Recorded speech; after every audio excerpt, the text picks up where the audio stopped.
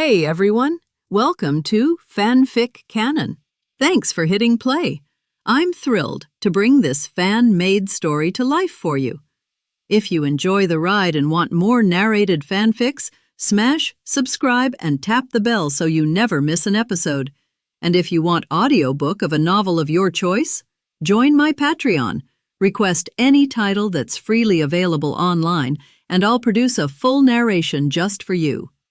Now, let's dive into today's adventure. Whether one is virtuous or driven by fleeting desires, both are bound by the moment's impulse. A virtuous soul acts without hesitation, saving others, committing good deeds, asking nothing in return. Meanwhile, the one who chases temporary pleasure lives as if each moment may be their last, driven by a shadow of inevitable melancholy. I was seen as a do-gooder, a boy of 13, always eager to help, unthinking of consequences. That is why I acted without pause when I saw the girl threatened. I hurled myself into danger, facing down a beast far stronger than me. My reward?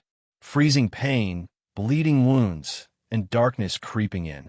If I hadn't intervened, perhaps I would have lived to see another morning. But my body reacted before my mind could stop it. Still, she would live. Her face unmarred, her life intact. As my body weakened, death welcomed me. It did not ask, it simply embraced. But in that moment, I believed it could still be bargained with, not through strength, but through the desire to live for someone else. And that, I think, is why I awoke again, not as the same boy, but reborn. In an era where God still whispered through the winds and shaped the world with divine breath, a child was born in the shining cradle of civilization. Uruk, a city of splendor, of destiny, and that child bore a name destined to shake the heavens, Gilgamesh. Born under the convergence of cosmic forces, he came into the world with the weight of eternity upon his shoulders. His mother, Ninsun, was wise and nurturing, seeing in her son the promise of greatness. And he was not ordinary, with strength beyond reason, eyes that reflected the cosmos, and a mind that raced far ahead of its time. Gilgamesh was revered and feared. Yet within his greatness lay excess. He built awe-inspiring monuments, indulged in opulence, and chased every pleasure with abandon. His power was a double-edged sword, an inspiration to many and a warning to others. That changed the day he met Enkodu. Crafted by the gods to be his equal, Enkodu was born of nature and spirit, wild and free. Their first meeting erupted into a battle that shattered streets and spirits alike. Gilgamesh, humiliated yet invigorated, fought not just with strength, but with passion. Their duel ended not in death, but in laughter. For in each other, they found balance. They became brothers in arms. Enkodu brought Gilgamesh humility. Gilgamesh gave Enkodu purpose. Together, they fought monsters, divine and mortal. They felled Humbaba, the forest guardian, not for glory, but to shield Uruk. They questioned the purpose behind every war and every sacrifice. Enkodu reminded Gilgamesh of those who suffered. Gilgamesh began to listen. But then came tragedy. Enkodu fell ill. Nature, his origin, turned against him. No magic, no plea, no prayer could save him. As he lay fading, Enkodu looked to Gilgamesh and whispered with trembling breath, "Who will understand you now, my friend? Who will walk beside you in the silence?" His death carved a void in Gilgamesh's heart, a loss greater than any war wound. He had lost not only a friend, but a part of his soul. And with that pain came fury, not at fate, but at the gods themselves. The years that followed were restless. The gods grew distant and oppressive. Mortals, once cherished, were treated as playthings in divine games. But in Uruk, a murmur stirred. It became a voice, then a battle cry. Gilgamesh, once a symbol of indulgence, became a beacon of resistance. No longer content to be the puppet of fate, he raised his voice and soared against the heavens. His people, inspired by his transformation, joined him. The city became the heart of rebellion. The gods retaliated with fury, storms, quakes, and plagues. Yet the humans endured. their spirits unbreakable. Led by Gilgamesh, they rose against divine tyranny. In battle after battle, they clashed with celestial wrath, and in each, the will of man proved unyielding. The gods had power, but the humans had purpose. The final war shook the heavens. Gilgamesh faced the gods' last champion, wielding his sword with all the strength and grief he carried. His blade sang of pain, of loss, of love, and of hope. With one final strike, he toppled the divine. But victory demanded a price. Alone, bloodied, and worn, Gilgamesh stood on the broken battlefield. The cheers had faded, the fires were dying, but in their place was peace. For the first time, he had nothing more to fight. The gods were silent, the people were free, and Gilgamesh, the mortal who defied divinity, collapsed beneath the setting sun. He had no need for eternal life. His legend, etched in the hearts of those he saved, would live on. A man, a king, a hero, Gilgamesh, the emperor of humanity. In a dim corner of what might have once been a cheerful inn, time had carved its passage into the very bones of the room. The wooden walls bore cracks like battle scars, their surface aged and splintered, whispering of years untouched by prosperity. Sunlight crept through narrow gaps in the shutters, casting broken beams of light that danced like silent spirits upon the warped wooden floor. In this flickering gloom lay a bed, solid, crude, and crowned with a faded linen blanket, now tarnished by ominous crimson. A child, no older than 10, lay atop the bedding, motionless. Their golden hair radiated like a fallen star, vivid even against the shadowed room. Pale as moonlight, their face was porcelain still, parted lips mouthing fragments of dreams. Slender hands rested gently on the blood-dried quilt, and though their clothes were neat, a sinister blot marked their chest. The air was frozen. Time itself had drawn a breath and paused, waiting for this child to stir. Then, suddenly, crimson eyes fluttered open, gleaming with unsettling clarity. "Where am I?" the child whispered, blinking at the unfamiliar wooden ceiling above. Fragments of memory returned like shards. Battle, gods, a mortal death. The war had ended in demise, yet here they were alive. And young again. I smell blood. Is it mine? No pain, no lingering injury, yet the sticky discomfort of dried blood clung to their skin. The child, Gilgamesh, sat up slowly, eyes wary and alert. I've returned to childhood. Reincarnated again, haven't I? There were no wounds. That meant someone had tended to the body, or perhaps it had already been dead.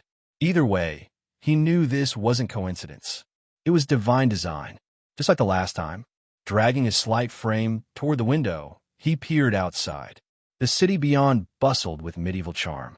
Cobblestone streets twisted between timber-framed homes. Locals bustled about in tunics and cloaks, swords strapped to hips, peddling wares or rushing with errands. Bread, soot, and herbs scented the air. The clang of blacksmiths met the cries of merchants. It was a world untouched by modernity. And then, Prince Gilgamesh. Has anyone seen Prince Gilgamesh? He flinched away from the window. So that's my name here, too. I'm a prince again, he muttered. He recalled nothing from this life, yet understood the gravity of the situation. He had clearly been murdered. He could feel it. The method of reincarnation wasn't random. The gods had seeded him into the body of one freshly dead. If I was killed, someone wanted this child gone. That makes me a target. His powers hadn't yet awakened. His treasures were faint echoes, but he could feel them stirring. If this kingdom was worthy, he might just keep it. Resolved, Gilgamesh opened the creaking door. The hall outside was littered with corpses. They were dressed in ragged uniforms, likely guards or kidnappers. Poison twisted their features into grotesque masks. One had a sword still clutched in his cold hand. Gilgamesh took it. Barefoot, indifferent, he stepped through blood and death. His expression didn't waver. These were not people. They were obstacles. Trash. Poisoned by someone they trusted. How pitiful, he mused, inspecting their wounds. He descended the wooden staircase with unhurried grace, a prince amid slaughter. You weren't worthy to kill me. You weren't worthy to breathe. He walked past corpses as if strolling through a garden, unbothered. Outside, hoof clattered. The knights had arrived. As he opened the door, sunlight bathed him. Squinting slightly, he stepped out. Prince Gilgamesh.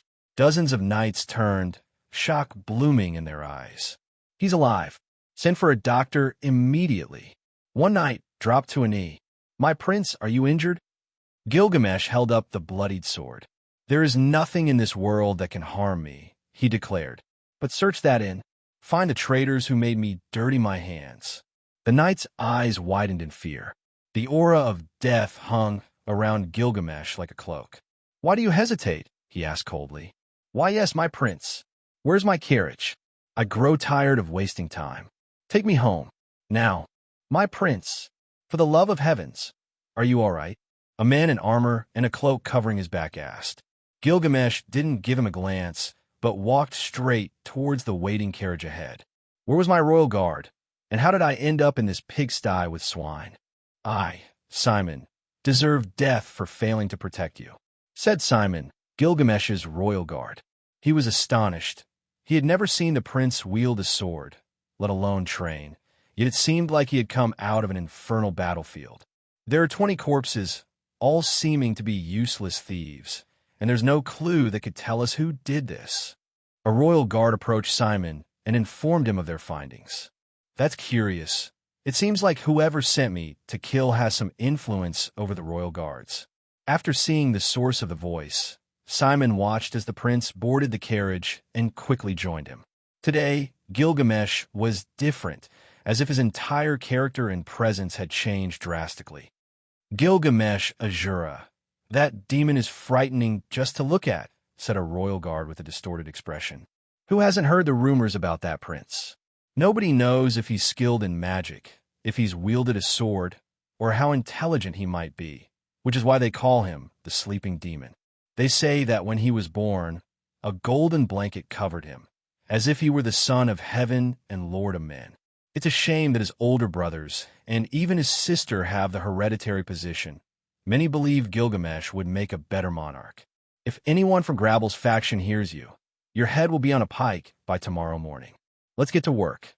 All these corpses must be in the carriage before the rumor spread. But another knight intervened, speaking in a hushed voice so others couldn't hear. Could it be that the prince killed all these bandits? If the fourth prince at the age of 10 managed to take down 20 grown men, I'll cut off my own head. It's foolish to think a child could achieve that without receiving a single wound, said a knight with a wavering expression. He had seen Prince Gilgamesh, and merely looking into his eyes was terrifying. In the carriage, Gilgamesh looked at the streets of this city with a furrowed brow and asked Simon directly, Did someone from my family do this? Prince, you can't ask such questions so openly. Simon didn't know how to respond to Gilgamesh, this prince who wasn't supported by any noble family. The main factions to succeed the throne were his first brother Grabble, his second brother Halfous, and his sister, Princess Ariel. Simon was right, but Gilgamesh didn't care at all. Nor did he care about what happened before he took over this body as his own. All that mattered now was seeing what there was to see in this world, so new yet strangely familiar. This kingdom didn't matter to him, nor did the succession of the throne. He had ruled as a king before, and that was enough for him. What he wanted now was to travel, maybe find one or two wives who piqued his interest and deserve his love. After setting aside immortality, he should focus on achieving goals he had never accomplished before. Yes, in this life, he would focus on exploration. I have difficulty keeping focused, so I don't want to waste time on trivialities. Gilgamesh looked at Simon. This knight should be of a decent level to start training. But for now, he needed to learn where he was and what kingdom he was a prince of. They soon reached the top of a hill where a majestic castle stood, the Silver Palace, as described by Simon. Surrounding the palace were enormous mansions belonging to the high nobles. Boulevards extended beyond the city's surrounding walls. As he understood it, he would be staying in this place for some time until he regained his powers. Gilgamesh, a woman shouted and quickly made her way to the carriage's door. Princess Ariel, the fourth prince, asked for rest in his chamber as he's still feeling a bit dizzy. Simon, who saw the princess approach Gilgamesh, intervened immediately as he had been instructed. "Are you all right, brother?" Ariel didn't care about the words of a knight. She just wanted to know if her brother was well. "You're a princess. Behave like one, or people behind your back will think you're weak." Gilgamesh looked into Princess Ariel's eyes and told her, "Furthermore, I'm fine. From today onwards, there's nothing in the world that can think of killing me." Leaving those words behind, Gilgamesh walked forward and said, "Lead the way, Simon." "Yes, Prince." Simon regained his composure and followed. Ariel looked at her brother Gilgamesh, the boy who used to show her his new swords, with an innocent smile. Now her brother had changed. She didn't know if Grabble's faction had wanted to get rid of her younger brother, but she would find out. "Do they still not know who kidnapped Prince Gilgamesh?" Ariel asked in a cold tone, letting go of her noble composure. Her servant said in a doubtful tone, "Princess Ariel, the reports say it was a group of bandits identified in the search and capture reports. They were all killed by a violent and deadly poison, so there's no evidence." Ariel furrowed her brow. Her usually adorable gaze was now shrouded in coldness. She had never imagined that the factions of the princes would make a move against her younger brother Gilgamesh, who had no support to become king. "The factions of my brothers have crossed the line. They know perfectly well that Gilgamesh is not supported by any family, let alone have a chance to become a rival to them. Those filthy dogs will pay for this with their wretched lives." Ariel's servant quickly said, "Princess Ariel, regain your composure. First, we should be thankful that the fourth prince survived. It's not good for you to lose control in that manner. It could lead to problems." Ariel nodded as she regained her calm demeanor. To be honest, she had lost her composure, and that wasn't something that should happen if she wanted to appear in control. This way, at least she wouldn't appear weak as her little Azura kingdom, capital R's, Silver Palace. It was a chilly night. Gilgamesh sat on the balcony of his room, sipping on hot tea. Though he would have preferred a fine wine from his special cellar, he was but a child, and the alcohol his young body could handle did not currently satisfy his desires. "It has already been a week," Gilgamesh mused, taking a sip of black tea. The memories of this body were never granted to him, so he had to learn everything from scratch. It turns out he is the prince of the Azura kingdom, and is in the third position in line for the throne of this realm, considering only his brothers. If his sister entered the line of succession, she would be second, leaving him in the fourth position. As he had researched, the Azura kingdom is a human realm with the largest national power in the world, located in the western area of the central continent. It is one of the most abundant and prosperous regions globally. Thus, becoming the king of the Azura kingdom is equivalent to becoming the richest person in the world. However, none of this mattered to Gilgamesh, as both the nobles and many of the inhabitants of this kingdom were worse than scum. None of them deserved to have him as their monarch, and he had no interest in taking the throne from the man who was now his father. Despite the abundant resources found in this region and the relatively few monsters that appear in the vicinity, which makes the Azura kingdom flourish with its people, Gilgamesh held his previous reign in high regard, and only a few individuals were worthy of living in his realm if it still existed. In this capital of the Azura kingdom, named Ars in honor of a hero who led his comrades to victory in the first Great Human-Demon War, it was also the largest city in the world. The headquarters of the water god sword style could be found here, where knights trained. Ars also boasted a massive coliseum, a beautiful knight training ground, exquisite temples for the St. Mealy's religion, an aqueduct system that spanned the entire city, and the headquarters of the world's largest commercial enterprises. However, even though it was the largest city in the world, it was a challenging place for adventurers to make a living. This was due to the fact that knights were regularly dispatched to exterminate monsters in villages and towns, leading to very few extermination missions being organized. In its vicinity lies the Fitoa region. The Boreas Grerat family governs that region and is famous as the land of perfume. Gilgamesh mused, stirring his teacup with great interest. As for the Nodos family, it's famous for being considered the land of alcohol. I hope their praises are worthy. Gilgamesh had developed a strong desire for wines, which is why he had collected hundreds of thousands of bottles of the finest quality according to his taste. But he had heard from his recently hired history teacher that most of the wine consumed in celebrations was produced in Milbits. I'll end up with the Donati and Washiri families. Neither of them really interest me. Gilgamesh then looked at the names he had written down on a sheet, and these were his brothers, the princes of the Azura kingdom. What a bunch of misfortunes. None of them is worthy of becoming a monarch, but considering the state of this kingdom, I didn't expect any less. Gilgamesh shook his head, left the balcony of his room, and went straight to bed. He was slowly getting accustomed to the rules and power divisions in this world. He had heard interesting things, so he just had to wait until he regained some of his powers.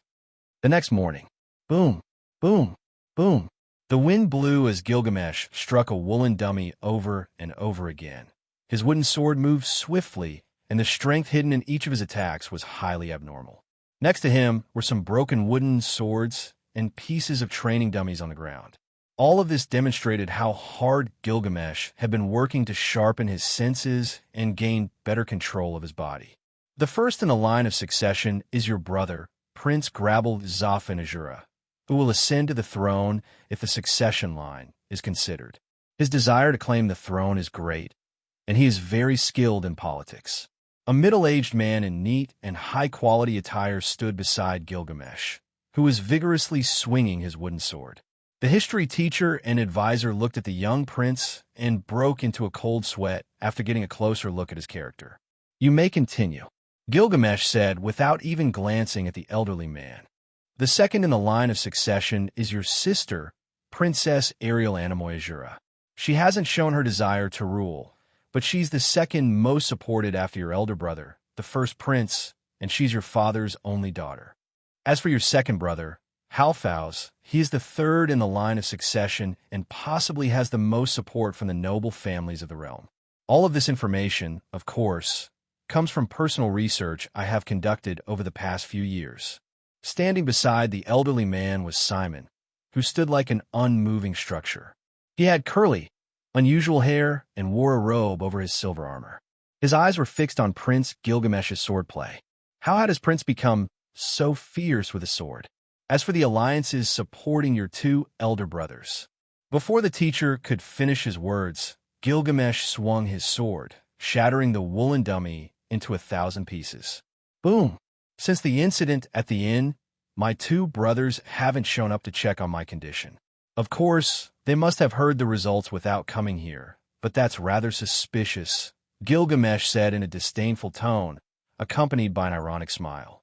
"Prince, please mind your words," Simon said, a little worried about the repercussions Gilgamesh's words might cause. "This knight worries too much about nothing. I suppose it's because he has no idea how far I can go if I set my mind to it. But that's a boring idea. I've already ruled what I had to rule, so being a king in my new life is not up for discussion. Prince, you've been training intensively for 2 hours. I recommend you take a break." However, no matter how much fear Simon felt toward the current Prince Gilgamesh, his job was to protect him, and he didn't want to fail again. "You're right." Looking at his hand, which was rapidly healing, Gilgamesh agreed. He had been maintaining this training pace to adapt to the size of his body, and it must be said that it was more challenging than he had imagined. "May I continue?" The teacher hesitated about what to do after his narrative was interrupted. Gilgamesh frowned, feeling a pair of eyes staring at him through the window. He walked slowly to the wooden sword rack, took one in his right hand, and approached the window. "You're quite far away, but if you let your guard down, you'll die." Having said this, Gilgamesh launched his sword at a terrifying speed. The disturbance of the wind caused the window curtains to flutter, and books along with empty teacups flew to the sides. The teacher had a pale expression. What was happening with Prince Gilgamesh? "Is there something I should know?" Simon asked, genuinely confused. Gilgamesh's attitude was very difficult to predict, so whenever he didn't understand something about what he was doing, he would ask directly. "Not at all. It was a bat that seemed to be rabid. I just scared it away as it could infect someone with its disease." Gilgamesh waved his hands and looked at the teacher, who appeared to be paralyzed. "You can continue. Pay no mind to my demeanor." Oh yes, I'll continue. The teacher adjusted his tone and said, "Those are your two brothers and sister who are in the line of succession. So you, being the third of your siblings, would make you fourth in line." After hearing the introduction the teacher had prepared per his request, Gilgamesh displayed a satisfied smile. This realm was as decadent as any other, with princes and a princess engaged in an intense battle to claim their father's throne while factions sought a foothold for future gain. As he correctly understood, he was the youngest of the princes, so the factions supporting those who aimed to become rulers did not see him as a potential threat. He was indeed an obstacle, but no one knew him well enough to reach such a conclusion. However, the blatant assassination attempt against him must have been orchestrated by someone from his siblings' faction. As for who the culprit was, as long as they didn't trouble him further, Gilgamesh would let the matter go for his peace of mind. While still debating what to do, Gilgamesh realized he had an easy path to do as he pleased. After seeing for himself what this kingdom had to offer, he would begin visiting other historically curious places. Regarding magic, the teacher wanted to start his explanation on magic when he was abruptly interrupted by Gilgamesh. "That's enough for today. Tomorrow, I'll start with my magic class if I feel like it." After my sword training, Gilgamesh said as he turned to Simon and instructed, "Inform the royal knights in training that I'll visit them tomorrow. They'll be my warm-up rivals, and I'll test what the future royal guard is made of." "Yes, my prince. I'll convey your message." Simon had learned one thing, and that's why he remained Gilgamesh's knight. He couldn't contradict or underestimate the prince's abilities under any circumstances, or he knew he would lose more than just his head. He was unaware of what kind of experience Gilgamesh had during his abduction, but to come out unscathed and without any psychological issues, he was definitely a demon that no one had the slightest inkling of. "Very well, then you both may leave. Then we shall take our leave. You can ask me anything at any time as long as you inform any guard in the vicinity that you are looking for me." Simon bowed, and he and the teacher left the room. Once they were gone, Gilgamesh snapped his fingers and a golden ripple materialized in the air. Without any surprise, he reached his hand into the shimmering space and pulled out a ring with a pearl embedded in it. This ring was anything but normal. By possessing it, the user could see hundreds of meters without the need for a telescope. Undoubtedly, a magical item that would be very useful to Gilgamesh, as he found it tiresome and irritating to exert more effort than necessary to solve the problems he was being dragged into. "I suppose I'll have to pay my brothers a visit, because if they don't ease up on their surveillance around me, I'll have to make one of them disappear without a trace." If someone were to hear Gilgamesh's words, they would undoubtedly think he was lying or it was a simple joke made by an immature child. However, someone experienced in life and with superior power would take Gilgamesh's words as a warning of his future actions. For Gilgamesh, it was easy to solve these problems. It simply involved killing one of his brothers, and that would be the most troublesome of the two, not considering his sister. With that, the remaining brother would take the lead directly, and if everything went well, they would stop bothering him. If not, he would use vicious methods to frame the remaining brother and make him take the blame for the murder. Of course, in Gilgamesh's eyes, this was something he would never waste time on because his thoughts and desires were directed elsewhere. This world is undoubtedly vast, and I must explore it. Who knows? Perhaps I can find hidden gems among all this trash. A few hours later, he set out to learn about languages, which was quite annoying for him. However, with high proficiency, he took a few hours to master the basics of each language. Sigh. Finally, Gilgamesh could take a deep breath and take a moment to rest. He then reclined on his gigantic bed once again. After conversing with Simon, reading books, and learning for what the history teacher had said, he knew he was on the human continent, also known as the Central Continent. The Central Continent is divided into 3 parts by the Red Dragon Ridge. The impoverished and war-torn areas to the north, the Azura Kingdom to the west, one of the most abundant and prosperous regions in the world, and various large countries constantly vying for power and rebelling in the southern area. The human race constitutes the majority of the population, which is why Gilgamesh referred to it as the human continent. What lies beyond the Central Continent? The Demon Continent, a place impoverished with powerful monsters. There are demon lords ruling in various places as kings in their respective realms. The demon race makes up the majority of the population, a place that was poor and lacked Gilgamesh's interest, but on the other hand, there was the Mealy's continent. In the north is the Great Forest, and in the south is the sacred kingdom of Mealy's. Dividing these two regions is the Blue Dragon Ridge, with the Holy Sword Road running through it from top to bottom without a single monster on the road. The population is approximately half human race and beast race. Leaving aside the Beggarito continent, which Gilgamesh ignored, he learned that there's a place called the Sky Continent, a flat terrain at 3,000 meters above sea level, the place where the celestial race lives. How celestial can a race be to call themselves that? Gilgamesh felt a bit disdainful toward this race, but he considered it something from which he could gain much more than from the others. Perhaps, for example, a celestial wine. However, in order to act freely, he needed to investigate more about what was happening with his powers and what were the main weaknesses he should consider to fully recover his combat capabilities. First, Gilgamesh decided to simulate in his mind what he could do so far. Shortly after thinking about it, he appeared in what seemed to be a vast golden land and soon felt his current powers. As far as his physical strength was concerned, it had recovered by 30%, considering that his powers were still shaping his small body. His magic, on the other hand, had a considerable reserve, but compared to the humans in this place, it was a bit weaker, as it was a trait he hadn't paid much attention to before. Regarding his divine power, he had access to it, but in very small amounts since there were no gods who had created him in this place. With no gods to communicate with, he couldn't obtain more than divine energy, and thereby have another reliable source of power. Shall we go a bit deeper? Gilgamesh had much greater powers, which gave him abilities such as levitation or flight, heat emission, and rapid recovery after a battle.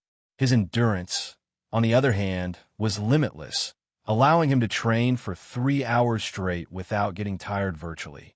In this world, there was no one who could have at least this ability, and that gave Gilgamesh a superior status comparable to that of the gods. After all, he had eliminated them on Earth with his abilities at their peak. After a week, his initial concerns about not having full access to his powers had caused him some frustration. However, now that he could summon any of his treasures, like Enkodu or which had accompanied him in this world, and what he liked most was having his golden armor intact. Fortunately, everything was intact, and it was just a matter of time before he regained all his power as he grew and adapted his new body to his divinity. So, any gods or strong enemies in this world did not fall within his immediate concern, as a battle against them would inevitably happen eventually. The rankings of swordsmen in this world are very annoying, something that only exists to satisfy the egos of the strongest and create a clear division to look down on those who aren't officially evaluated. Gilgamesh mused as he toyed with an extremely precious dagger in his hands. I should gain some fame so that the insects stop buzzing around me. In addition to that, Gilgamesh, who seemed much more passive than usual, thought about what he could do and murmured, I could certainly gather all the treasures of this world. That could be a fun goal. Although he had collected the treasures of his previous world, the need to keep doing so gave him an exciting tingling in his stomach. The Gate of Babylon, where he kept all his most precious treasures, had accompanied him in this life, making his ambitions smaller. He had everything. Practically in the last war he had participated in, he had taken countless weapons, and they all were in the Gate of Babylon. He had legendary sheep, weapons that could destroy the largest city in this world, and spears that could pierce even gods. With this, the new enemies who might direct their attacks toward him would become child's play. Every passing hour, his super strength and speed continued to increase. If compared to swordsman's strength, he could now easily, without using his divine weapons, have the strength surpassing that of a sword king, although his proficiency with other weapons might be lower. After all, he wasn't known for being a master with every weapon in his treasury. His power relied on the powerful weapons he had collected throughout his life. That's why even if he set his mind to it, In his current state, he could defeat any enemy below a god. As he understood it, there was a dragon god walking in the world, and if he ever got bored, maybe he could pay a visit and test the gods of this new world. But back to the main topic, Gilgamesh was very powerful. So much so that he didn't know what to do in this world. There was nothing that could drive him to achieve brilliant goals, let alone toil to reach the pinnacle in this world and see how far. Early the next morning, Gilgamesh woke up and, after a morning workout, to further improve his physical skills, he was ready to visit the Knights' training ground. But before that, he needed suitable clothing, not those supposedly high-quality garments and jewels that had no value in his eyes.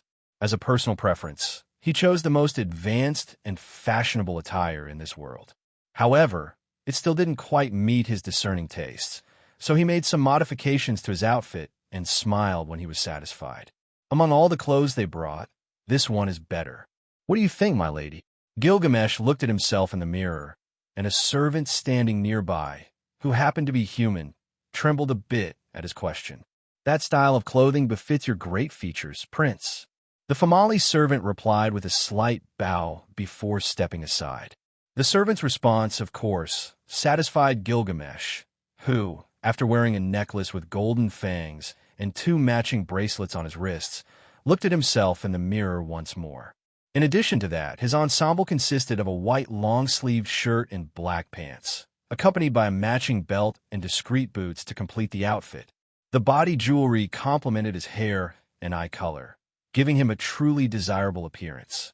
His life since waking up in this world had been very busy. More than once, he had tried to take a break and let things unfold as they may, but that didn't last long. Living without purpose was something he despised in people, and he would not become one of them. "Hello, Prince Gilgamesh." Gilgamesh looked up, greeted Simone in front of him, and smiled. "Is everything ready? Without any problems, we can set off whenever you wish." Simone, in his characteristic heavy and bulky armor, walked behind Gilgamesh as they headed toward the carriage. Judging by his appearance, he should be around 30 years old at most. A long sword and a short sword hung quietly on both sides of his waist, and the sharpness of their edges indicated that they were high-quality blades. From his appearance, he should be among the mid-tier warriors on the knight's power scale. As Gilgamesh walked towards the carriage, he picked up a small stick from one of the bushes, all the while being observed by Simone.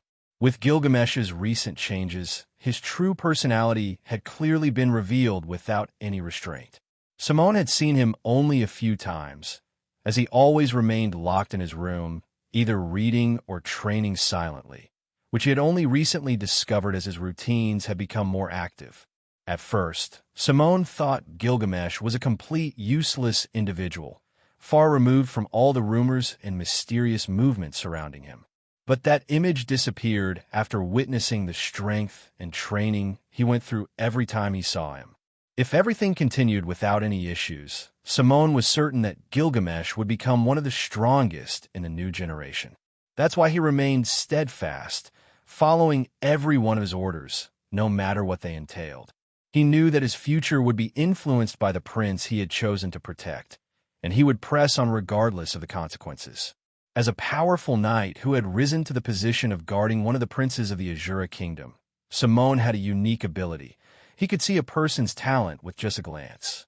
Yet, in all his years of experience, it was rare to witness someone grow so strong in such a short span of time. Previously, from his past conversations with Gilgamesh, Simone could sense that the young prince wasn't humble or tyrannical. He was arrogantly confident and always carried a trace of humanity in his actions. Simone had heard from Princess Ariel that, although the young prince had never displayed his talents, he had the potential to be as powerful as he set his mind to be. Judging by this, something in Gilgamesh's childhood had affected him in such a way that he didn't stand out much in recent years. I've heard that the Water God style is one of the 3 main sword schools in the capital. Gilgamesh said with a difficult-to-describe smile. That's correct, Prince. The Water God style is a sword art that specializes in defensive techniques, emphasizing parrying and counterattacking oncoming strikes. As there are only a few attacking forms, there's also the art of provocation to make the opponent take the initiative. Simone immediately responded, based on his own knowledge, as it was a style he had dedicated himself to perfecting. Isn't that quite dull? Simone's expression tightened slightly, and he didn't respond immediately. What do you mean, Prince? I mean, isn't that fighting style just about waiting from the rear and attacking only when you're attacked? In that case, you'll never take the initiative against other fighting styles, so naturally, when you want to defeat your enemy, taking the initiative would severely weaken your skills. Gilgamesh believed that this fighting style was very inefficient because it was limited to one type of use, and everything depended on who the attackers were. Simone understood Gilgamesh's point, so he responded promptly, "It's a defensive fighting style, perfect for protecting those we wish to safeguard." Well, that doesn't change things. I just hope to find an interesting rival. Wasting my time this way would be quite irritating, Gilgamesh said as he boarded the carriage, followed by Simone. After some time, the carriage stopped at the water god-style fencing school, where the sons of nobles and aspiring knights trained day and night, hoping to become much stronger. This fighting style united those who believed they were part of a group of outstanding talents, when in reality, they were only wasting their time on daydreams destined to be shattered. Prince Gilgamesh, would you like to accompany me to meet the current head of this academy? Simone looked to Gilgamesh for a response, but he wasn't entirely focused. You could go ahead. I'm only here to find a rival who might know at what level I stand. Gilgamesh replied, gazing into the distance at the training grounds and smiling slightly. Then I'll come to fetch you when everything's ready. Simone didn't notice anything amiss, so he walked towards the academy's central building, leaving Gilgamesh behind, still holding a branch. Full of curiosity about the youngsters at this place, Gilgamesh walked towards the training grounds and observed the training of many who were there, but he quickly lost interest. I don't know if my expectations were too high or this place is a complete disgrace. No one here is training seriously, Gilgamesh muttered. Just as he was about to leave to find Simone, he was surrounded by a burly guy and several other comrades who had noticed Gilgamesh's presence since he entered the training grounds. The tallest of the bunch, named Arthur, was the first to speak. Hey, how did you get lost and end up here? You look familiar. Have we ever met? Many others who had been keeping their distance knew that trouble was brewing, but decided to stay away, as getting involved would only bring them problems. However, a slender young man in the distance shouted, Arthur, he's just here to watch the training grounds, so stop bothering him. Arthur's expression hardened, but he knew he couldn't go around intimidating people he crossed paths with. But just as they were about to leave, Gilgamesh smiled and said, Bothering me? Tell me, do you think I'm afraid of you? A huge grin spread across Gilgamesh's face as he perfectly understood the intentions of this young man and his group of friends, and he had come to grasp the simple thoughts that this bunch of swine harbored. What did he say? Aren't you afraid of Arturo? Arturo ignored the glances of the people around him. Instead, he coldly stared at Gilgamesh, who was standing in front of him, looking him in the eyes with a mocking expression. Gilgamesh, as if uninterested in continuing these childish games, said, A clever dog doesn't block the path of someone who could be its owner. Arturo, if you don't want to be a bad dog, get out of my way right now. After hearing this, the boy who had spoken up to stop the harassment of Gilgamesh knew that everything had gone awry. Especially when he saw the demon-like eyes of Arturo, he knew that this wouldn't end well at all.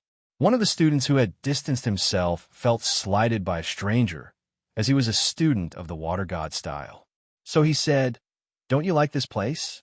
The Water God style academy has strict rules that dictate that no one unaffiliated with the academy can enter the training grounds.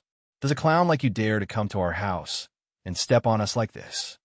Gilgamesh was about to respond when a voice stopped him and whispered, Please, don't cause any more trouble here.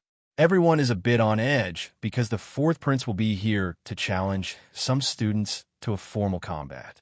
So it's best to put an end to this now. The intention of that student was to remind Gilgamesh that they didn't usually behave this way, and he also insinuated that Gilgamesh couldn't afford to be arrogant here. If he takes the initiative to cause trouble here, the students in this place are allowed to respond with a formal duel. Arturo didn't make any move and said, You must be from some noble family, but not influential enough to be recognized by anyone else. Even if you're a student from another academy, you're still a guest. We would all like to treat you with the proper courtesy according to our situation. However, you're disrupting our training routine, so you can leave this place quietly if you apologize for your comments. Furthermore, we don't want our things to be stolen or used by others. What do you mean by stealing? Asked the student who had been speaking up for Gilgamesh until now with a strange expression. You clearly know that entry to the academy is restricted for certain people, so stop insinuating that someone might steal from this place, as you know it's not the case. Arturo clearly wanted to imply that he didn't like strangers and that Gilgamesh might covet their treasures. This situation didn't affect just one person, as it also greatly influenced the family behind Gilgamesh. Even someone as cunning as Arturo had to understand what his words meant. You must also know that this academy is not reserved solely for students from noble families, but also for commoners who can be sponsored by families, who can guarantee that etiquette and behavior are well ingrained in someone outside of our academy. If this stranger calls us dogs, that speaks very poorly of his status, Arturo pointed out with a cold voice. After finishing his words, Arturo glared coldly at Gilgamesh. The other members of the nobility smiled and agreed with the words that had been spoken, while others chose not to get involved in this issue that was not their concern. The one speaking up for Gilgamesh was filled with anger, and it seemed that he already had certain issues with Arturo. However, Gilgamesh remained calm, and after a few seconds, he responded calmly. No treasure in my sight falls into the category of things I care about having. Besides, if I truly like something, I can take it without any of you being able to do anything about it. Steal? You should feel proud to possess something I like. That's how things work if any of you get in my way. And as for all of you, Gilgamesh proclaimed with a deep voice, you're all so conceited that it disgusts me. I've never seen a living being dare to stand in my way. This place is much more interesting than I imagined. Of course, by recommendation, you should step aside and take a moment to rest. You damn idiot! If you wish to be arrogant, then I'll teach you to respect me by force. Arturo, infuriated by Gilgamesh's words, unsheathed his sword. Arturo, if you want to fight someone, fight me, said the boy next to Gilgamesh. Having witnessed Gilgamesh's arrogance, he knew that Gilgamesh was not an ordinary person, so he decided to step forward and stop this problem that had escalated to incredible levels. At the same time, he believed that Gilgamesh had never held a sword before, so he took a step forward and assumed a defensive stance. Fury exploded in Arturo's eyes. Being called a dog and having his possessions called trash were things he could not accept under any circumstances. But Gilgamesh in front of him dared to insult him in this manner, so he would give him an unforgettable lesson. Gilgamesh slowly pushed the boy next to him, who seemed ready to fight for him.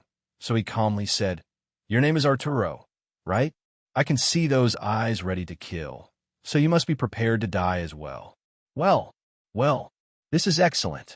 Arturo, who seemed to have heard a joke, burst into laughter. This is the funniest thing I've ever heard. Can a stranger like you kill someone who is in the advanced standard stage of the water god style, like me? So be it. I'll give you that chance to prove otherwise. Knowing that Gilgamesh was just a stranger who had come to insult them, they knew they could do this, while other students lamented the outcome of this battle. Do you want to fight as an advanced standard practitioner against someone whose strength you don't know? You don't even know who he is. Your arrogance is certainly a testament to the titles Arturo has received. Gilgamesh didn't seem upset. On the contrary, he was being entertained in this way. So he said, very well, everyone can bear witness to this battle. After saying this, Gilgamesh headed toward the combat stage. Listen, this is impossible. Arturo is just steps away from leveling up in swordsmanship. Even if you're here to assess his skills, you won't be able to do anything if you accept a formal duel with so many witnesses. It's okay. He's just an advanced standard practitioner. However, even a sword saint in this place dares to challenge me. Depending on my mood, I might run them through with a sword as well. Gilgamesh pushed the kind-hearted young man who had spoken up for him from the beginning and asked, by the way, what's your name? My name is Lorien, no last name or affiliation other than being a student of this academy. Lorien had recognized Gilgamesh, but since he hadn't introduced himself as the prince, he decided to remain silent. A good name, so just watch from the sidelines what true desperation looks like for people who can't recognize the strong. Lorien's head began to buzz. His first thought was that this prince had gone mad. Gilgamesh wasn't recognized for strength or appearance, but he definitely wasn't stronger than Arturo, who had been training in the water god style for over 7 years. At most, Prince Gilgamesh could be in the early stages of an advanced standard practitioner in some martial art, but he wasn't comparable to someone who surpassed him in experience and age. Lorien immediately regained his reasoning and went to find an instructor. He knew that if this fight continued, someone would likely be seriously injured, and there was even a danger of death. The fight between Gilgamesh, a boy nobody knew, and Arturo, an advanced standard practitioner about to take a ranking test, was intentionally spread by the disciples of the Royal Water God Style Academy. The word about this quickly spread through the academy without any instructors intervening, as the higher-ranked ones were in a meeting with Simon.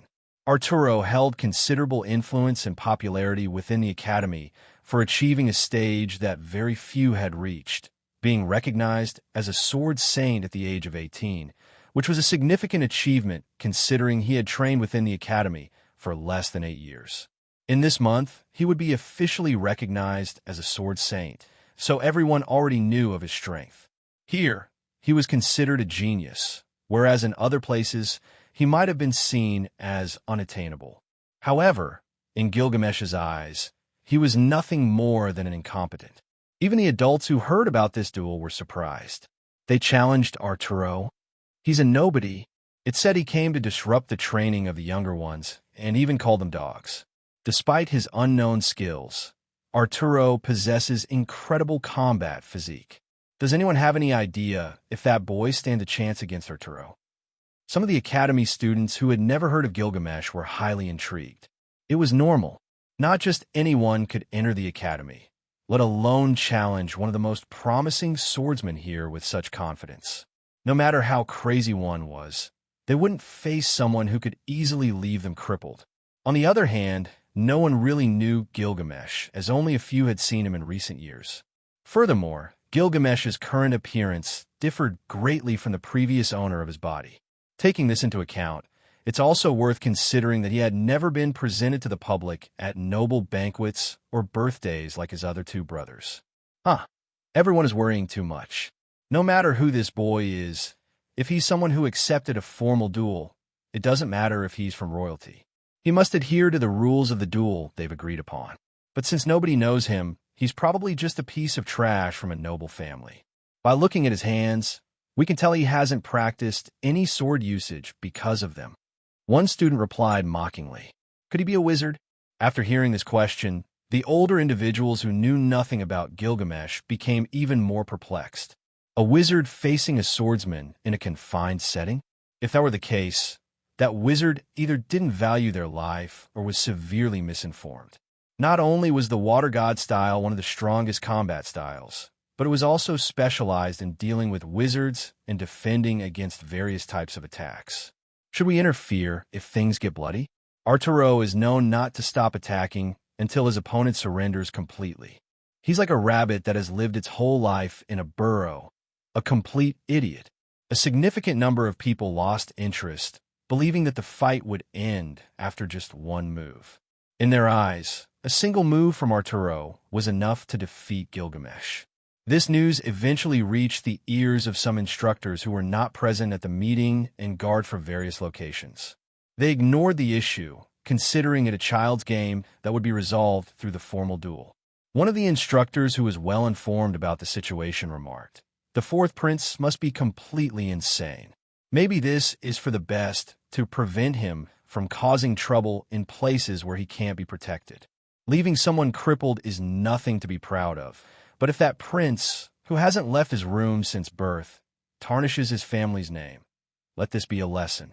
This comment caused some instructors to furrow their brows. After all, it was still the fourth prince. In the present, they could kill you for anything, and if it turns out that this prince is a hidden talent who has concealed his strength since birth, The one who might end up in a bad state is the boy named Arturo.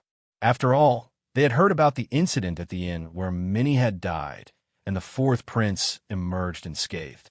There are three factions supporting the princes and the princess, all vying for the throne of the Azura kingdom. These three had been paying attention since Gilgamesh showed his teeth, waiting to see if it was wise to attack or better to stay on the sidelines. Realistically, Prince Gilgamesh was just a boy destined to die at the hands of one of his siblings at any moment before the true Gilgamesh arrived in this world. This made many dismiss the matter as something not worth paying attention to, as at any moment, someone could take care of him. Some instructors were nervous because they didn't know what might happen next. Others simply watched from the sidelines with smiles on their faces. They believed that if this enraged the king, they could leave all this responsibility to Simon, his personal guard. After all, they were in this academy to evaluate the prince's abilities, and this required subjecting him to intense battles set up by Simon to determine how strong he was. While the instructors were still contemplating, Gilgamesh was already in the central area of the battlefield. As expected, there was a crowd gathered to witness the beating everyone had been talking about. They just wanted to watch and bet on whether Arturo would defeat Gilgamesh with a single swing of his sword or if he would slowly injure him. There were two sides to this battle, those who justified Arturo's actions, and those who didn't like the idea as it would damage the Academy's reputation. However, as this was a formal combat agreed upon by the two parties involved, they couldn't interfere. When Arturo stepped onto the battle stage, one of his friends shouted loudly, "Arturo, leave him crippled for disrespecting us." Another chimed in and said, "A strike from your sword is too merciful for him. He dared to call us dogs. Make sure he suffers until he surrenders in disgrace. Severe injuries are not necessary. Just fight honorably and defeat your opponent, so he learns that he can't insult anyone without the strength to back up his words. There's no need for bloodshed today, especially with an important event in the afternoon." On the battlefield, Gilgamesh looked at Arturo and cruelly mocked. "Do the cowards of this place join you to give you orders? No, wait. If they think they can speak, they should step onto the stage and be crushed alongside you. I'm disappointed. I never imagined there would be such trash in a Knight's Academy. You damn fool. I only need one swing of my sword to take your head from your body." In an icy tone, Arturo raised his head proudly and looked down at his opponent. "Ha, you're a damn bad dog. Just for this, I must teach an important lesson to all the idiotic nobles gathered here." Gilgamesh walked to the side and took a metal sword. In normal circumstances or moments earlier in his life, he wouldn't have fought on equal terms with trash like Arturo. However, now he wanted to start being different from his childhood in Uruk. What he had discovered when facing the apostles of the gods was that if he was serious from the start, if he fought on equal terms and with all his strength right from the beginning, very few opponents could come out alive after facing him. Plus, he enjoyed seeing their expressions when he severed their limbs with his sword. "Come on, my dog. If you want to fight, let your skills speak and stop spewing so many useless words." Gilgamesh responded with open disdain for his opponent. His left hand gripped his sword tightly, pointing the edge toward Arturo, and with a cold tone, he proclaimed, "Make your move. Die." Enraged by the contempt Gilgamesh had shown him in front of everyone, Arturo made his first move without knowing his enemy's capabilities. With his fighting energy, a sword strike capable of cutting through anything materialized in the air as fast as lightning. The fighting energy coalesced at the tip of the sword and aimed straight for Gilgamesh's heart, accompanied by all the fury Arturo had mustered. Gilgamesh restrained his strength to toy with Arturo, so instead of retreating, he took a step forward. With each step he took, the sword in his left hand glowed with a golden hue and spun like a vicious serpent. With a simple sword movement, he completely deflected Arturo's furious attack. There was a scraping sound, indicating the contact of a sword's edge with clothing, and it reached the scene. Arturo's sword cut a small piece of Gilgamesh's clothing, narrowly avoiding any harm. Though it didn't injure him, it had damaged his attire, which meant a lot to Gilgamesh, who had matched his strength to Arturo's. Damn it! Arturo smiled coldly until he realized that his still advancing sword had veered off, beyond his control, and his opponent's right hand began to move. With his vision obstructed, Gilgamesh's left hand, which held his sword, disappeared from Arturo's field of view. In just one exchange of attacks, Arturo lost sight of what Gilgamesh did next. Well, Gilgamesh's sword attack was ruthless and ferocious. Those who noticed it opened their eyes in horror. This attack doubled Arturo's speed, and with flexibility, he moved and appeared at his enemy's sword in the blink of an eye. Those who didn't know what was happening cheered for Arturo, believing he had landed a hit on Gilgamesh's shoulder. However, in the same second Gilgamesh appeared on Arturo's back, his sword still spinning, several high-ranking instructors arrived. One of the instructors saw Gilgamesh's attack and shouted in panic, "Please, spare him, fourth prince."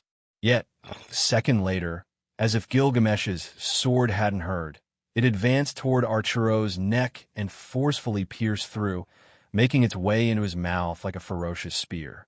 Everything came to a halt, and the tip of the sword that had penetrated Arturo was dripping with blood. Everyone witnessed a brutal murder unlike anything they had ever seen before. Without mercy, Gilgamesh lifted his foot and hurled Arturo's lifeless body forward. The force with which he threw his enemy's corpse was so great that it rolled several times, and parts of his body crumbled like paper. Crack, crack, crack. The position in which Arturo's body lay was so grave that everyone was horrified. Wasn't this supposed to be a formal duel? How did it end in a deadly fight? Blood soon filled the arena. On the other hand, Arturo's eyes slowly closed with flashes of remorse and confusion. He didn't understand how he had been defeated. How was he supposed to know that he was facing a demigod with the intent to kill? What a joke! Even the gods themselves avoided fighting Gilgamesh. Although Gilgamesh was considered a god, even by his own people, it held no sway in this world. Furthermore, Arturo didn't maximize the potential of his water god-style technique, which involved waiting for the opponent to attack. Instead, he had rushed towards Gilgamesh with the intention of harming him. At this moment, the entire battlefield was completely silent. Laughter and mockery had vanished. It seemed as though time had frozen.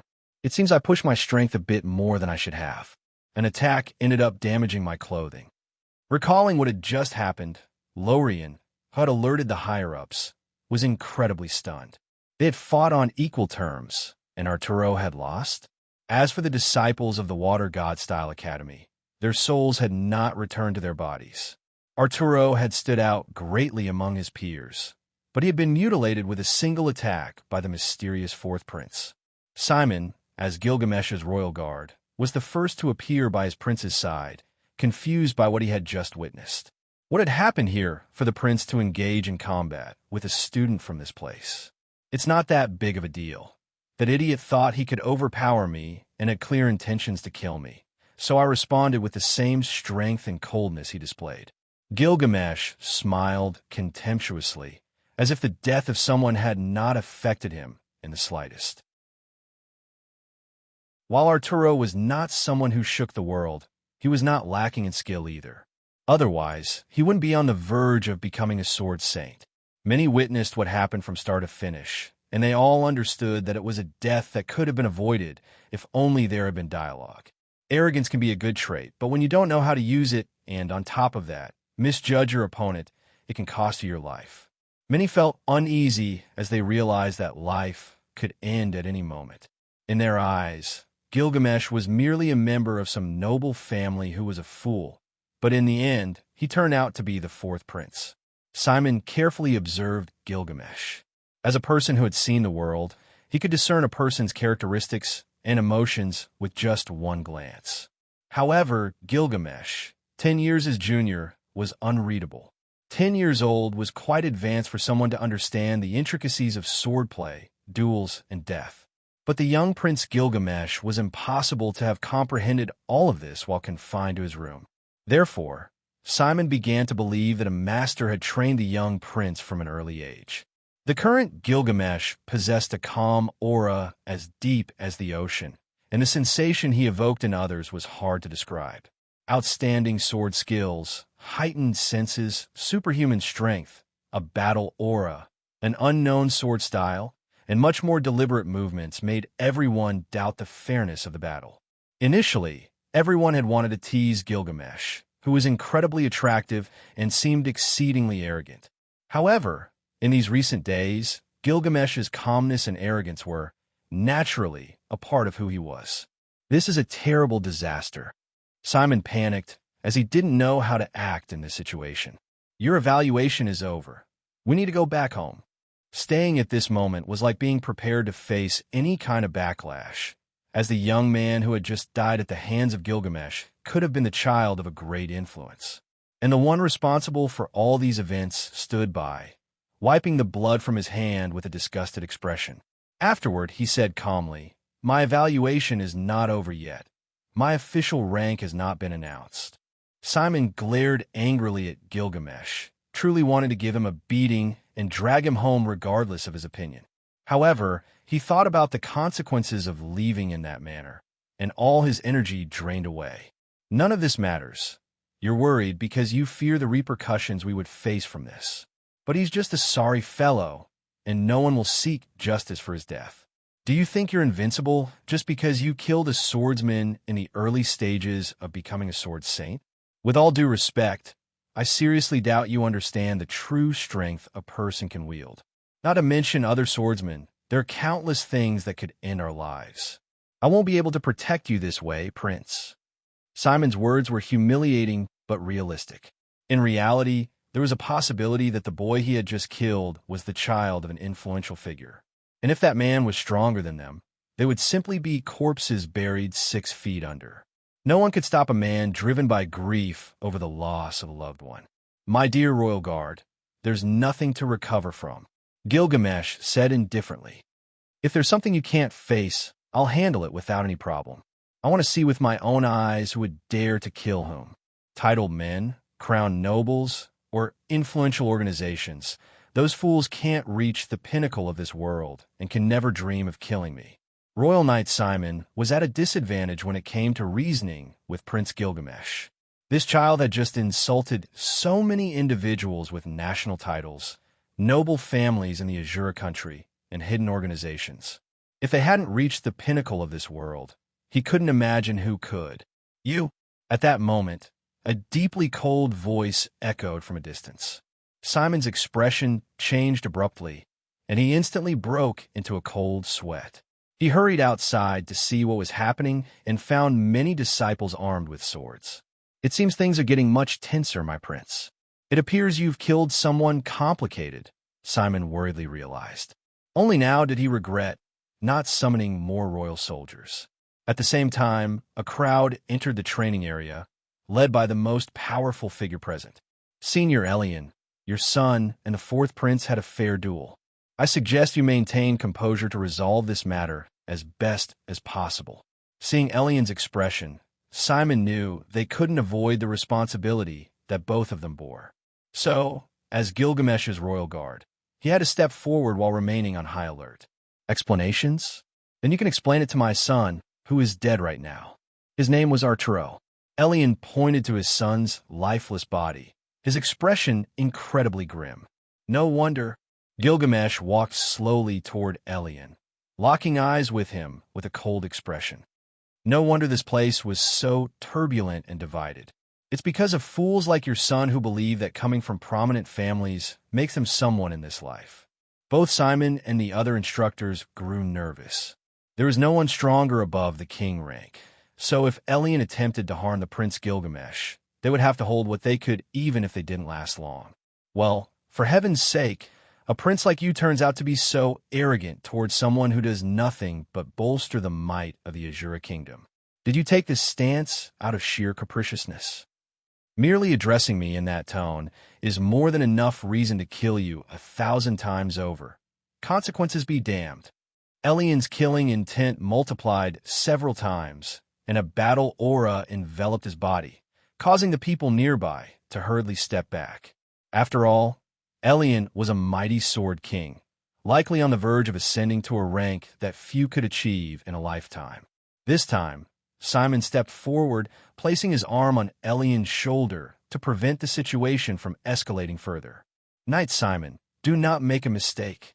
Elian channeled his energy throughout his body, causing his entire being to shine with a battle aura that pressed down on Simon, who showed resistance. Elian, the Bone Crusher, are you willing to go so far as to throw your life away for these actions?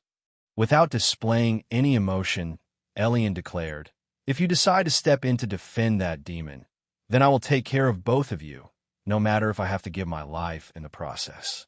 Do you speak in that tone to a prince of the Azura kingdom? Although I don't care what you do, I could crush you right now for uttering those words without any fear in the process. Gilgamesh, who was being protected by Simon, chuckled lightly and said, it seems the Water God-style Academy has become arrogant with royalty. I wonder what my father would do if he found out that a member of this academy took such a stance.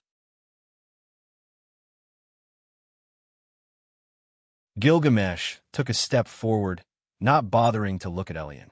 He turned his head as if surveying the area and said, I don't care if you're a king-ranked swordsman. I don't care who's behind you, or if my father shares my thoughts. A god of the sword or of magic, it matters not to me. If you wish to step forward, be my guest. But expect to receive twice the cruelty in return, for I will not only kill you and all those necessary, but also ensure that future problems are dealt with regarding those who are part of your family. Well. I'll cut you into pieces, sever your tendons, and then spit on your corpse. At that moment, I'd like to see how you plan to kill me. Elian had lost his temper. As if losing his son wasn't enough, he couldn't bear the arrogance of Gilgamesh's threats, and he had to do it in front of his son's lifeless body. At 40 years old, this was a comical scene he had witnessed at an unimaginable moment in his life.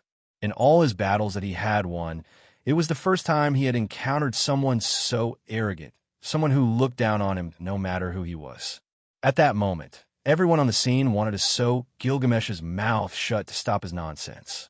However, since the fourth prince was eager to die, there was nothing they could do. Gilgamesh slowly walked toward Elian and extended his hand forward, ready to summon a decent weapon to face this man who seemed to want an equal footing. You foolish boy, meet your death. Elian took a step back to create some distance between himself and Simone, and the tip of his sword aimed at Gilgamesh. Halt! A voice, like thunder, echoed throughout the academy. No one could contain their battle fervor upon hearing that tone and coldness in the voice. It made them feel like their very souls were being pierced. Because of that voice, Simone, who had already drawn his sword, breathed a sigh of relief. Only now did his tense muscles relax. Commander Ragnar, Elian, who was about to attack, instinctively stopped, a sense of impending death coursing through his body. It was a fair competition. When one dies, only oneself should blame for being foolish enough not to see someone more powerful than they could handle. Ragnar's voice continued to resonate in the surroundings. Rumors had it that Ragnar was just one step away from becoming a sword god in the water god style, but many disagreed with this as the last male sword god had died a long time ago, and it was hard to believe that another one existed. Nevertheless, everyone held great respect for Ragnar, who was a commander in the imperial forces of the Azura kingdom. Our loyalty lies with the kingdom that supported us from the very beginning, protected us as we grew, and will take care of us when we pass, Ragnar said, ignoring Elian's son's death, letting his cold words leave an impression on everyone's thoughts. However, we will consider if the young fourth prince wishes to challenge someone more powerful to gauge his true sword skills.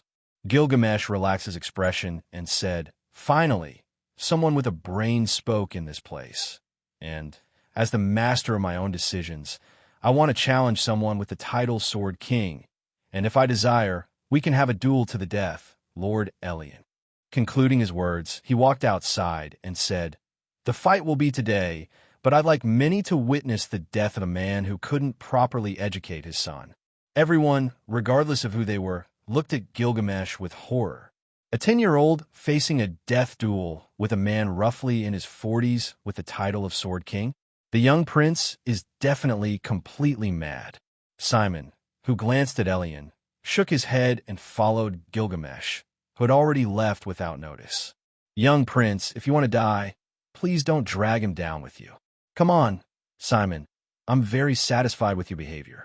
You didn't back down, no matter what the situation was.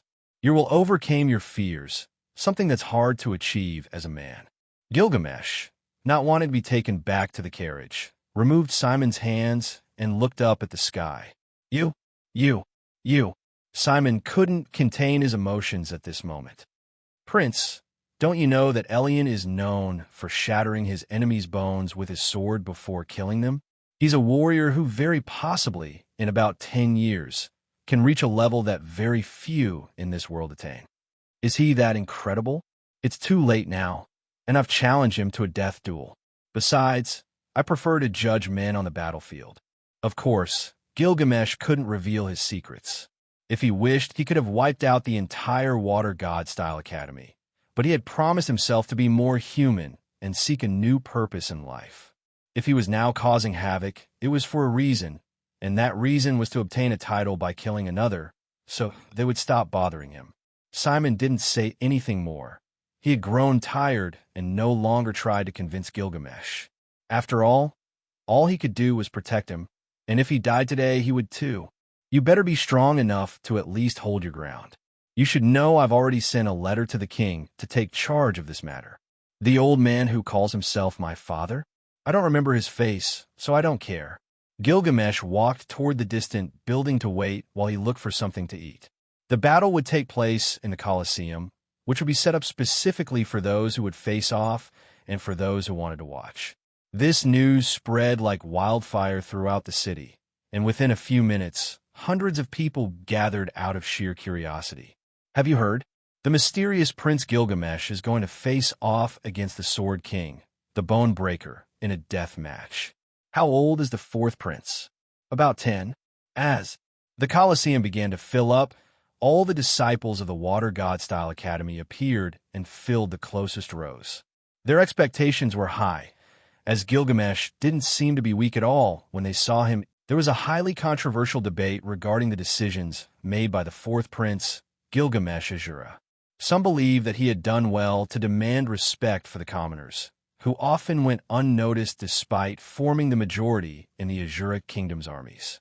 Arturo had been a complete imbecile with his training companions, and his arrogance had hit rock bottom when he faced someone much stronger than himself. So, many considered Gilgamesh as someone who had brought divine justice. Others were very angry with him. This was a matter of their mindset and how they felt about things. They believed that Gilgamesh should be punished. This was understandable, as someone about whom very little was known had insulted many of the apprentices, calling them dogs.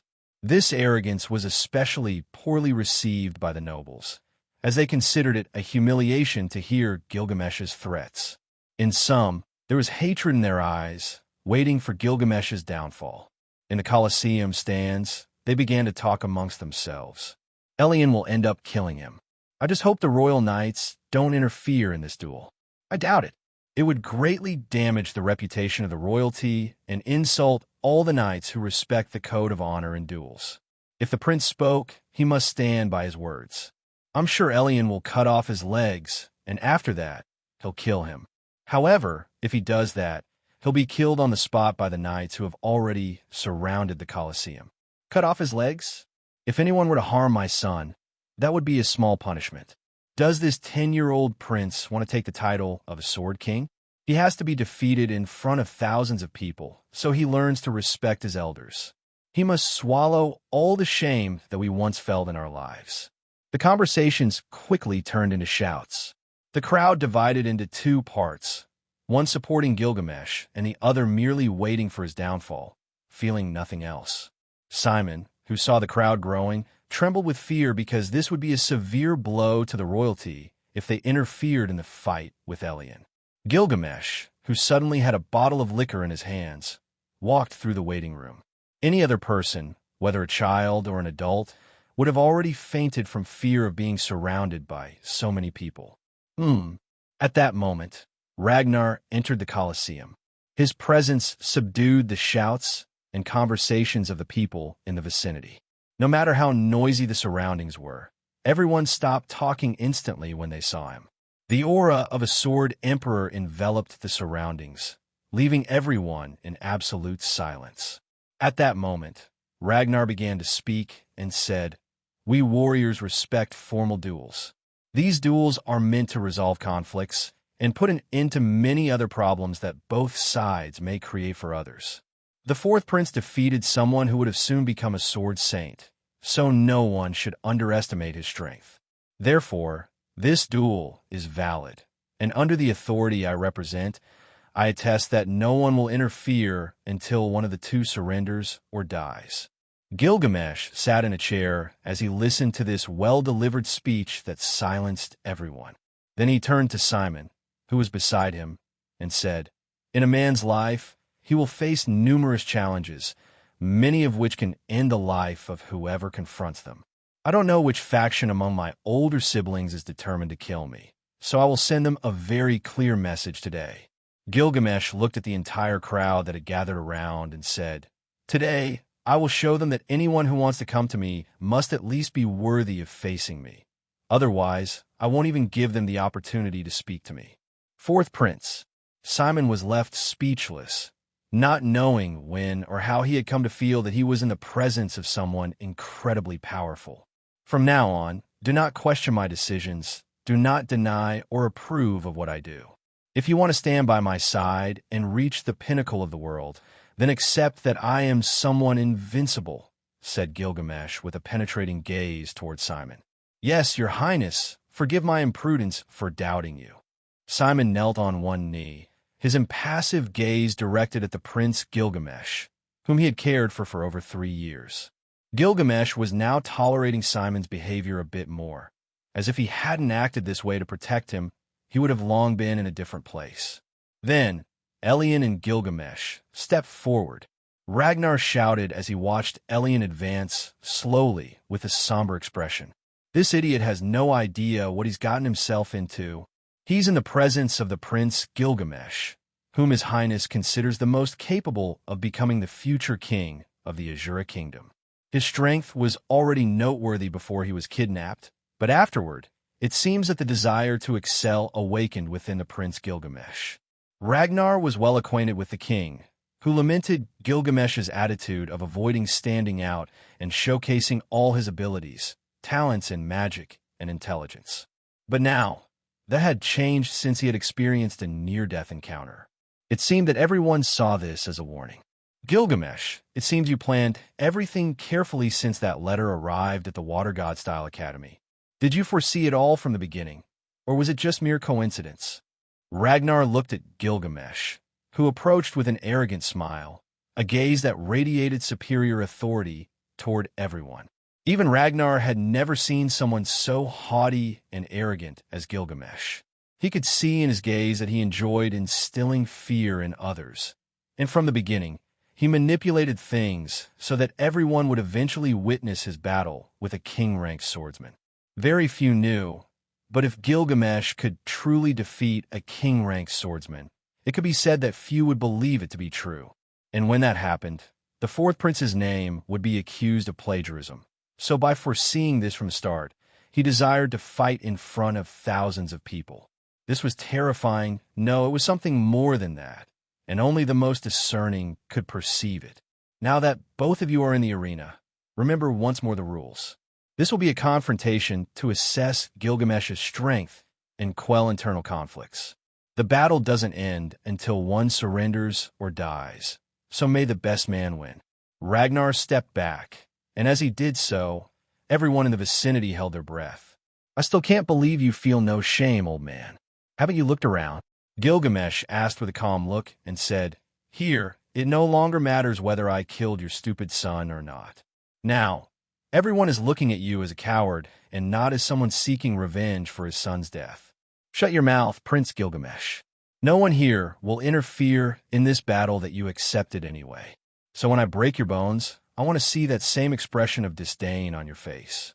Elian had lost all traces of anger, so he concentrated and drew his sword. He had sensed it. Gilgamesh was a damned demon hiding his strength from the beginning. His demonic, I warned him that there was a big predator in front of him. So in this battle, he didn't have the advantage. Aren't you underestimating me too much? Gilgamesh snapped his fingers with a smile, and behind him, the gate of Babylon. Is that magic? It's possible the prince plans to use magic at the start of the fight to weaken Elian. But that idea is quite bad since the water god's fighting style is prepared to counter any type of magic. What kind of magic could that be? This was the first time the Babylon gate would open in a fight in this world, but he didn't want to attack at least at the beginning of the battle. At least Elian wasn't worthy of making him use his precious weapons, so he only opened his Babylon gate to draw a weapon. A golden ripple soon revealed the hilt of a crimson sword.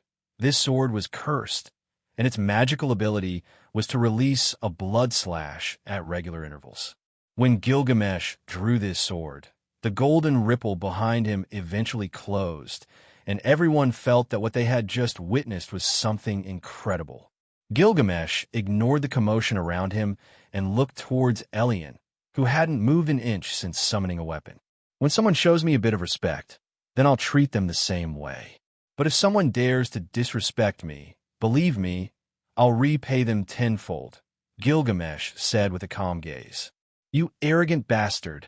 In the battlefield, surrounded by spectators, Elian was determined to crush Gilgamesh. He wanted to tear him apart in front of everyone, even if it was the last thing he did in this life. Simon and many others wanted to believe in Gilgamesh. Although the chances of winning were slim, he seemed to have some skill with the initial display. Can the fourth prince really defeat Elian? Since the rumors that the prince Gilgamesh had eliminated dozens of men, killed someone close to being a sword saint, and then displayed that strange magic, the disciples of the Water God-style Academy considered him a worthy opponent.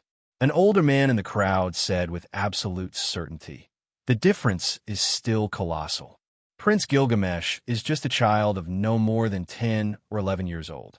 He wouldn't be able to win unless he's extremely proficient in magic or has some kind of blessing, but that's not realistic.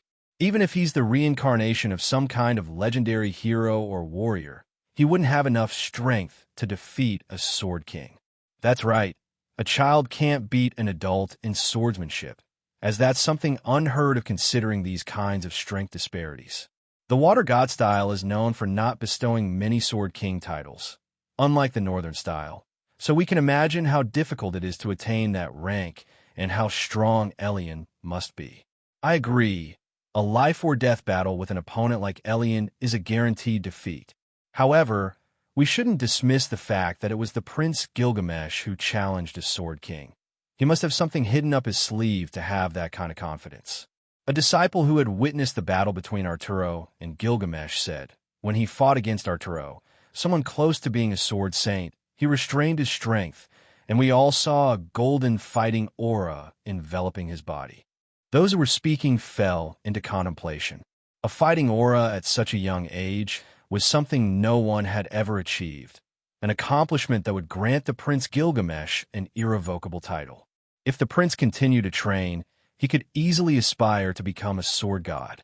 Fighting aura, at the age of 10 or 11, as a prince of one of the most powerful kingdoms, possessing the aptitude to learn swordsmanship and the will to confront enemies no matter how strong they are, Gilgamesh had now demonstrated something that many deemed impossible in life.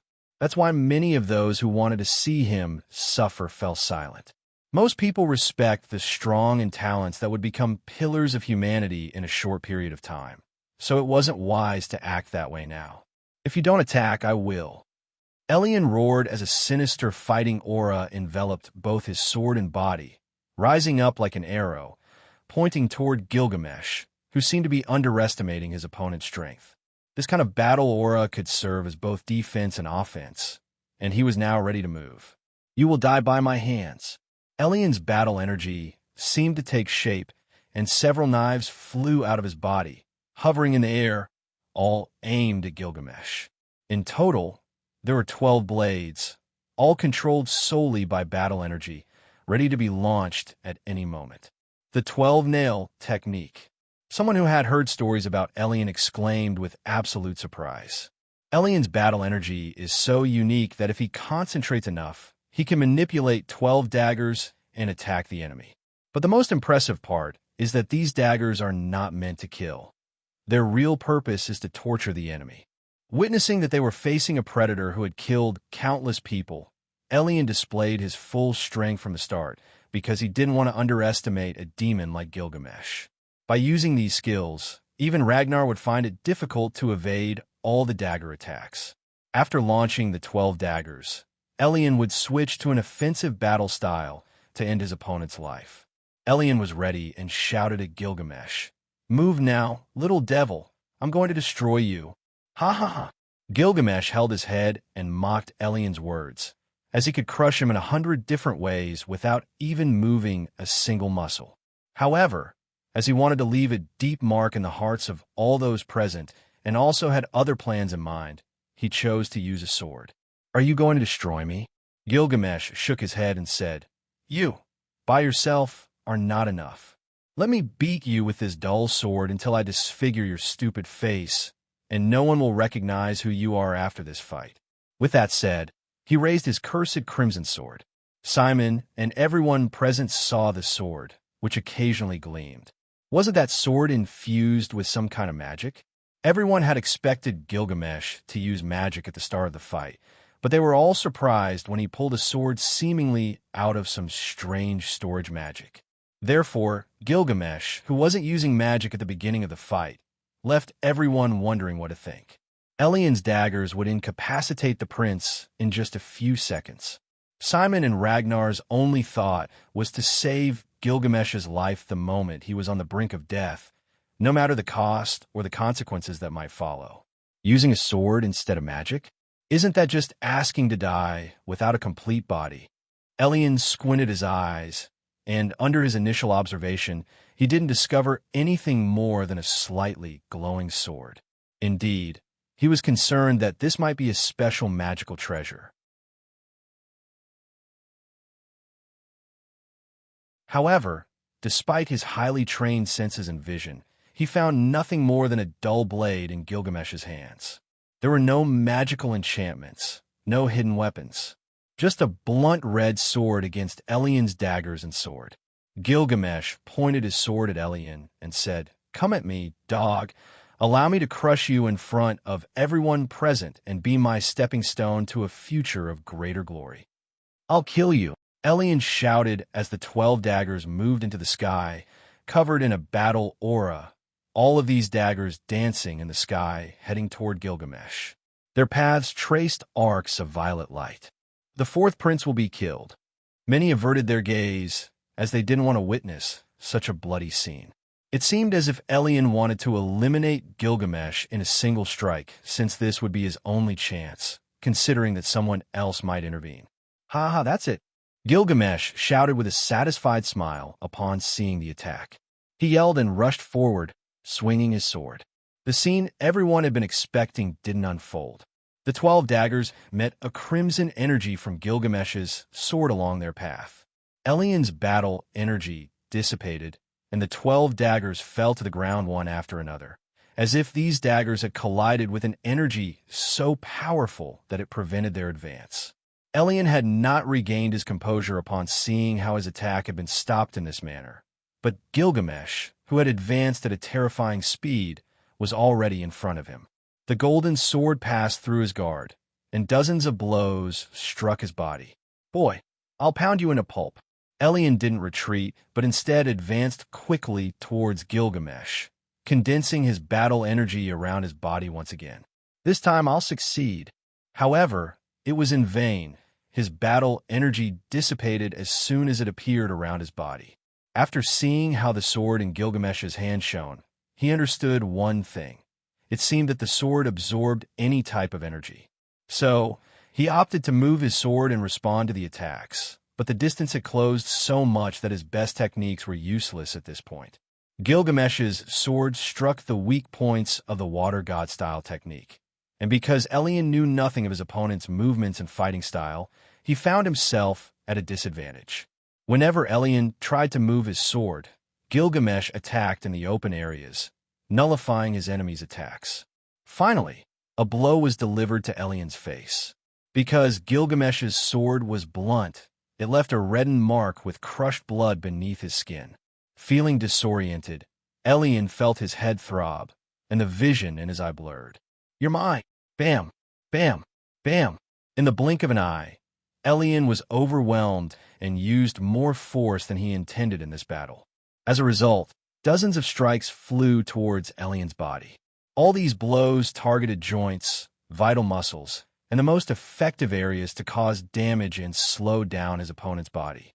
Dust billowed, and the ground began to shatter due to the relentless attacks resonating throughout the Colosseum. Elian appeared like a practice dummy in Gilgamesh's eyes, attacking without pause. Elian was incapable of counterattacking.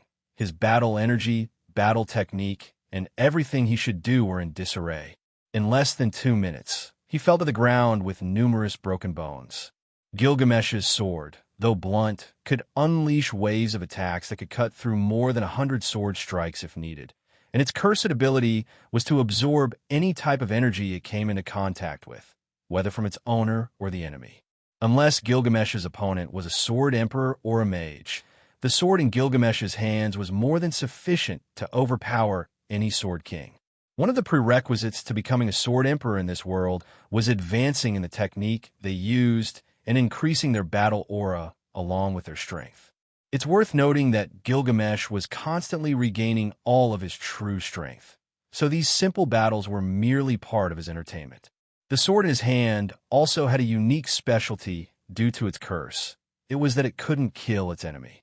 No matter how many times you struck, as long as the sword's internal energy wasn't used, the opponent wouldn't die. This was highly suitable for Gilgamesh, which is why he had taken this sword and stored it among his treasures. Thud! Thud! Thud! After Elian had fallen to the ground, Gilgamesh showed no mercy. He continued to strike the most vital and difficult-to-heal bones over and over again.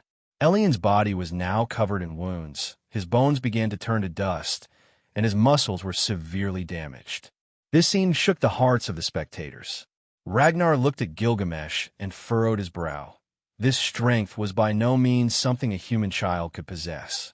But no matter how he observed, he couldn't find anything out of the ordinary aside from the fact that this strength belonged to Gilgamesh.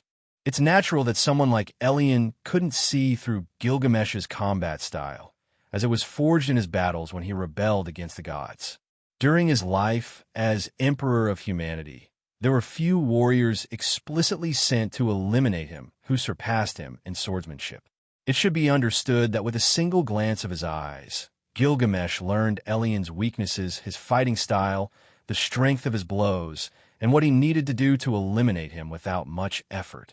If one were to ascend what he could predict, regardless of whether he had to use the Babylon Gate, he would do so with all his might, as in the ancient war he had learned not to underestimate the messengers of the gods.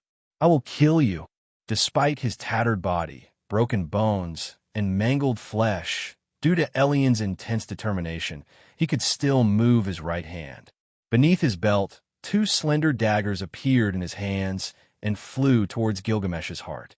Elian had an incredible physique because he began training as far back as he could remember, which is why he was only a few years away from being considered one of the strongest within his rank. The pair of hidden daggers in his clothing was his last resort. He couldn't do more than that after receiving a beating from someone he considered inferior. Thud! Thud! Gilgamesh's sword in his hand deflected the daggers, anticipating Elian's intentions. "If you want to die, quickly." Gilgamesh said this in a cold tone. Upon seeing the daggers deflected, he swiftly grabbed them with his hands and hurled them towards Elian. Whoosh! Whoosh! These same 2 daggers pierced Elian's shoulders and firmly pinned him to the ground, immobilizing his body. Gilgamesh continued to strike Elian's body over and over again, feeling angry that this man had resorted to such a dishonorable move. That's enough. At that moment, Ragnar could no longer bear to witness this bloody and ferocious scene. He leaped into the Colosseum arena and stopped the battle. Gilgamesh looked at him and said in a questioning tone, "Now what, Ragnar? Since I defeated a sword king, I didn't plan on an emperor of the sword deciding to join the fight. Young prince, you've already proven to be as strong as a sword king. So from now on, that will be the title you deserve. Ragnar was taken aback by Gilgamesh's confidence, so he immediately clarified what he meant. Gilgamesh stepped away from Elian, looked at Ragnar, and then said, "What would you do if a sword king had bone-deep intentions to kill you?" "What? I was going to let him live, but—" After saying that, Gilgamesh's right hand, holding his cursed sword, glowed in a crimson hue, and numerous blood cuts flew towards Elian's body. These cuts pierced through Elian's body, cutting him into several pieces. The energy cuts that hit the ground created a rain of blood. That's how problems are ended. Elian, the bone-crushing sword king, had died in combat against the fourth prince, Gilgamesh Asura. No one could react for a long time, and the silence was so suffocating. Now that you're finished, it would be an honor to have a private conversation with you. Ragnar bowed slightly and then looked at the crowd. The battle is over. The winner is the Prince Gilgamesh Asura, the youngest sword king in the history of humanity. Well done, Prince. Incredible swordsmanship. Gilgamesh. Gilgamesh. It's been a long time since I felt this sensation. Gilgamesh looked at all those who praised him. Some were unaware of what had happened here, and others cheered out of fear. That's how life was. The losers were trampled upon, and the winners wrote their own version of events accepted by all. Gilgamesh didn't care about this because he had never lost. So, after looking at Elian's lifeless body, he addressed the crowd. "My desire is to explore the world, so I plan to create a group to accompany me on this journey and in other exciting battles. If you're interested, don't forget to come and see me, and I promise you'll be 10 times stronger than you are now." Ragnar looked at Gilgamesh and gestured for him to accompany him. The more he looked at this young prince, the more fear he felt. This 10-year-old child was too terrifying. The room Gilgamesh entered was a special one at the top of the Colosseum, the most luxurious in this place. People of high status usually watched the tournaments from this location, and it was an important gathering point for those of high social status. Of course, Simone or any other knights couldn't enter as Ragnar had prevented it, and only Gilgamesh entered alongside him. At that moment, there were very powerful knights in the hallway leading to that room who looked at the Prince Gilgamesh with a look full of respect. Compared to the other two princes, Gilgamesh's future was very promising, as he was one of the strongest within the royalty. Since ancient times, there have been very powerful beings, and even today, there's a God who walks our world without being stopped. Saying this, Ragnar looked at Gilgamesh and continued, "The 7 great powers. When the second great human-demon war came to an end, a person known as the Technique God came up with a name. At that time, the Technique God was considered one of the strongest people in the world. The Technique God selected 6 more people and declared them the strongest in the world. The title of the 7 great powers was well known until the Laplace War. All of the original 7 powers participated in the Laplace War, except for the Technique God. Among them, 3 were killed, 1 disappeared, and another was sealed. The Dragon God was the only one who emerged from the war with an unchanged state of life. After hundreds of years, with the newcomers taking their place in the top 4 in an unknown state for the people, the title fell out of use. Ragnar didn't explain the reasons for saying this now. He simply began speaking without pause. Gilgamesh understood Ragnar's intentions. This man who had met the strongest of his time was very observant, so he believed that the true Gilgamesh's identity had been taken by someone else. An interesting story. I suppose the human king of your time wasn't very intelligent, or the human side was weak. But if I were king, I would have made sure that the human race completely eliminated those who were their enemies. Gilgamesh was not lying when he said this, because as the king of humanity, he marked a before and after for humans who regarded the gods as religious figures. He commanded all humans in the world, united all the divine beasts, and banished the beliefs that had been forged in the hearts of humans. The war against the beings created by the gods to eliminate them was tough and very long. Therefore, he knew firsthand what it meant to wage a war against 2 different species. You speak as if you have no idea. Ragnar said as he moved his hand and rested it on the hilt of his sword. Historical records show that humans were indeed at a disadvantage. There were no such opportunities to do what you're suggesting, as everyone would have tried it. I have limited knowledge of history, but if I were king, I would make that decision. In war, one must win, even if it means crushing the offspring of demons with their own hands. Gilgamesh recalled how he had let enemies go, only for them to become his enemies later. The strength you possess is impossible at the age of 10. So let me ask you a question. Ragnar looked at Gilgamesh and finally asked the question that had been bothering him. Are you the incarnation of some kind of hero or warrior? Ha ha ha. Gilgamesh burst into laughter when he heard this question. He had never imagined that in this world, reincarnation or incarnation could be a common occurrence, which meant it had happened or could happen. After finishing laughing, Gilgamesh looked at Ragnar and replied, "Believe me, I wouldn't be this weak if that were the case. I'm not the incarnation of any hero or being from 500 years ago. I'm not even a god. I'm just a simple human who will travel the world and crush those who stand in my way." Gilgamesh got up and walked toward the door. "The only thing you need to know is that I am Gilgamesh Asura. I will take what I please from this world, as it is rightfully mine, and those who dare to stand in my way will be eliminated. I understand. I apologize for the inconvenience, Prince Gilgamesh." Ragnar clenched his fists and bid farewell to Gilgamesh. The adults and instructors at the Water God-style Academy, who watched Gilgamesh walk by without acknowledging them, felt both annoyed and inspired. Annoyed because it was obvious they had been training longer than Gilgamesh, and yet he was so strong that he fought a king with a sword without even getting injured. It was clear that talent always triumphed over hard work. No matter how hard they tried, they could never reach that level. If the fourth prince were someone well-known in the capital and at the Water God-style Academy, it would be a bit more acceptable. However, he seemed to have never trained with the same intensity as others. Gilgamesh couldn't blame them for these thoughts, as his blood was 2/3 divine and the rest human. Nevertheless, if there was something that weakened him, it was the fact that he was human and would eventually die when his age reached its limit, if he wished it to be so. If he wished it? That's correct, because when his best friend died, he traveled the world to obtain the fruit of immortality. And this fruit was in his gate of Babylon, stored with other precious treasures he had collected from around the world.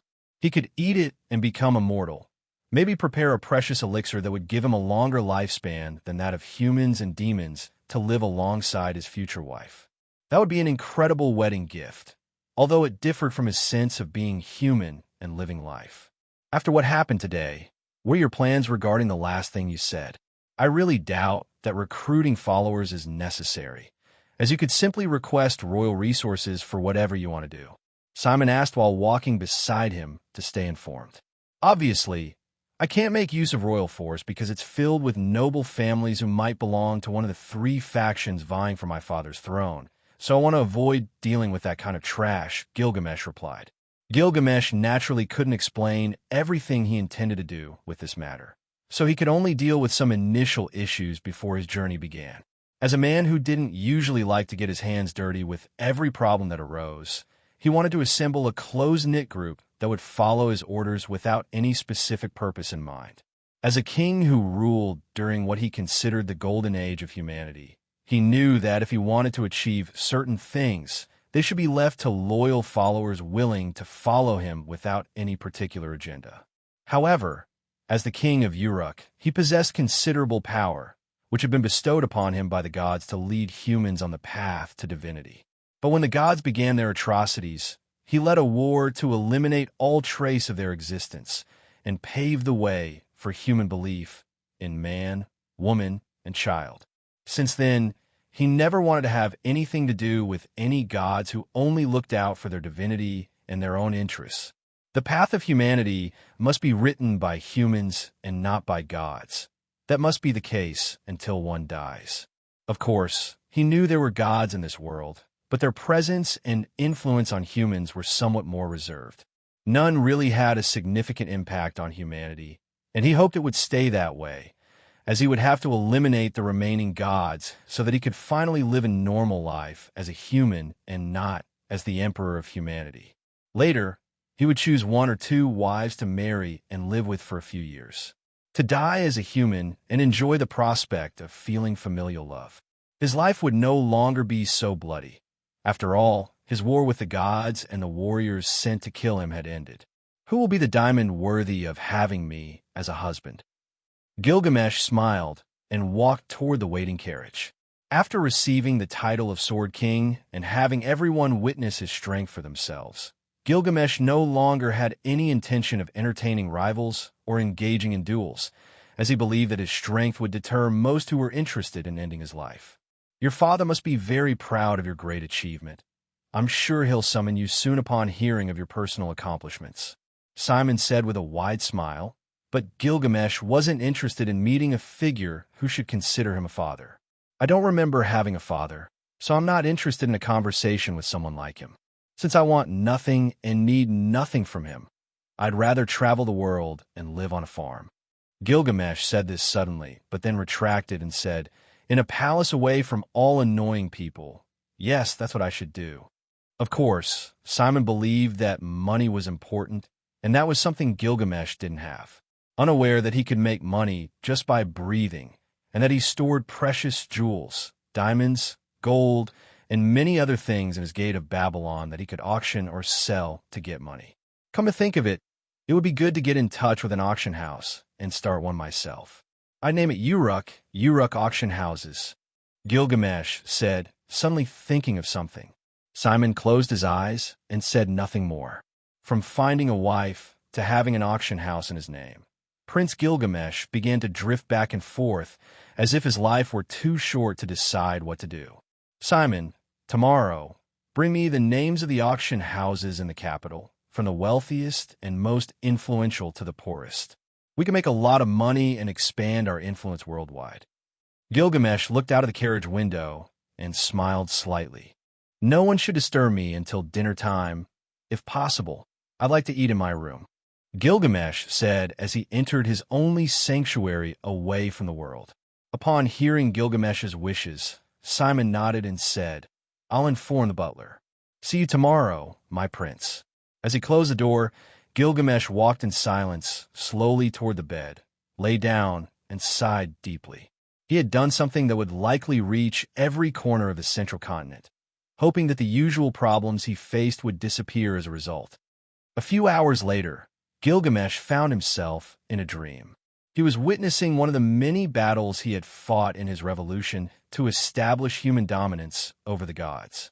But what was curious was that after that, cold waters flooded the surroundings of his dreams, imprisoning his entire body, and a vague scene from his first life appeared right before him. That day when he died at the hands of a beast while saving someone else. If you were to ask him now, he wasn't regretful. In fact, he never was. He always took responsibility for his actions and responded with complete honesty to his most human desires. Since the first time he died, those memories had been slowly erased. There was nothing left of them in his new life as Gilgamesh, and he found it hard to believe that this could be just a dream since there was nothing from his first life that he regretted. What is this? Lowering his gaze, he felt a little disoriented as he saw the body of a child he had completely forgotten, and upon seeing it, the memories of that intense battle with that rabbit creature were so vivid that he clenched his teeth with uncontrollable fury. Who dares to play with my memories? Those were Gilgamesh's first words upon seeing himself in his first human body, recalling the helplessness of dying in the claws of a creature and feeling the pain that had invaded him as he bled on the ground filled him with rage. Never before had he experienced such dreams in all the years he had lived as Gilgamesh. So, he immediately linked this event to an external source of power. He couldn't even remember his own face, the disfigured face of his first life in that battle he unfortunately lost. He had never lived with regrets before, so there was no way he could feel any kind of sorrow for his failures and defeats. With all his strength, he tried to wake up or move, swearing that whoever was behind all this would die by his own hands and be erased from any reality. He could feel his memories fading, something akin to being chained by a mysterious power that he could detect. So he knew what was happening. Kneeling in a white world, he remained motionless, not moving a single muscle, still clenching his teeth so tightly that they began to crack. Just as he was about to slit his throat in an attempt to die and awaken in his own reality, his numb senses detected a strange person in this white world. The features of the person's face were almost non-existent, except for a huge mocking smile. No other feature caught his attention enough to leave any impression. Immediately, Gilgamesh cataloged him as the culprit of what was happening to him. So he looked at him without any emotion on his face, as if this being who had visited him were just another insect he had encountered throughout his life.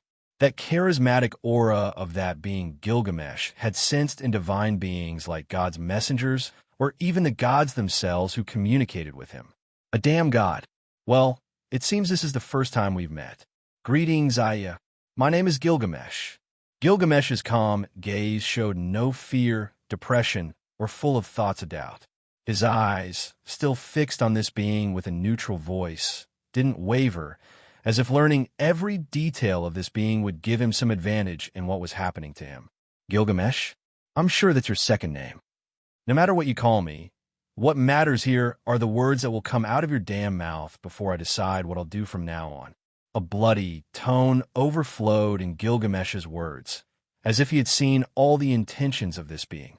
I didn't expect any less from you. You adapted in just a few seconds. Gilgamesh smiled openly, without considering for a second the current appearance of his body. What is a god doing visiting my dreams? I'm impressed that you recognized me. It's no wonder you're the killer of gods, the one who was once the emperor of humanity. I see, in this world, there are indeed gods with such authority. I wonder where you hide and what your twisted desires are. Gilgamesh's last action would be to trust a god. In fact, if he had the chance, he would have torn this figure apart using all his strength. Of course, you better than anyone know the gods since you're a child of them, or rather a tool. Yes, but I am different from the ones you know.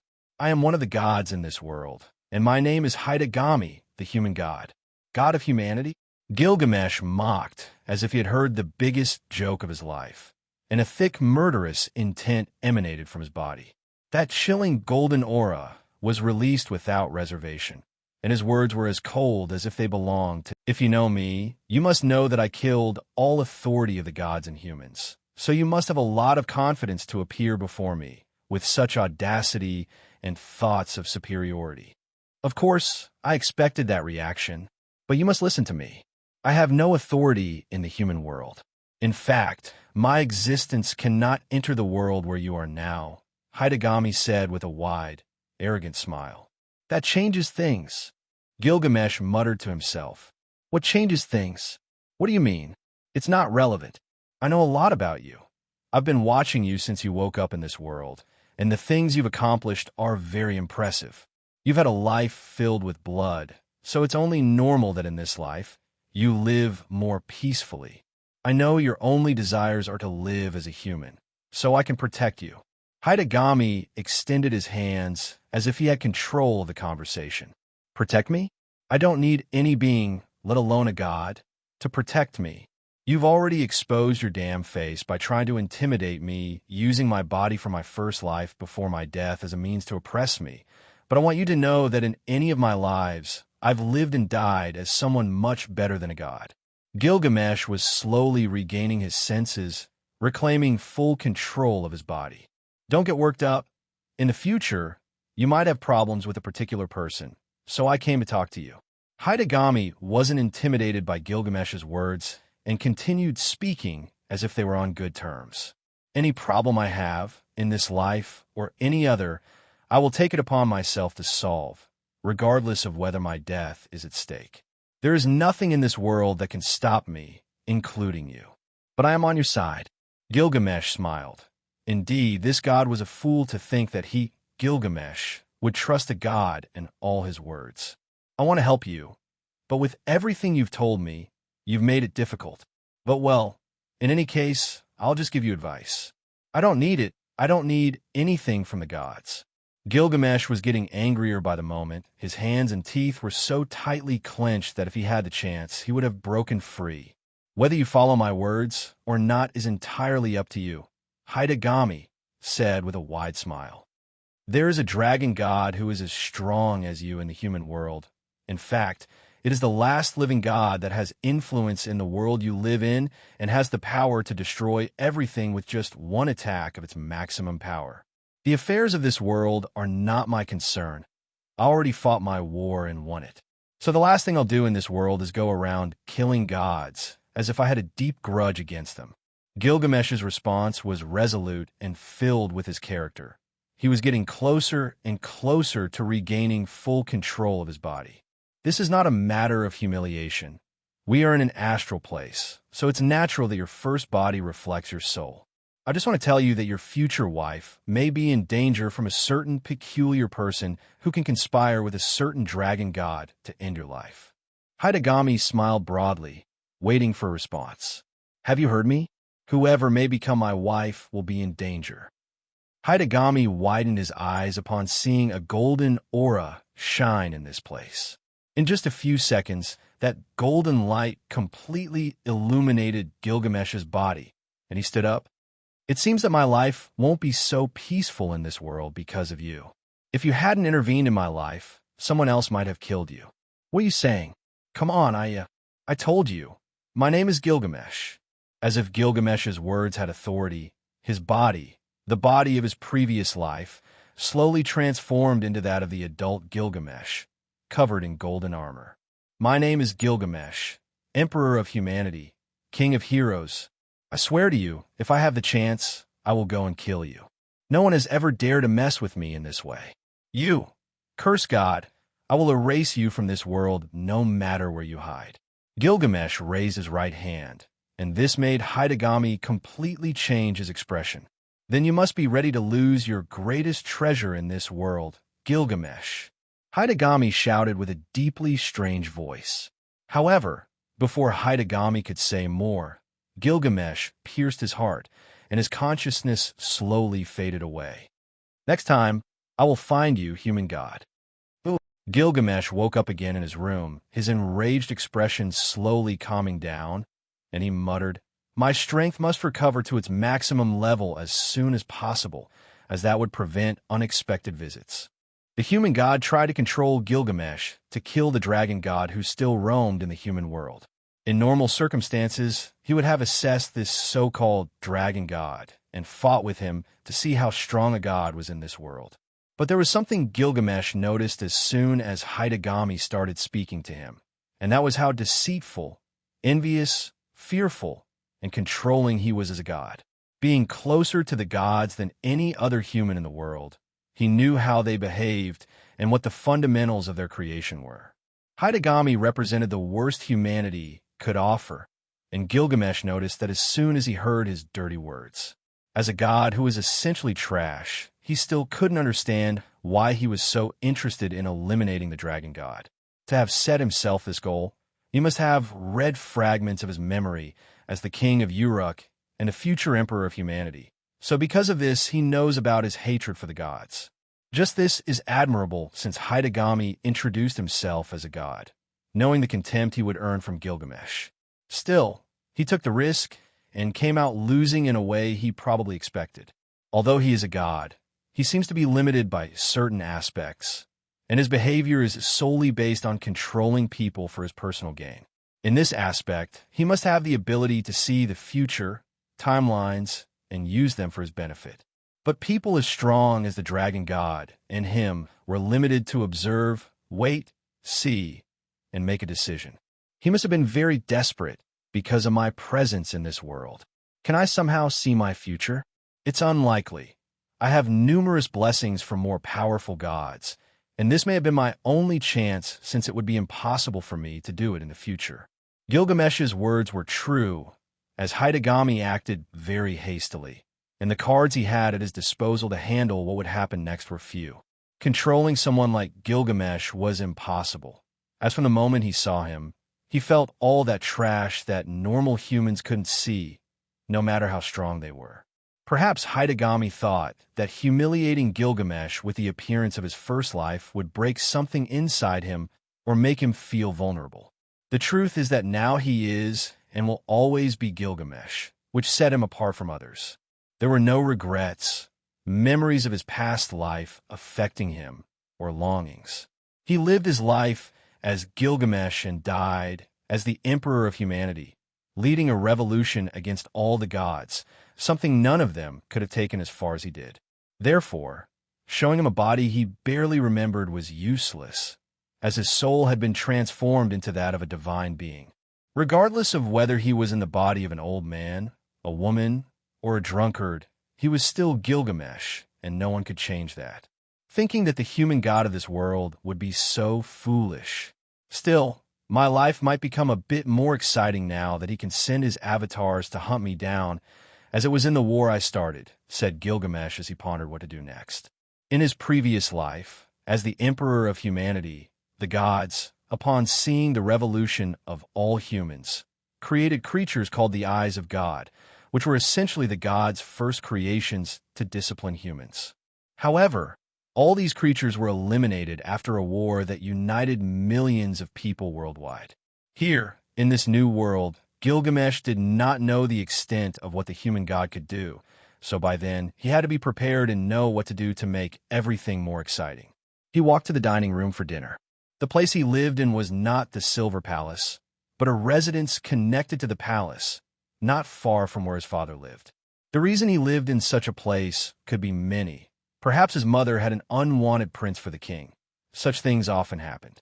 Or it could be simply that, as a prince, he needed to be ready in case he was required to inherit the throne from his father. That didn't matter. Gilgamesh didn't need a defective throne in this life. So with these thoughts, he arrived at the dining room, where 2 guards guarded the entrance. "Welcome, Prince. Your sister, Princess Ariel, is waiting for you at the table." Very well, an unexpected surprise. Gilgamesh happily opened the door, and there he saw his human sister, Princess Ariel, who had hair as golden as his own. "You're here, Gilgamesh. What took you so long?" Ariel treated her brother with great respect. After all, the memories she had of him were as close as a part of her. "Well, I unexpectedly had an unwanted visitor while sleeping, so I could only come now. By the way, sister, what do I owe the pleasure of your visit?" Gilgamesh had seen everything about Ariel, and he could say with certainty that she loved him.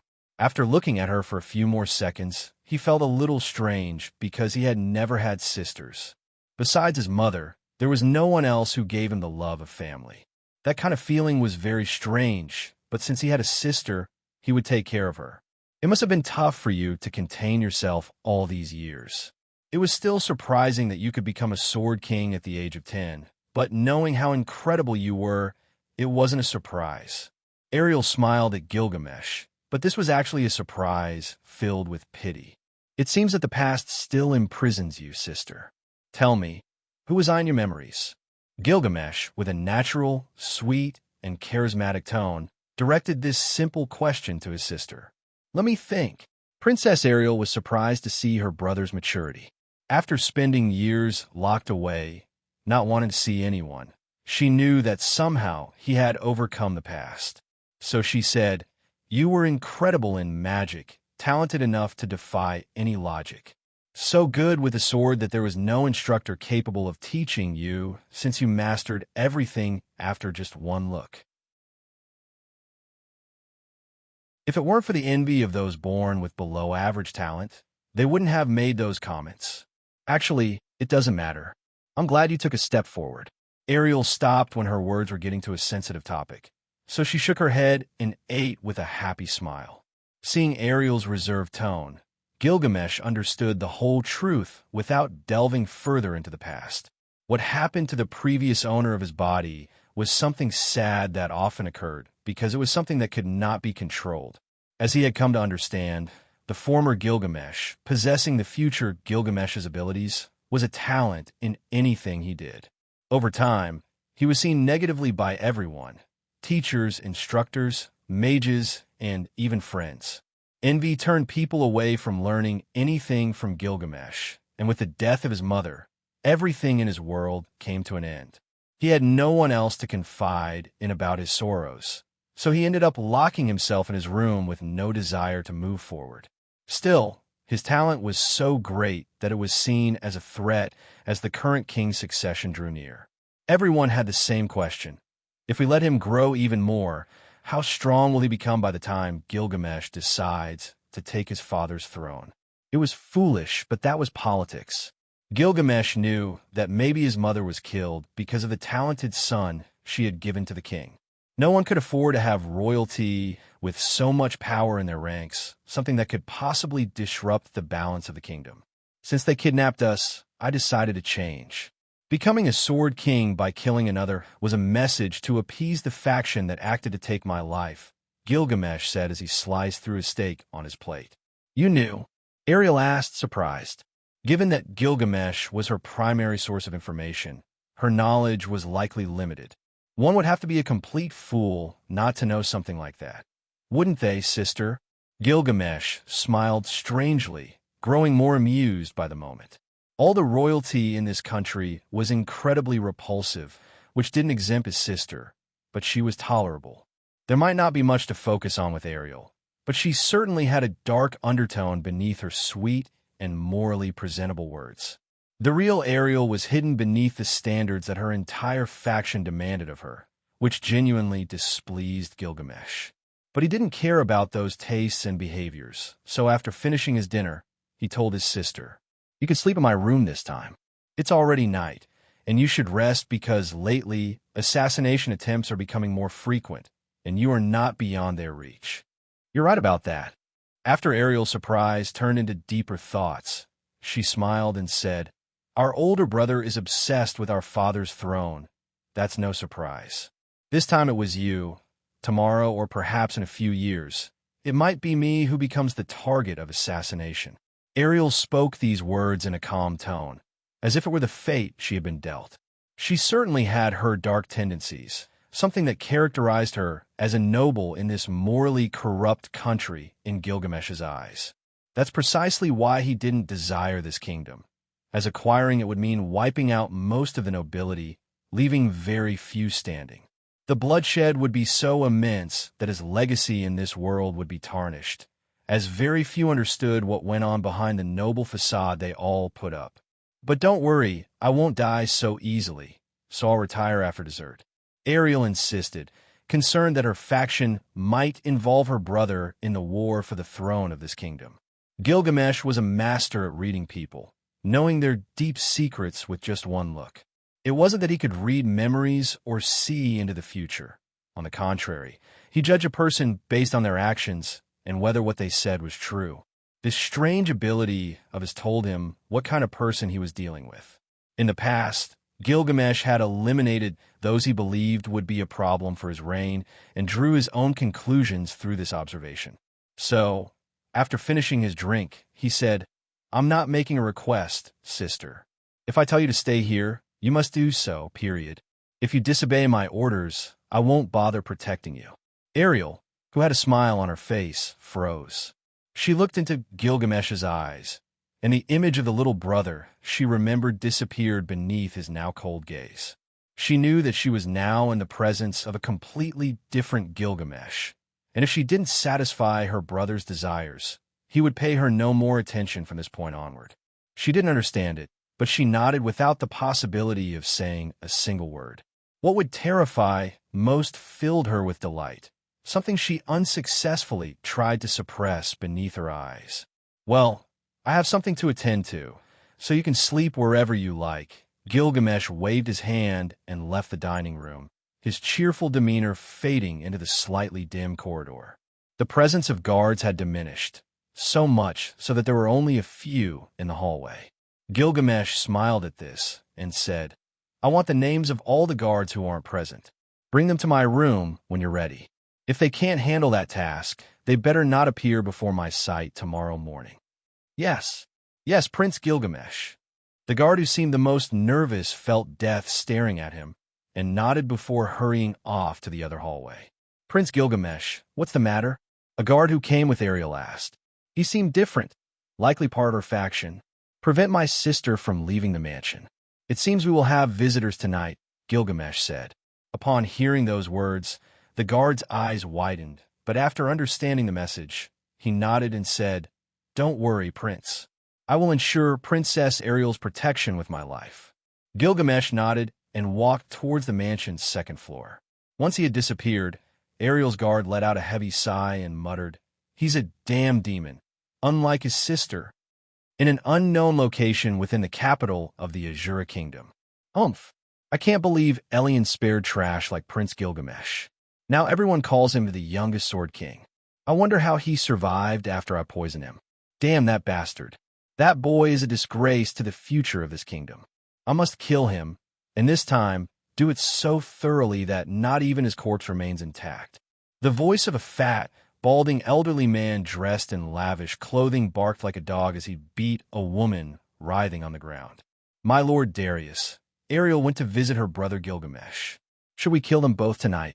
A voice from the darkness spoke after the fat old man paused, exhausted. Wasn't he supposed to have died a long time ago from the poison we've been administering? Oh, he was certainly supposed to die, but that assassination attempt failed too. How could a boy who never leaves his room become a damn Sword King? It's like he's living in a damn dream. So we must kill him as soon as possible, Darius said, his saliva flying everywhere as he spoke. We must prepare. When he's asleep, he and his sister, Princess Ariel, must be killed. It must be quick and precise, no room for mistakes. Darius was eager to kill Gilgamesh since he had heard from a certain source that with every passing second, that bastard was getting stronger. So, this was his only opportunity to kill him, as in the future, it would be impossible to do so through his own means. Everyone will die tonight, and only then will I be able to sleep soundly. Yes, I must do it today, no matter the cost. Darius looked at the moonlight with a disgusting, sinister smile on his lips. It seems like it was a good idea to have my sister stay in my room. Are these guys so foolish as to ignore my warning? Gilgamesh wondered to himself as he closed his eyes. He had observed the stars and knew that one of Hidegami's apostles was in the Azura kingdom. Following the sequence of events about to unfold tonight, he was certain that the same person who had acted to kill him before was about to do so once more. If he was lucky, that same person might be a follower of the human god. After the mansion had calmed down, Gilgamesh no longer feigned ignorance. He walked through the dark corridors and closed his eyes as he tried to concentrate. Every god had their emissary in the human world. This had happened even with him, who had once been an apostle to the human world to bring with him the words of the gods. Although this world was very different, the gods remained the same when it came to the human god. If history repeated itself, he would have to embark on a path to seek out that dragon god if he couldn't obtain information from the emissaries of the human god to end his life. Gilgamesh knew that this god could see the future, so he understood perfectly what he had to do to change certain outcomes in history.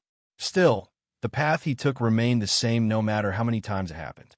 Now, being able to kill someone like Gilgamesh, who had been through wars as long as an entire winter, he knew was a foolish decision. But he matched wits with the human god and understood that the human god believed this to be one of his best opportunities to do so. After all, the only thing he would lose would be a puppet he could replace as many times as he wanted. In the past, Gilgamesh had led the gods to a future they never would have expected. He united the entire human world against them. So this time will be child's play. This time will be very different. Gilgamesh smiled as his eyes gleamed with intensity. Gilgamesh stood in the hallway, his nostrils detecting a foul stench of sweat, and he knew they had arrived. 1, 3, 12, 15. That's 15 assassins, quite a sizable number. I'm glad they didn't underestimate me, but they will all die in this place and won't have the honor of keeping their bodies intact for that. In the darkness, several figures with twin daggers in their hands stared at Gilgamesh with murderous intent. They were all in a deceptive combat formation, as they only needed to make one cut to the Prince Gilgamesh to kill him. That's why they were not afraid to fight a Sword King, as even someone with his power could not stop the effect of the potent poison coursing through the daggers of all the figures looking at Gilgamesh with intense eyes. I originally thought my message got through to all of you loud and clear, but it seems it didn't. What a shame. This really is a shame because now you all will have to die, and it won't be by my hands. In Gilgamesh's eyes, these third-rate assassins would not even be enough to get close to him, but he found it amusing how worms dared to wish for his life in this manner. Since he arrived in this world, he had developed a certain fondness for the peculiar way things worked. In his previous life, he was an absolute king, and there was no one who wished to kill him because his own people knew it was futile to entertain such a grand idea that would never happen. Here, on the other hand, it was very different because no one understood Gilgamesh's true strength. Target confirmed, a man declared, immediately hurling several poisoned darts towards Gilgamesh's body. Interesting. Behind Gilgamesh, a ripple of golden light flashed, and within seconds, a spear flew at such incredible speed that none of the assassins could react in time. Boom! The spear, as if it had a life of its own, moved forward and pierced through the chest of the first assassin rushing towards Gilgamesh. It was natural that this assassin did not anticipate a long-distance attack from Gilgamesh. After all, he was a swordsman with no sword in hand, and they were watching him closely, prepared to employ any tactic. Still, no one expected this attack, so different from what they had heard. Are you already dead? I had planned to make you suffer a bit more. But well, trash will always be trash. After saying this, more golden circles appeared behind Gilgamesh, where the tips of swords and spears emerged. Defensive formation. The assassins right in front of him panicked, and they all moved towards him, attempting to dodge or plan to evade the attacks coming their way. But all of this was futile, as the projectiles passing through the gate formed bright ripples in the empty air as they instantly appeared, and these were launched with such force and speed that they couldn't be perceived by these simple assassins. Boom! Boom! Boom! Gilgamesh calmly watched the mutilation of these assassins, step by step walking towards them as swords and spears impaled their bodies. Blood soon splattered across the hallway. Some walls crumbled, and everyone attempting to approach met a miserable end. Miserable screams echoed through the hallway, and in the darkness, which was the sole witness to this brutal massacre, the assassins could do nothing against Gilgamesh's power. What pathetic assassins! They couldn't even get close to my body, Gilgamesh said as he stopped after the blood had stained the floor.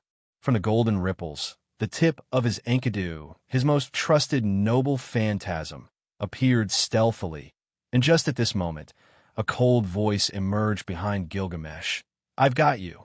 Like two sharp fangs seeking their prey, the edges of two daggers appeared behind Gilgamesh, held by a feminine figure that seemed to have hidden in the darkness and waited long enough to strike accurately.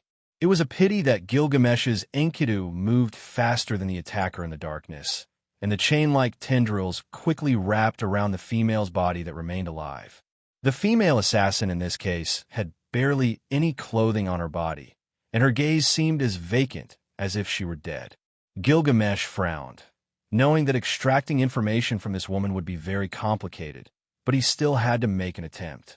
Upon closer inspection, Gilgamesh saw her complete appearance and discovered that she was a petite and slender woman with dark, tentacle-like hair. She had golden pupils, dark eyelids, and an impassive expression. Most of her body was exposed, with only her private parts covered. Her chest was connected to something that wrapped around her neck, and she also wore a pair of boots. She still tried to move, now showing panic in her eyes, but it was impossible to escape Gilgamesh's grasp. So he said, "Resistance is futile. You'll not only hurt yourself, but also waste your energy." Gore! A fierce growl escaped from the woman's mouth, and after a few minutes, she stopped moving. "What is your title?" Gilgamesh asked as the swords that had emerged from the gate of Babylon disappeared from the floor. "Can't you hear me?" Gilgamesh asked once more as the chains extended with increasing force in 4 different directions. "Night's Eye Crow, you dare to come here with such confidence that now all that awaits you is a slow and painful death. But you can change things. You still have much life ahead of you, so you can redirect your path as there is no turning back." The smell of blood filled the place, and Simon, along with several guards, approached, their eyes widening when they saw all the blood and mutilated corpses on the floor. "Prince, how is she?" Simon had no words, so he asked the first thing that came to mind. Gilgamesh extended his hand and said, "Guard, be silent and observe. I don't want anyone to speak." I can heal all your wounds, make the impossible possible. Ask me a wish, and I can grant you whatever you desire. I can kill whoever your enemy may be, give you another name in life, so just tell me a name." Gilgamesh's words were soft. His charismatic tone, filled with seriousness, was sincere. He was not lying. And if the woman in front of him told him the truth, he would protect her even if it meant destroying half of this kingdom. "No one is my rival, so you must know how far I can go to fulfill my words. Even if it's the very king who ordered my death, you can trust me, as I will ensure to eliminate the problem at its root." Gilgamesh sighed, and several golden ripples appeared behind him, from which several slender swords emerged, all pointing towards the female assassin with the title Knight's Eye Crow. "You have only 1 minute before you die. If you answer my question, I am willing to take you as part of my family and give you a new life. Listen very carefully. It's highly likely that the man who sent you to this place is the puppet of a very evil man. Let me remove him from this world and give a warning to all those nobles who believe they cannot be touched. Darius Silva Ganius. Impossible. The Prime Minister of the Azura Kingdom would never order something so vile," Simon shouted, causing everyone to fall silent and bow their heads. A deathly silence enveloped the surroundings, making every passing second without anyone saying anything feel heavier. Gilgamesh's ripples disappeared one by one, leaving only the chains still holding the female assassin. "Knight's Eye Crow, a woman who only knows murder. You will be under my protection, and no being will dare to touch you without my authority. So long as you remain by my side, no man or god will dream of harming you." Gilgamesh's words carried the authority of a king, a monarch who had ruled the heavens and the earth, lived through wars, and slaughtered enemies. Everyone, regardless of who they were, accepted these words in silence, regardless of the real meaning behind them. Even Simon, who had been about to protest, remained silent, fearing being erased from this world. "Now, tell me, woman, what is your desire?" Gilgamesh asked as he looked into the eyes of the assassin who had sought to kill him just moments ago. No other girl should suffer. Knight's Eye Crow, ever since she was sold to that horrible man, knew that there was no path for her except death, torture, and abuse. To be honest, she had stopped feeling emotions. She had hidden so much of what she felt that she only did what she was ordered without resistance. Since she was so tainted and weak that she couldn't take her own life, her existence had eventually become involved in numerous noble assassinations. What comforted her about all her murders was that they were nobles, the disgusting and twisted nobles she despised so much. Now that she thought about it, that was the real reason she continued to endure her life, as killing nobles reduced the number of people causing suffering to others. "Done. No one who shouldn't suffer today will die," Gilgamesh said as the golden chains withdrew from Knight's Eye Crow's body, and she fell to the ground, powerless. Her joints were broken, so she couldn't move even if she wanted to. Simon approached Gilgamesh and asked with a respectful salute, "My lord, what do you plan to do now?"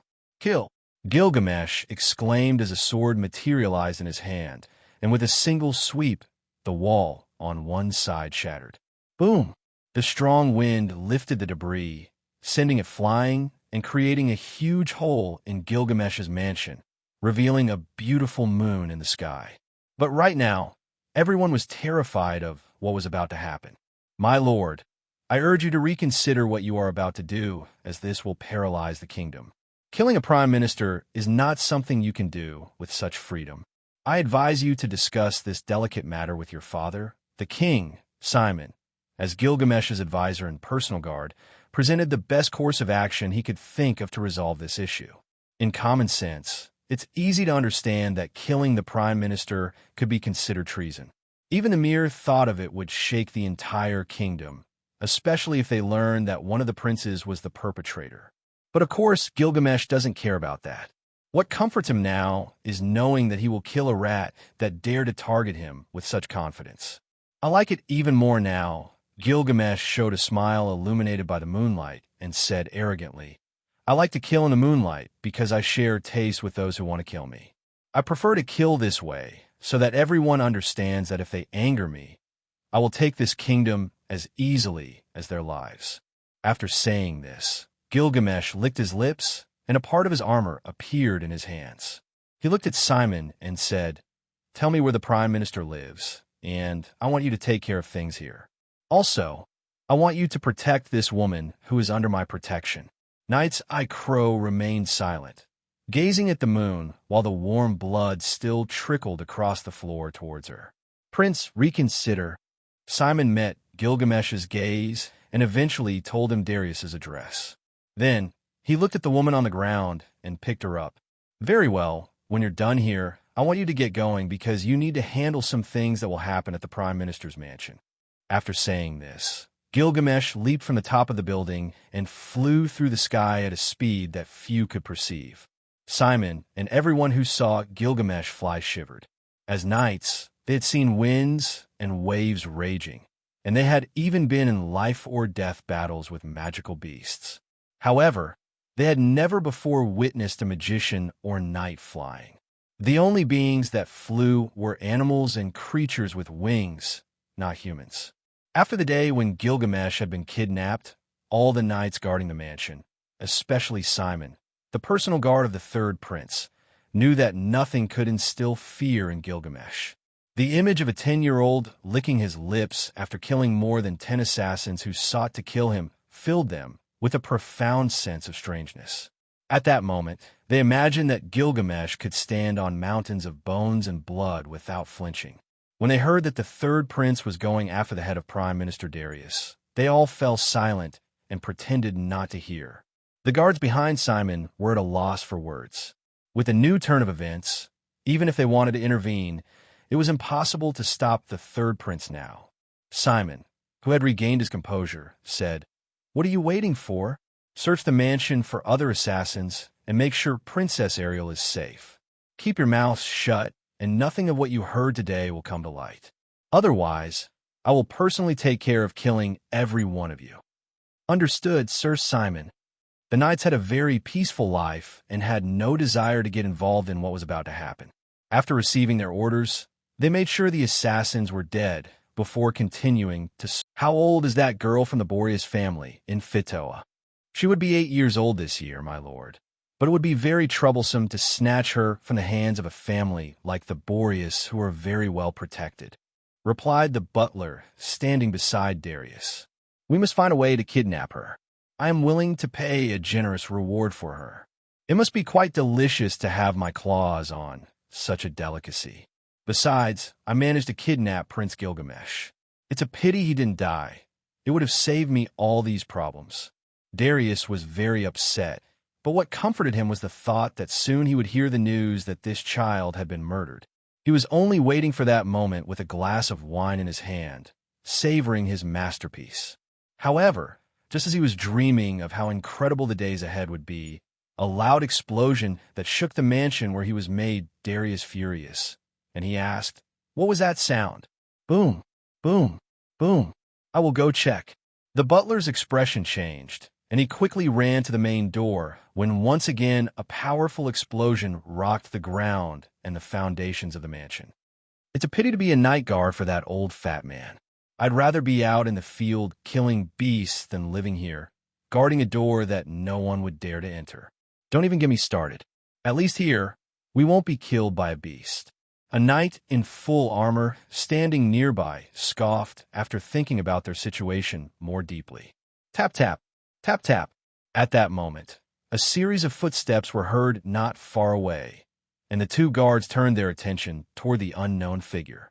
"Who are you?" "This is the private property of the Prime Minister. Get out of here before we arrest you for trespassing." One of the guards shouted with a powerful voice, as these things happen from time to time. Gilgamesh walked calmly forward. His gaze settled on the two guards, and after assessing their strength, he looked away as if these two were nothing to him. The guards furrowed their brows, and one of them drew his sword, preparing as this seemed to be an unexpected situation. At that moment, a raspy voice came from behind them, saying, "Step aside. You are no match for this man." "Captain." The guards, who saw the expression on their captain's face, froze. They had never seen their powerful captain so nervous before. Immediately, the two guards moved to the rear, and the one who hadn't unsheathed his sword did so. The smell of blood was now present, and a sense of impending death overcame them. "Identify yourself," roared the guard, unleashing the fear that had built up inside him. "My name is Gilgamesh, so anyone who stands in my way will die.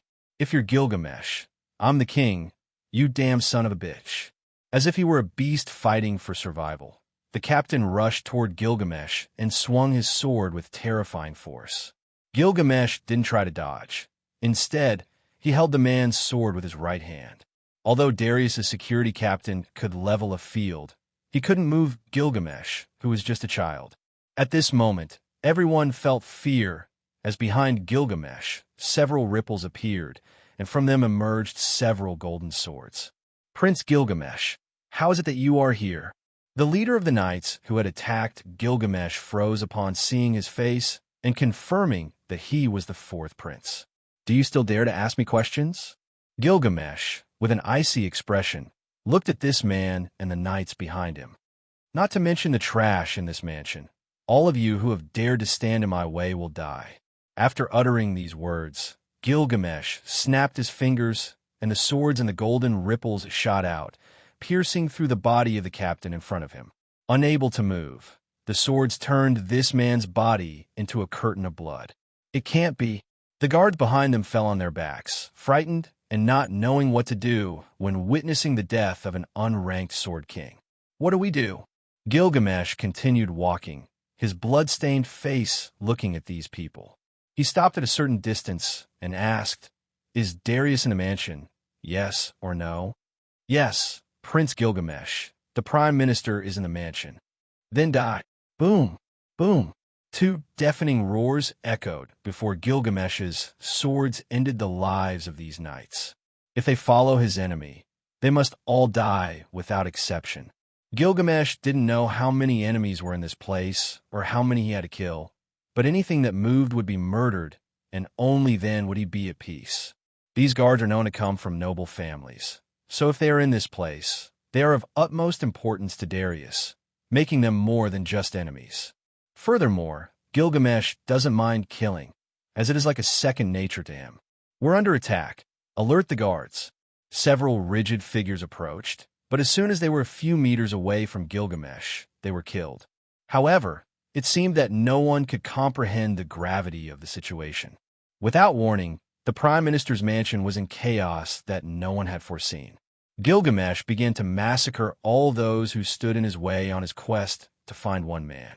At that moment, on the second floor of the Prime Minister's residence, Darius Silvaganius was in shock. Even the butler who had gone to see what was happening was surprised. Only a few managed to remain calm, but all of them who had been confident against a single enemy were eliminated within seconds. On the other hand, some servants who witnessed the massacre and those golden ripples felt that this was a natural flow of events. The time had come for the Prime Minister to pay for all the atrocities he had committed. So with maniacal smiles, those who did not belong to the mansion's guards stepped aside. Everyone had heard rumors that Prince Gilgamesh was incredibly powerful, but they had felt that no matter how powerful he was, it would be challenging to engage in battle with his short stature, even if he was a sword king. However, after witnessing this carnage, no one would forget the figure of Prince Gilgamesh. Boom! Two explosions echoed at the main entrance of the mansion. Two of the guards who had arrived at the scene were like two meteors crashing into the walls as they were expelled by Gilgamesh, creating two enormous holes. Who was doing all this? Many of the guards approaching to investigate froze as they saw golden ripples appear in the air, expelling golden swords that ultimately pierced the bodies of other guards running from the scene. "Don't kill me. I'm sorry. I didn't know it was you, Prince Gilgamesh." Boom! Many people were horrified as they saw heads roll, especially those considered the strongest in their group. One of the guards who had formed a formation at the mansion's entrance shouted upon seeing a figure enter, "It's Prince Gilgamesh." Suddenly, everyone saw that figure wearing parts of his golden armor, but these were only his gloves and various accessories on his body. The younger guards couldn't stay still. Some dropped their swords, and others knelt on the ground. "My lord, what caused your anger?" asked one guard who was more intelligent than the rest. Gilgamesh noticed his intentions, looked around, and finally said, "I've come to kill a pig hiding in this place. Anyone who stands in my way will die with their head detached from their body." Gilgamesh's words stirred the hearts of everyone present, as they had heard how this young prince had killed a well-known sword king. None of those who hadn't witnessed it believed that this young man had such power, but now everyone in his presence could only lower their heads and accept that fact. The guard who had asked furrowed his brow, knowing these words were true. However, as a guard of this place, he had a significant commitment to protect it. If he failed, he would die by decapitation for failing in his duty. "My lord, I deeply regret your anger and beg for mercy. None of those present here are guilty of whatever happened, but as guards and royal knights, our duty is to protect the prime minister." "Mercy? My enemies show no mercy, so decide very carefully what you want to do. Die alongside a pig who betrayed his humanity, or die at my hands. What better honor is there?" "That leaves me in a difficult situation, Prince Gilgamesh." Whoosh! At that moment, two figures emerged from the darkness, holding sharp daggers, both of them aiming to attack Gilgamesh, one from the front and one from behind. Despite having been beaten before, they had only minor injuries. With a loud noise, a surge of battle energy enhanced the sharpness of the daggers wielded by these two figures rushing toward Gilgamesh. The guard in front said, "It's better for everyone to grab their weapons. We'll die tonight or tomorrow if we can't kill that demon." "But sir, we're talking about Prince Gilgamesh." One guard hesitated at the words he had heard. "We'll pretend we never saw him in the darkness. His death will be attributed to his recklessness in coming to the Prime Minister's mansion." Tension filled the air as these two figures in the darkness headed toward Gilgamesh. Their eyes seemed bloodshot, moving like bullets toward him. "Damn brat, you shouldn't have come to this place alone. Even if you're Prince Gilgamesh, only death awaits you." Boom! At that moment, two double-edged swords appeared in Gilgamesh's hands in the blink of an eye. With astonishing speed, he rotated his body, and his sword struck with such force that the first figure rushing toward him was split in two. Impossible! The pupils of everyone present contracted as they witnessed this chilling scene. Simultaneously, Gilgamesh's Enkodu chains emerged from the golden ripples and ensnared the second enemy, who was coming head-on. It was then that everyone understood what they were facing. The golden death was right before them. Those who had the strength to move did not. They simply collapsed on the ground, powerless. Fear was the only response to this event, a terrible fear that could not be countered by anything. "You worthless fools, get up and fight." The butler emerged with two hooded figures and saw the bloody scene in front of him in disbelief. One of the mages who had arrived and witnessed the enemy they had to attack cried out, "Song of the Saints of Fire, Lord of Light, grant me power to face whomever my enemies may be." Fire Spiral. This was the first time Gilgamesh had faced a mage in this world, so he became more interested in this confrontation. In the next moment, two huge spirals of fire surrounded him, and the temperature rose so high that many others would have died amidst the raging flames. But for Gilgamesh, this was nothing, as his body could withstand astonishing temperatures even without using flames. So, to his eyes, this attack was nothing more than fire swirling around him without causing any harm. The two mages who had appeared were quite impressive, capable of casting King's magic, a level that very few could achieve. However, because their enemy was Gilgamesh, there was nothing they could do to harm him.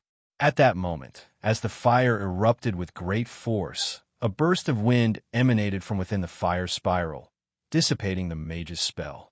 The strong wind caused by Gilgamesh sent nearby guards flying against the walls. Debris was sent flying, and the fire was completely extinguished.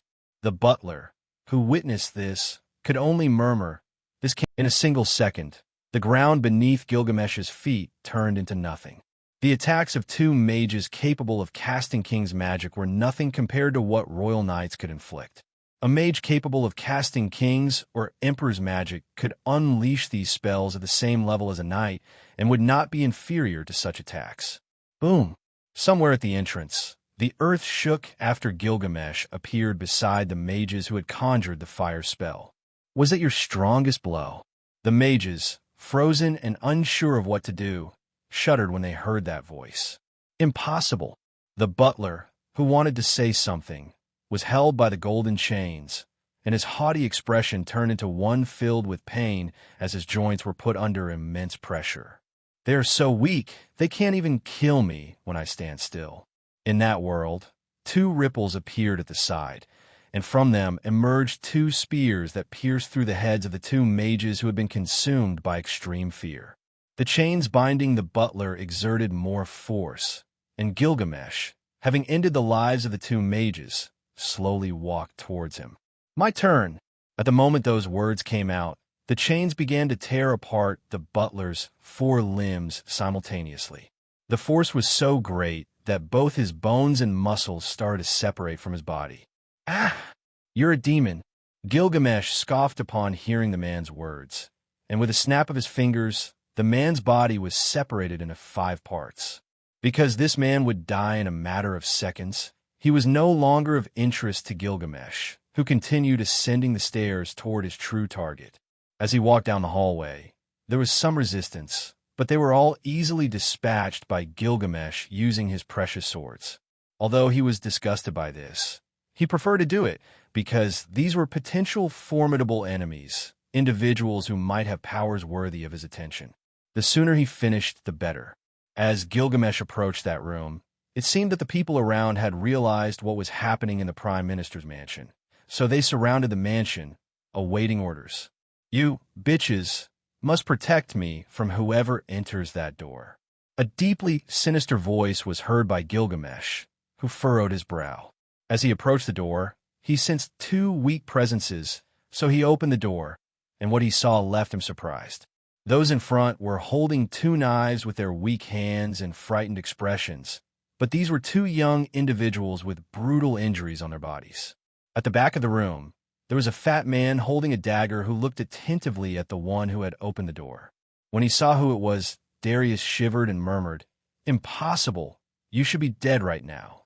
What's even more incredible is that a prime minister of a country where my Azura family has the highest privilege of existence is being attacked by orders of an old fool like you.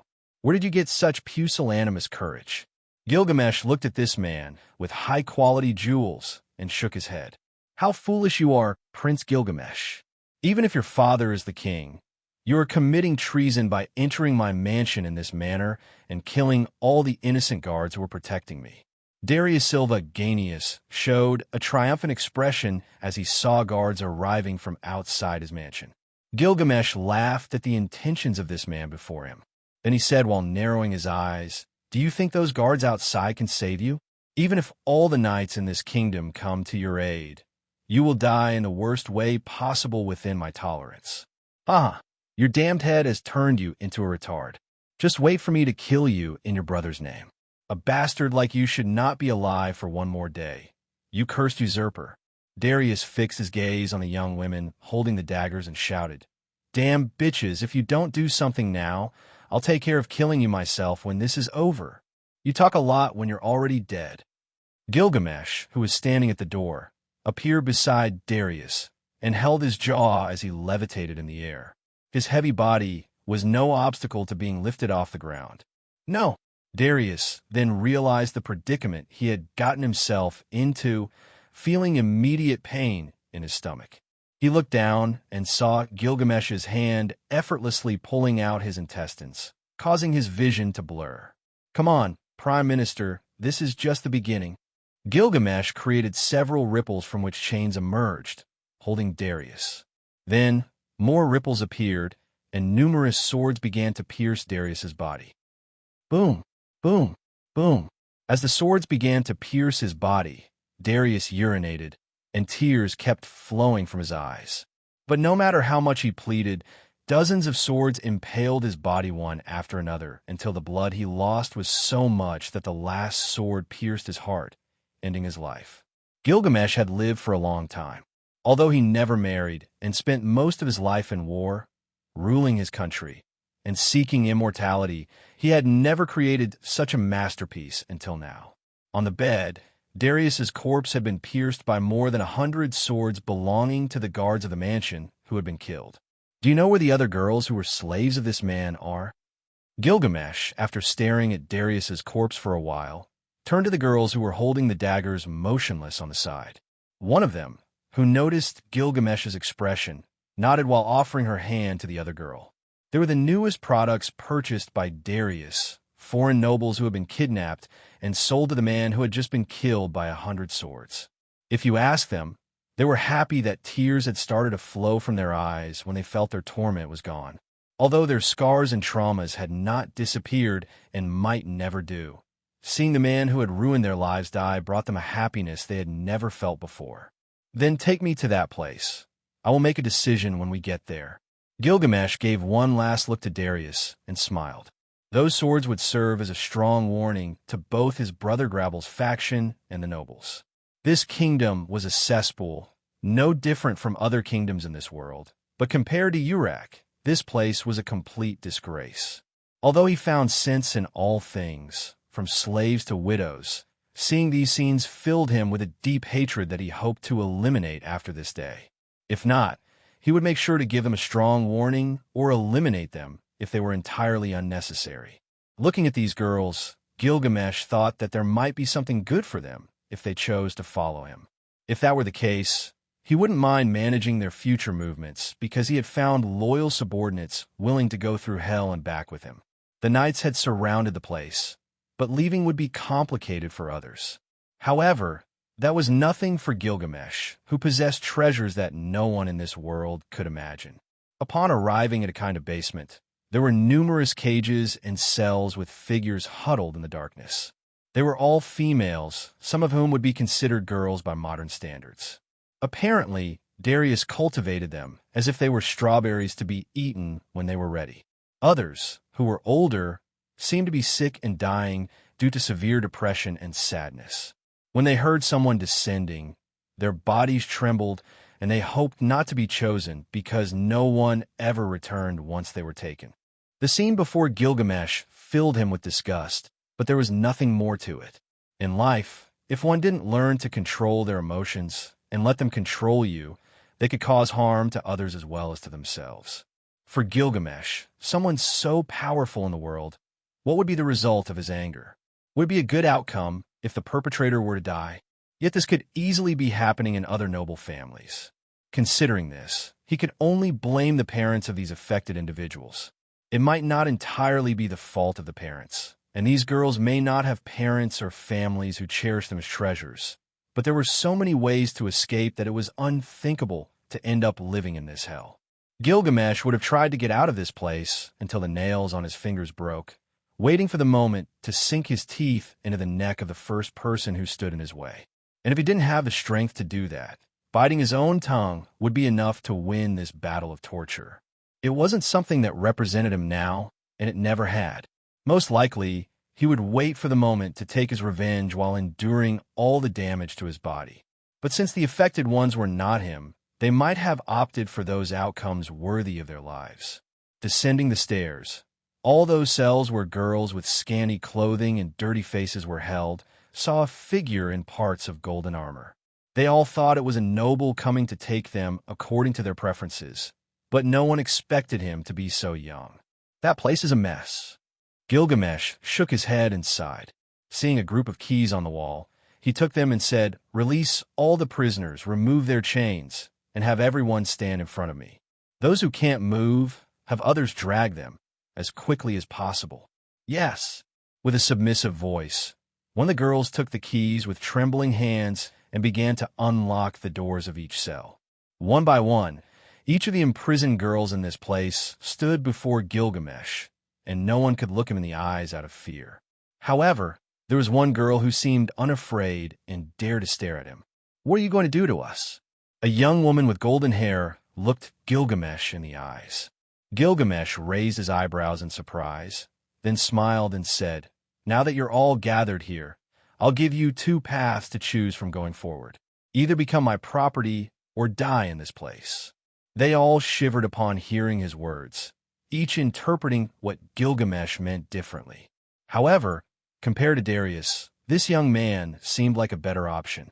Gilgamesh understood what they were all thinking, so he said, "Don't misunderstand me. Just now, I killed everyone in this mansion. You're the only ones left alive, and I want to get out of here without being discovered." To be honest, he didn't care about being discovered by certain people. All he didn't want was to be bothered and have to continue cleaning up the mess in this kingdom without stopping. Now, he could possibly leave this place without being discovered, but if anyone here survived, the outcome might not be the same. When Gilgamesh voiced his words, he didn't require the bodies of the girls in this place or anything of the sort.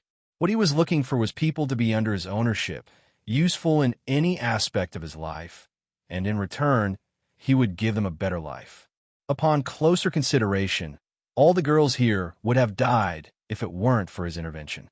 By giving each of them a new life, he was not only fulfilling the request of the woman who had tried to assassinate him tonight, but also gaining better cards. He didn't plan anything grand. He just wanted to keep his surroundings clean of trash and not have to personally get involved in every problem life threw at him. Sooner or later, he would have more subordinates who chose to follow him by their own free will. But for now, this was the only way out these girls had ahead of them. "Are all of you deaf?" They all felt a chill run down their spines. Then, with the moonlight filtering through the small windows in the walls, they saw the blood still dripping from Gilgamesh's hair and realized that he didn't even have red hair, but golden. "I forgot to introduce myself. My name is Gilgamesh Asura, the fourth prince in the line of succession of this filthy kingdom, and the strongest man in the world whom you will have the honor of meeting. Now choose, end your path here, or decide to follow me and see the light of a new day." Gilgamesh smiled, then added, "I know what concerns you, but you have my word that nothing in this kingdom will be able to touch the things that belong to me. I will kill anyone who tries to be my enemy, so make your choice." Not wanting to waste any more time in this dark place, Gilgamesh waved his hand, and a massive golden ripple appeared in the large basement. From it emerged a kind of ark with a throne at its center. None of them had imagined something like this. None of them believed that this thing could get them out of this place. But Gilgamesh, with the aura of a ruler, acted as if this action was natural and said, "Those who want to leave, get on, hold on to whatever you can, and let's get out of this place." With lingering uncertainty in their movements, the girl who seemed more intelligent than the others began to help those who hesitated. She gave everyone the chance to trust, and one by one, they sat beside the throne. Gilgamesh smiled slightly as the 12 girls, women, and teenagers who had been imprisoned in this place climbed aboard. After all, none of them had endured this hellish existence to die, so they decided to place their trust in him, and they all settled onto the magical throne. "Hold on to your lives, and don't fall off. We'll fly as slowly as possible," Gilgamesh said as the last girl boarded and sat at his feet. This throne of Gilgamesh was a golden and emerald-colored ark, one of his numerous high-tech, noble phantasms from Hindu mythology that would make even technologically advanced countries seem insignificant. This ark was powered by a solar crystal, rutilated quartz crystals, which burned mercury as fuel. It defied the laws of physics, traveling at the speed of thought, and could easily surpass speeds that no other aircraft or person could achieve. It had a pilot seat that could be removed in emergencies and a control column, and used due to interference with the operation of the Gate of Babylon, placed directly in front. This won't work. Gilgamesh noticed that the grasp of the enslaved girls was weak, so he conjured a golden ripple, and his chain, Enkodu, wrapped around the bodies of all the girls. After that, the ark was controlled from the throne where Gilgamesh sat, and a magical shield condensed around the central area. In the next moment, two swords from the golden ripples caused a powerful explosion that destroyed half of Darius's mansion. Then, the ark shot off at speeds never before seen in this world. Only a golden comet suddenly streaked across the sky, eventually disappearing from everyone's sight, leaving behind Darius's mansion in ruins and dozens of corpses scattered everywhere. Outside Darius's mansion, the world was in chaos. "What are they doing? Ragnar roared furiously and looked at all the guards who dared not enter the Prime Minister's mansion. The guards wanted to advance, but it was better to surround the place first to prevent any of the attackers from escaping. Those were the thoughts of everyone, since this outcome would bring back the culprits of the attack. Ragnar, as the first and closest to the Prime Minister's mansion, was sent to check what had happened. Lately, attacks had been happening one after another in the kingdom, causing great instability in security and people's trust. Lord Ragnar, the attack began approximately 5 minutes ago. The other noble families near this place have reported hearing loud screams and explosions, but all those sounds ceased when we secured the area, one of the knights who had arrived first said. The situation is critical. We've just received a report that Prince Gilgamesh's mansion was attacked, and the worst part is that Princess Ariel was in the same mansion. Everything seems to indicate that the attacks were coordinated. Follow me immediately, and let's find out what happened in this place. As the Sword Emperor, who was the commander of the Royal Knights, everyone had confidence in him and followed behind Ragnar, keeping their eyes wide open for adversity. A knight who was Ragnar's aide said with a cold expression, "Sir, there are records that in the mansion, there is a Sword King, 2 mages capable of wielding king-level magic, and more than 50 royal guards. No need to report it. The guards are here." Ragnar, who had advanced ahead, found numerous corpses on the ground. Their wounds were all very similar, but there was no pattern to suggest that a known technique had been used, so they were currently without clues. They're all dead. In Gilgamesh's mansion, the corpses had been collected, and the blood had been cleaned to the best of their ability, but Simon was worried that Gilgamesh had not yet appeared. The best part of all of this was that Princess Ariel had taken charge of everything in Gilgamesh's absence, which made suspicions about the prince's whereabouts disappear. Boom! At that moment, a sound struck the rear of the mansion, right where the rarely visited courtyard was. But this simple sound was enough to send all the guards running to search for any enemies. Simon, who was the quickest, saw Gilgamesh surrounded by many figures and furrowed his brow, but didn't ask any questions. "He's back, my lord." Gilgamesh had noticed Simon's presence as he walked towards him and nodded. "Take care of these girls. They are now part of my property, and no one should touch them. Ensure they receive the best treatment, and prepare some rooms for them to sleep together." "Understood. There won't be any issues," Simon replied, and quickly summoned some of the mansion's maids. "I'm going to take a shower and then get some rest. Handle this for me," Gilgamesh said as he waved his hand and walked away from the scene. "You will all be fine now. Don't be afraid and follow me in silence," Simon said, addressing all these girls, teenagers, and women of considerable age. He didn't know what had happened, but he could assume that the Prince Gilgamesh had a plan behind all of this. Initially, all those who chose to follow Gilgamesh believed that their lives wouldn't be much different, but seeing that he paid them no attention and seemed uninterested gave them the reassurance they needed for the night. On the way to the baths, Simon, who had sworn loyalty to his prince, had to ensure that nothing tarnished his prince's reputation. So he said, "First, you won't be able to move around the mansion as you please. You will be placed in the dormitories until the prince decides what to do with you. Second, don't scream or cause any trouble. Besides that, whatever you hear, keep it to yourselves and don't speak about anything that happens in this mansion." Simon could see that they were slaves, as common as bread on this continent. But unlike other slaves, these seemed to have been kidnapped, judging by their fine faces hidden beneath all the dirt on their bodies. Perhaps nobles, but it wasn't known for sure, and Simon wasn't interested in investigating. The girls, especially the smarter ones, knew who the princes of the kingdom they were in were. There were only 3 men and 1 woman. If they were under the care of the Prince Gilgamesh, who had proven to be extraordinary, no one would complain, and they wouldn't be so foolish as to anger him. After a few long hours, everything seemed to return to normal, but only in the morning would the kingdom be in chaos, as the prime minister had been attacked, and 2 of the princes had survived assassination attempts. The blame for all of this would be directed at one person, and that was the first prince who seemed to have a deep desire for the throne. No one in the kingdom was foolish. They had all lived long enough to understand what a change of crown meant. Wars among successors were very common, and they often sent assassins to end each other's lives. But now things had spiraled out of control, as the prime minister had been killed, and rumors had it that over 100 swords were driven into him in revenge. Within just an hour, rumors spread everywhere, and people began to suspect. Gilgamesh, on the other hand, walked down to the basement and looked at Arturo, the assassin who had come for his life.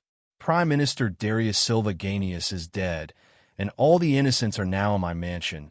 Under my ownership, Gilgamesh said, looking at the woman lying on the bed. Now you are free. You have suffered enough, and I forgive you for the sins you have committed. I want you to know that you are the first to be forgiven after attempting to take my life. A golden ripple shimmered near Gilgamesh, and after reaching into it, he pulled out a vial containing crimson liquid. You are free now. If you leave after taking this medicine, you can escape the kingdom. Tomorrow morning, everyone will be looking for suspicious individuals, but instead, if you choose to stay and be my sword, you could live a different life by my side. The liquid passed down the assassin's throat, and her broken bones healed, wounds on her body disappeared, and she regained her mobility.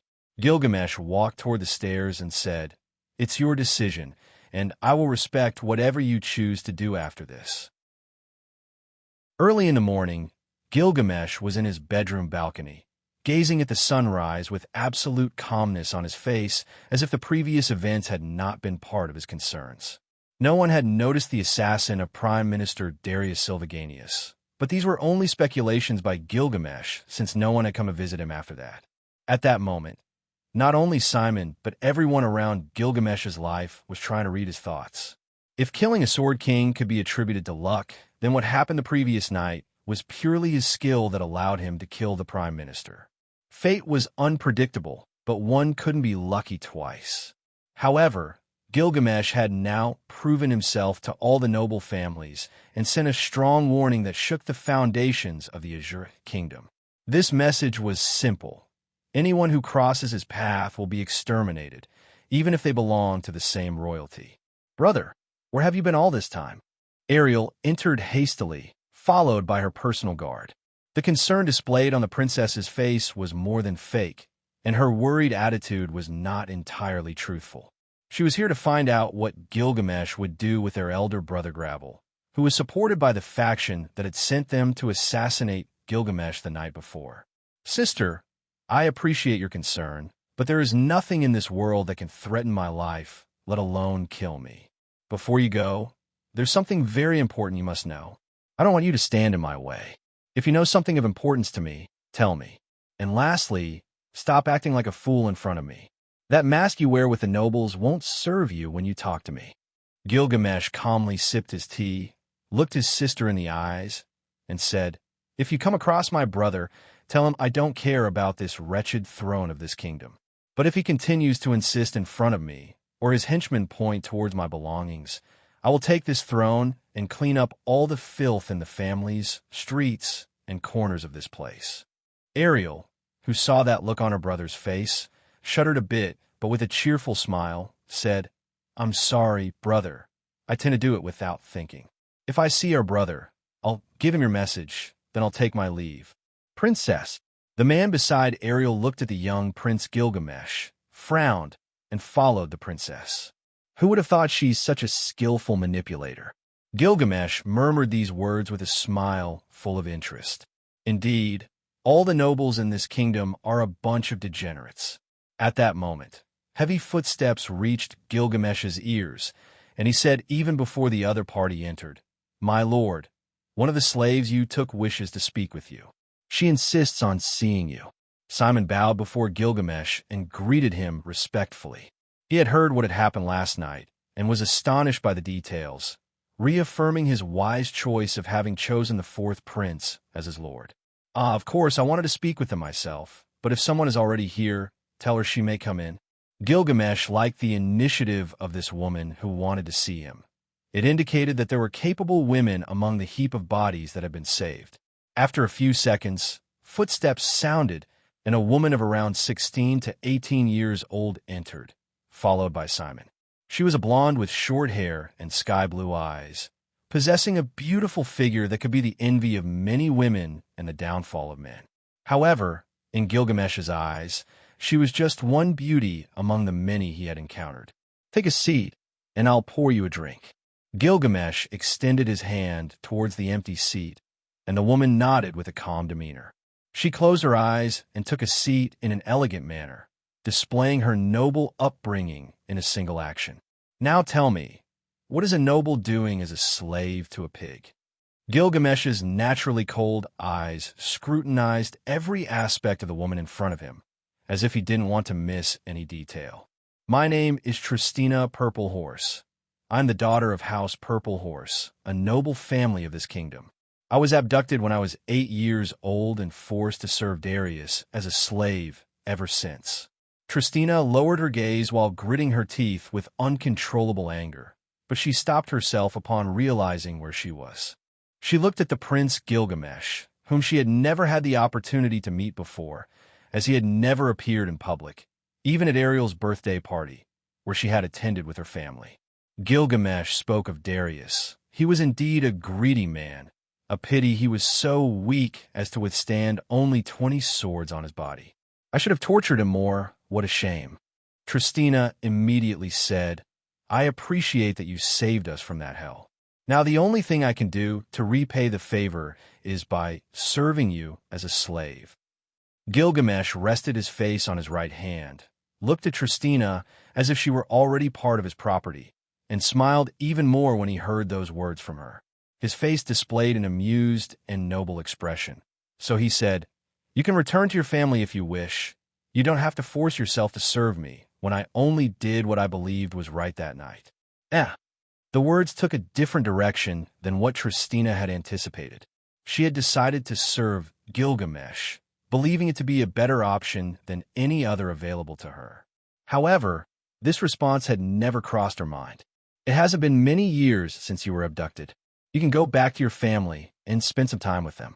The traumas you have can gradually fade away, and there's no need for you to serve if you don't wish to."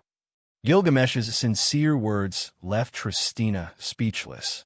She was fortunate that Gilgamesh wasn't interested in her body, unlike other nobles in this kingdom. However, what she didn't know was that everything was going according to the plan he had formulated for his future moves. As a Prince Gilgamesh, he needed the support of some noble families, and one of them that might be interesting to have as support was the Purple Horse family, who would be grateful for the return of their daughter with all her limbs intact. Why did he need a noble family to follow him? Naturally, Gilgamesh could do everything on his own and with much greater ease, but that would require all his available time, something he disliked. That's why a family of knights could serve as an initial stepping stone, as they would take care of his primary needs from now on. What he sought after today was to train a select group of individuals to look after his possessions, protect what mattered to him, and create his own domain without being tainted by the thinking of outsiders. When he returned the lost daughter to that family, he would analyze if they were worthy of her and validate with his own eyes if that house was of his importance. Tristina would be his golden hook to obtain everything he desired. But before that, he needed money, and of course, he didn't want to ask anyone for it. With thousands of ways to acquire money, there was one in particular that was the quickest and most effective. Although he had gold in his vault, he lacked economic knowledge in this world, so he would auction off some of his belongings. This way, he would have sufficient funds to create a progressive plan and depend on his private force to carry out his wishes more easily. Gilgamesh tasted the strawberry tart and said, "I've already sent a letter to your father. They should be here no later than tomorrow. If you believe you don't need them, once you meet with them, you can start following me and, in the future, assist me with my business." "Yes, I thank you, Prince Gilgamesh." Tristina still seemed somewhat stunned by Gilgamesh's response. "Does anyone else know that you killed the Prime Minister?" Tristina asked, concerned for her benefactor. "Choose your words carefully, girl," Simon said, with a fierce expression on his face. She understood that what she had said was wrong and wanted to retract it, but Gilgamesh shook his head and said, "They don't know the exact details, but no one should know about this. Nevertheless, even if they did, no one could do anything against me. Well, you should prepare yourself because your family will arrive at my mansion in a few days. For now, I bid you farewell." I have some matters to attend to as soon as possible. Thank you very much for all your help, Prince Gilgamesh. I will never forget it. Tristina bowed gently and took her leave from Gilgamesh, who only smiled at this gesture. With a plan to go to an auction house, Gilgamesh left the mansion in the company of Simon, who simply did his job as the prince. We are now heading to the Black Pearls auction house. It holds the greatest influence when it comes to auctioning items of extreme quality, no matter what they may be. Their items are exclusive to people of power and those who have enough money to bid on the items they sell. They hold an auction every 3 months, and what they sell is the result of purchases they make externally in other continents. Do you think it's reliable to sell my products there? Gilgamesh raised his gaze and asked. There were very few people who could accurately evaluate his most valuable items, but even within his vault in Babylon, he had tons of the purest quality gold, exotic armors, magical and non-magical crystals, weapons, potions, and anything else that a human could imagine. My lord, if they cannot evaluate your items correctly, you have every right to refuse to sell to them. Moreover, they would be delighted to do business with someone like you. Gilgamesh fell into silence. He seemed to be contemplating the idea of selling an item from his possessions, as evidently, all the items he possessed were of great value and importance. If he decided to sell a powerful item, it could generate chaos, so he had to make a wise choice before arriving at that place. Gold might not be of much importance in this world. He wasn't sure if diamonds held any value either, but what he was sure of was that the weapons and magical objects in his possession could offer him enough money for the beginnings of his plan. Before arriving, he had selected some lower quality items and chosen some precious gemstones that he was sure nobles would like to flaunt as a symbol of their wealth when buying a precious jewel. Besides that, if gold didn't hold high value, he would sell some magical stones and low-level potions he had in his possession. He wasn't certain if there were potions in this world, but since he needed money, he wanted to improvise, and there was no better way to do it than this. Simon didn't know what Gilgamesh had in his possession to sell, but considering his new behavior, it wouldn't be something small. When they got out of the carriage, the gazes of everyone had already fallen on the carriage's markings, and it was known in advance that it belonged to one of the princes. To come to a place like this with such class, only nobles or royalty would make such an entrance. Gilgamesh took a few steps forward, and immediately an older man had appeared at the door and bowed slightly in a show of respect. Prince Gilgamesh, welcome to the Black Pearls auction house. What brings you here?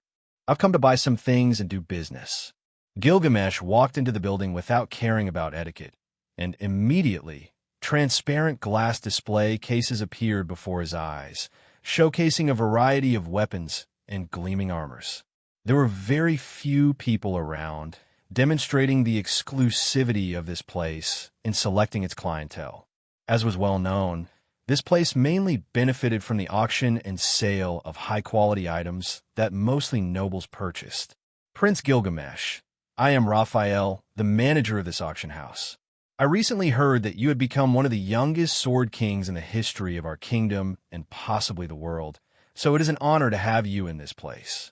Raphael's eyes sparkled at the sight of someone as reserved as Prince Gilgamesh deciding to visit his shop, so he did his best to please him and find out what he wanted. Before we move to a more private area, is there anything in our presentations that interests you? These are the newest items, so I'm sure something will catch your eye. Raphael's shrewd eyes observed Gilgamesh and noticed his interest in an innovative set of clothing displayed in a separate showcase from the weapons area, so he performed his professional duties as best as he could.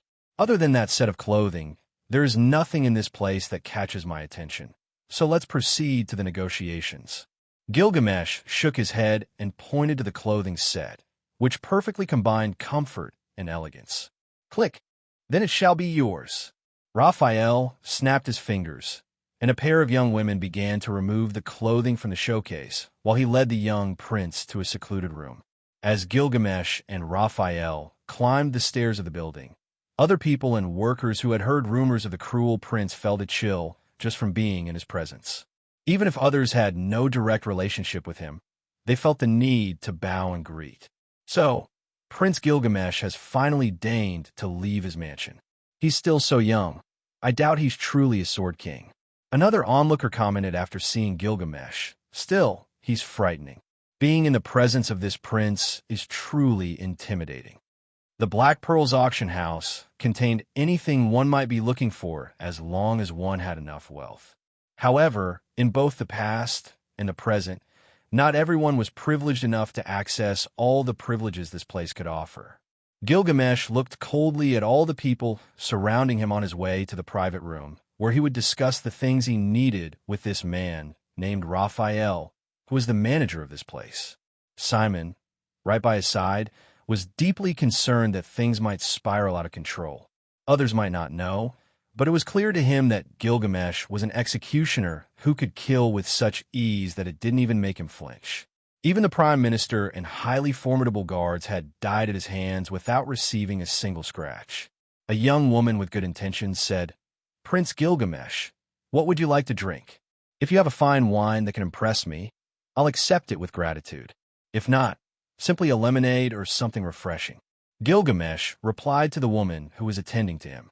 Then, "Prince Gilgamesh, what matters would you like to discuss now that we are in a more private setting?" Raphael asked without rushing, finding the exact moment to pose this question.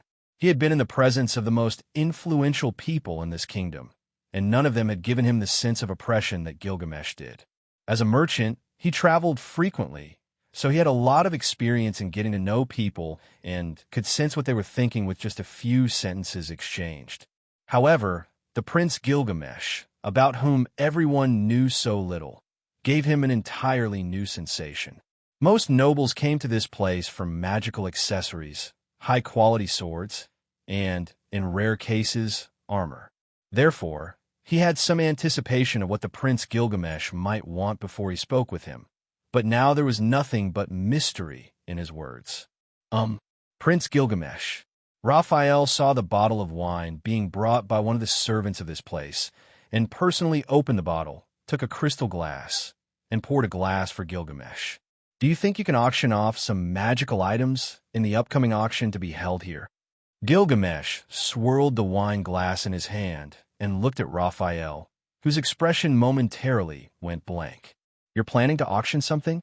Gilgamesh nodded and said, "Before I show you the items I want to auction, I'd like to know the commission for any items you wish to auction. If the deal is fair, I'll require a lot of what you have in your store, and we could potentially establish a good relationship in the future." Raphael was no fool. He knew exactly about business and what Gilgamesh meant. He must be looking for more than just selling. He might also be interested in buying. In normal situations, the auction house takes a 30% commission on the value of the auctioned item. But for prestigious members, the auction house only takes 15% of the final bid value in an auction. In this situation, it wouldn't hurt to suggest that they could take 15% of the profits from the items prestigious members might auction. However, he was dealing with the Prince Gilgamesh, so Raphael adjusted his collar and said, "If it's for the Prince Gilgamesh, as long as the deal is intriguing, we could come to an agreement of 90% for you and 10% for the auction house, which is us. You're no fool, but my deal is much larger, so I'll be keeping 95% of the profits." Gilgamesh, who was sipping the medium-quality wine they offered, smiled and proposed his terms. This proposal to Raphael was non-negotiable. Firstly, he was already being very generous by offering Gilgamesh a 90-10 split of the profits. It would be foolish to lower that 10% to 5%. It wouldn't be smart at all. Gilgamesh flashed a smile that made everyone in the room uncomfortable, took a sip from his glass, and said, "The Black Pearl's auction house only holds influence in this realm for what I've heard, so my deal will be very favorable for you if you listen to everything I want. But because what I'm about to tell you might result in something very significant, I must be alone as I don't trust all people." Raphael broke into a cold sweat and said in a serious tone, "Everyone, leave this room. No one is to enter without permission." Alone in the room, Gilgamesh nodded, and then he began to speak. "Raphael, recently, someone has been tormenting my otherwise peaceful and perfect life repeatedly. In that regard, I tend to get very angry when someone comes to me and dares to be arrogant. So far, there's only one person who has lived to boast about it, and it's because he told me who his lord was. Seeing the nervous expression of the manager of this auction house, Gilgamesh pointed his finger towards the sky and said, "You must know that compared to my incompetent and flawed brothers, I am the most suitable to be a king, but this realm is too small for me. I'd rather live life peacefully and without worries, but for that, I must have my own influence, so I need money. If you are willing to give me 95% of the profits, I can ensure that most of the money generated will be spent on products that the Black Pearls auction house can provide. I'm very impressed by your negotiating skills. You're convincing me, but I still don't know what you need so urgently. If I can know that, we would have a better understanding." What Raphael had said now made sense. Within this negotiation, nobody, not even Simon, knew what Gilgamesh wanted, so they were still skeptical about this deal. Slaves? Every slave that enters this realm must belong to my collection, no matter which foolish noble stands in my way.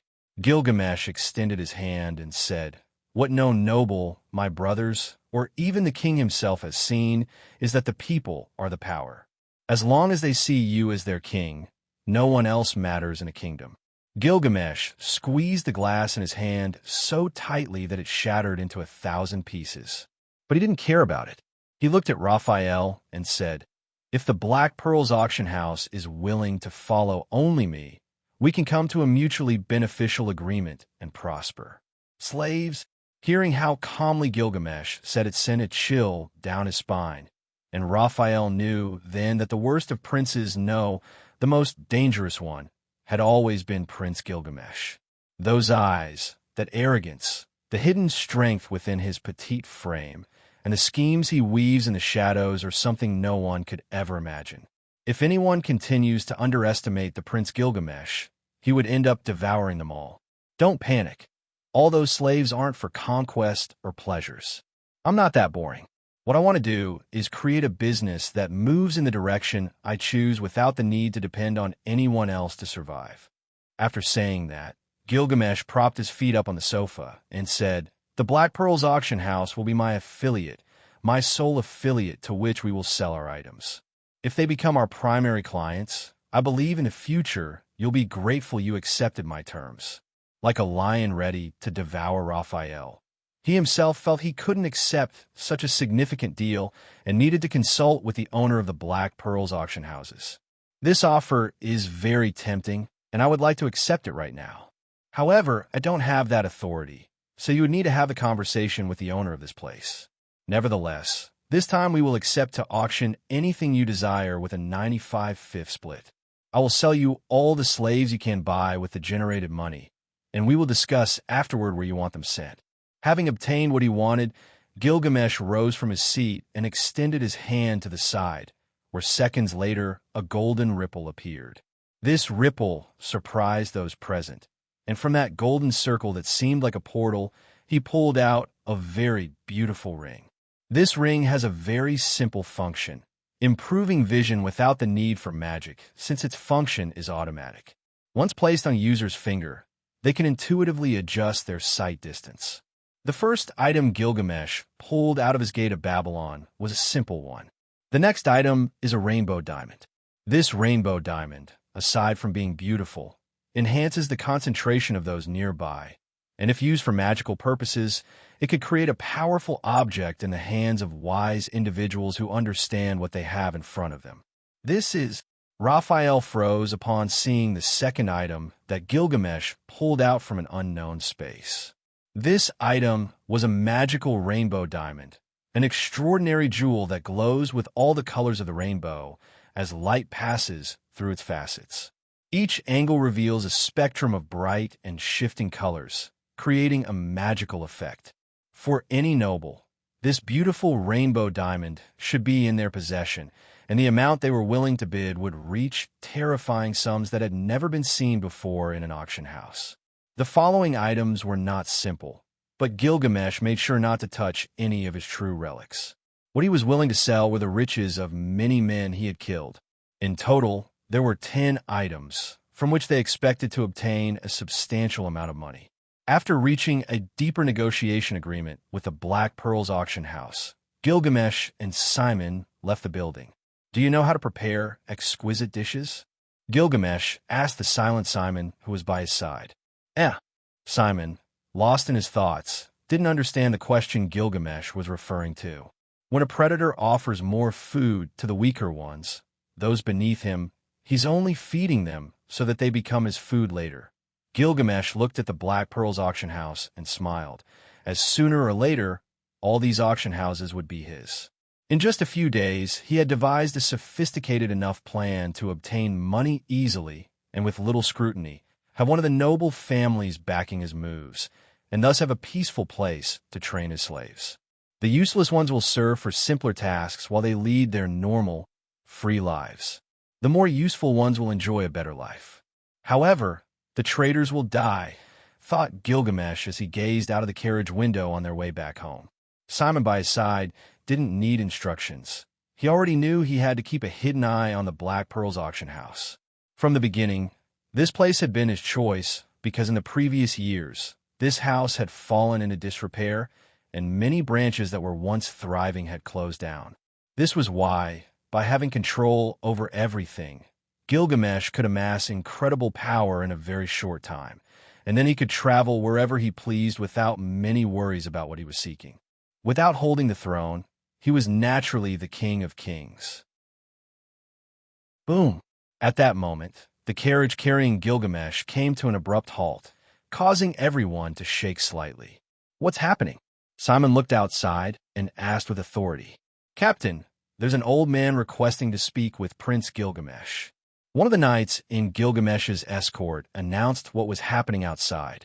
Could this be a trap? Simon murmured quietly with concern. But at that moment, Gilgamesh's voice was heard faintly. It's not a trap. Go see what the old man wants. Simon nodded and quickly leaped out of the carriage. After a few minutes, an old man in tattered clothes approached, and upon seeing Gilgamesh, he greeted him immediately. Prince Gilgamesh, I finally have the honor of meeting you. Gilgamesh was momentarily taken aback by the sudden introduction, but quickly regained his composure after observing the man. The man before him appeared to be in his 50s or 60s. He wore clothes that concealed his entire body, had a thin face with no facial hair, but his eyes were very lively. Although he was old, his posture was upright, and his energy was high. I never thought I'd be lucky enough to encounter you. The old man respectfully bowed slightly when he saw Gilgamesh.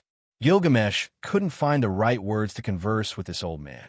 He had always remained calm while playing with life's leisure, but he was puzzled by the current event. If this old man was addressing him so respectfully, there must be a reason behind it. And Simon stood nearby, gripping the hilt of his sword, ready to act if needed. Finding nothing out of the ordinary, Gilgamesh smiled and said, Old man, you must have a purpose for approaching me in such an open manner. The old man looked around and then directed his gaze back to Gilgamesh. Do you really want to know my intentions? I'm intrigued, Gilgamesh responded sincerely. If this old man didn't have such a lively spirit in his face, he might have thought this was an encounter where the old man sought some financial assistance. Throughout my life, I've seen many people with a divine aura about their bodies, but their souls are tainted with absolute evil. In contrast, you genuinely care about life, something that others do not. Elder, please speak clearly so that I can decipher what you truly desire. Your words are only confusing me further. First, we're speaking in the middle of the road where people's gazes can be a problem, and second, I don't understand what you're seeking by coming to me. Gilgamesh was at a loss for the first time, finding no malicious intent in a person. What he saw behind the old man's gaze represented only a longing for strength. However, under Gilgamesh's impatient gaze, the old man only smiled. My sword told me I should follow you if I wanted to become stronger in this life. You see, my strength plateaued with my age, and now it only declines. But when I saw you fighting, my sword told me that you could fulfill my wish and make me a god of the sword. The old man maintained a humble smile on his lips. Simon looked at Gilgamesh to see what decision he would make with this old man, but he knew that whatever it was, it wouldn't change the fact that this old man was someone special. What will you do in this situation? When it comes to brilliance, I'm not comparable to you, Prince Gilgamesh. The old man's words left Simon speechless, unable to say anything more. He used to think that Gilgamesh was certainly brilliant, powerful, and wise, but he never imagined that someone could be much more perceptive than him. It seemed that Simon had found a rival who wanted to follow Gilgamesh without any grandiose desires.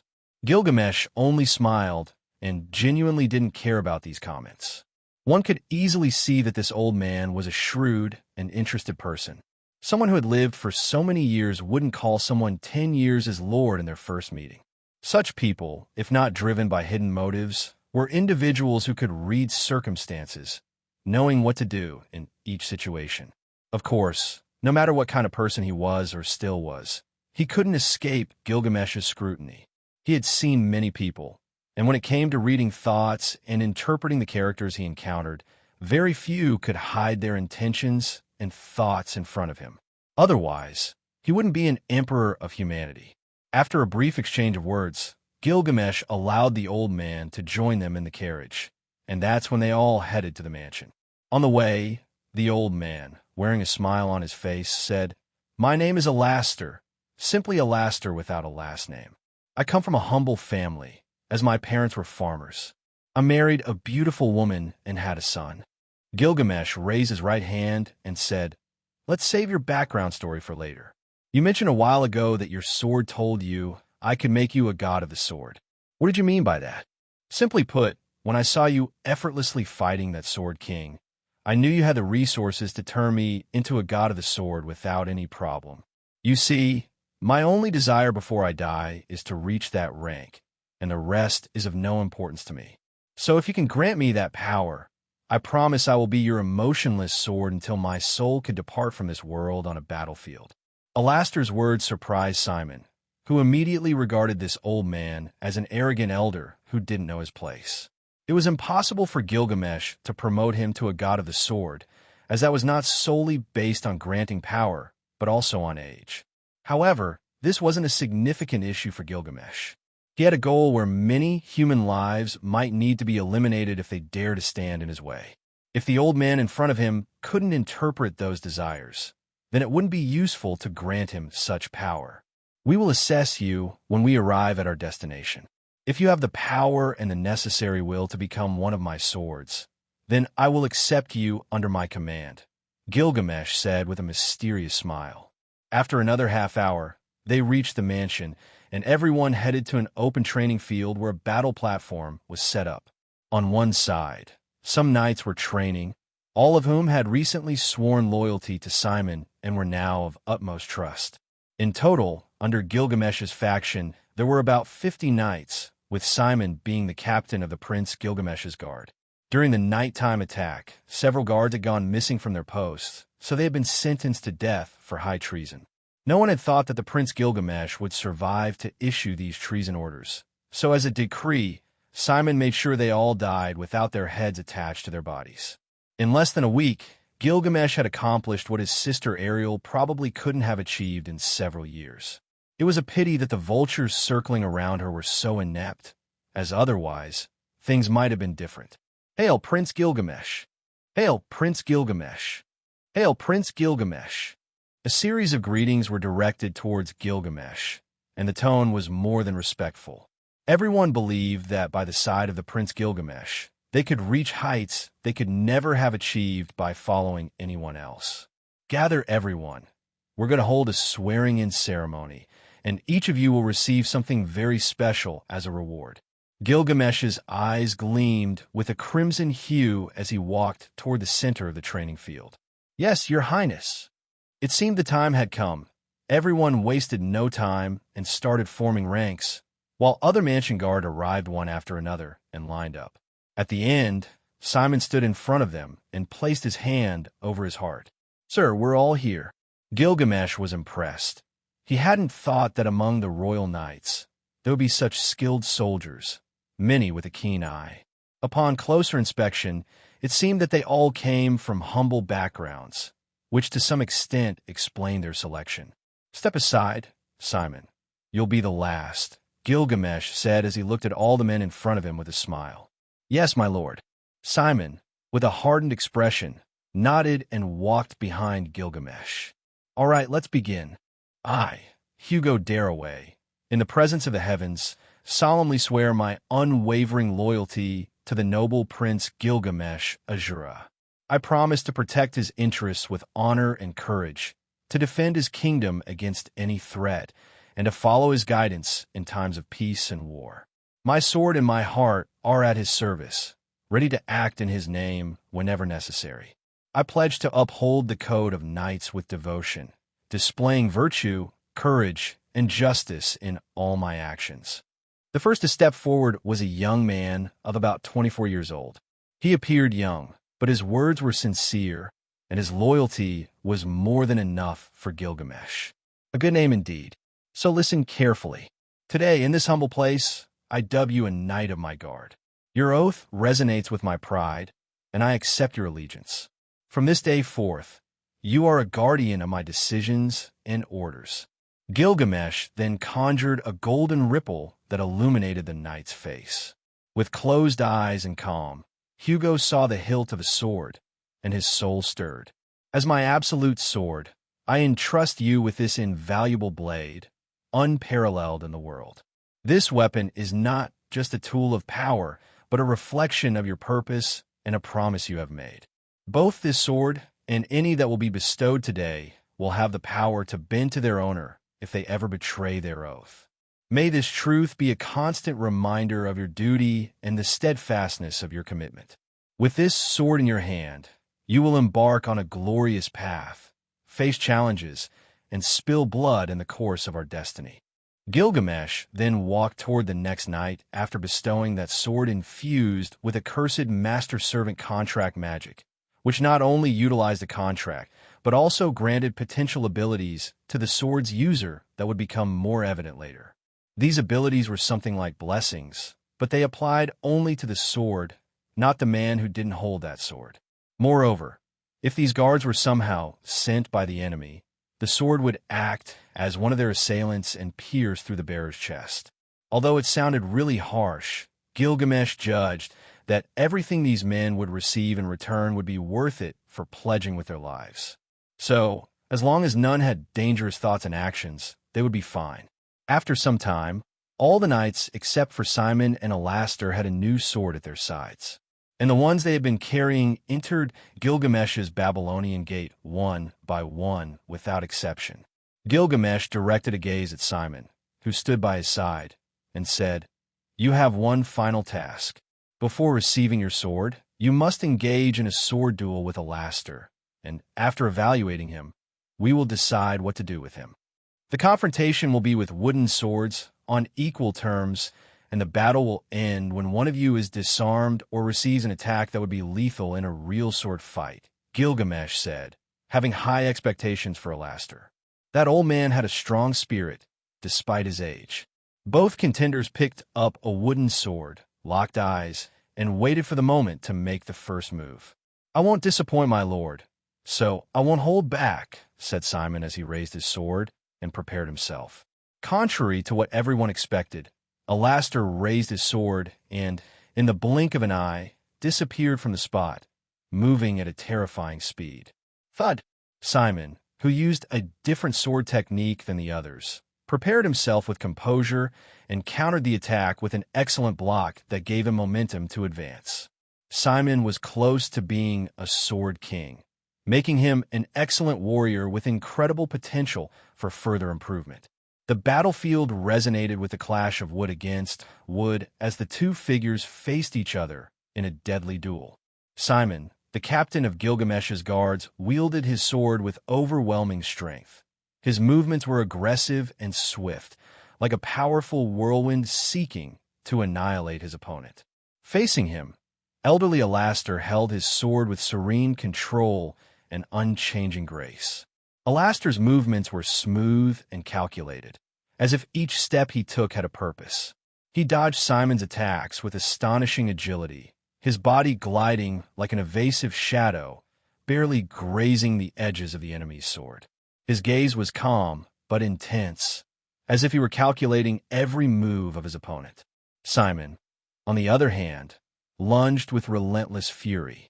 His strikes were powerful and brutal, but Alaster seemed to anticipate each one of them. The sound of wood clashing filled the place, and sweat beaded on the foreheads of the two contenders as they faced off in a duel of skill and will. But as seconds passed, Alaster began to give ground. Simon's brute strength seemed to overwhelm him, and his movements grew slower.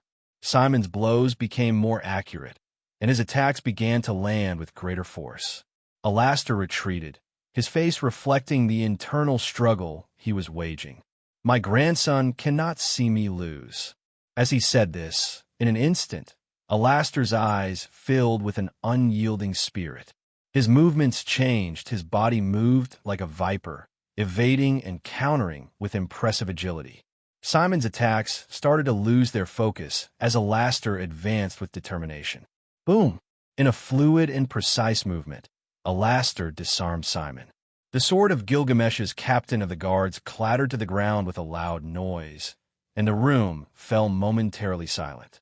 Alaster's eyes met Simon's, and in them, an indomitable resolve shone. It can't be. That old man defeated Simon. It was then that Alaster spat blood, his expression turning pale, and he said, "Do not be overwhelmed by this small defeat. If we had real swords, I would have lost. But today I couldn't afford to give up this victory. My grandson is watching me." "His grandson?" Simon asked, confused, not understanding what Alaster meant. Gilgamesh, on the side, then understood.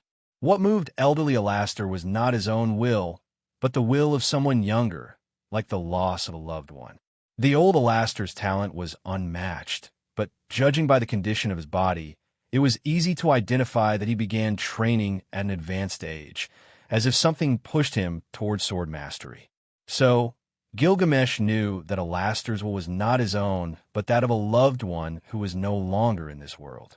Elderly Alaster had not been defeated. He had found an inner strength, an impenetrable focus that had led him to overcome the disadvantage. Those present in the room watched in astonishment as the battle tilted in favor of Alaster. "For whom do you fight?" Gilgamesh asked as he looked directly at Alaster. "I fight for my grandson," Alaster said as he knelt on the ground. "If I give you the key to the power you seek, you will live at most 15 more years.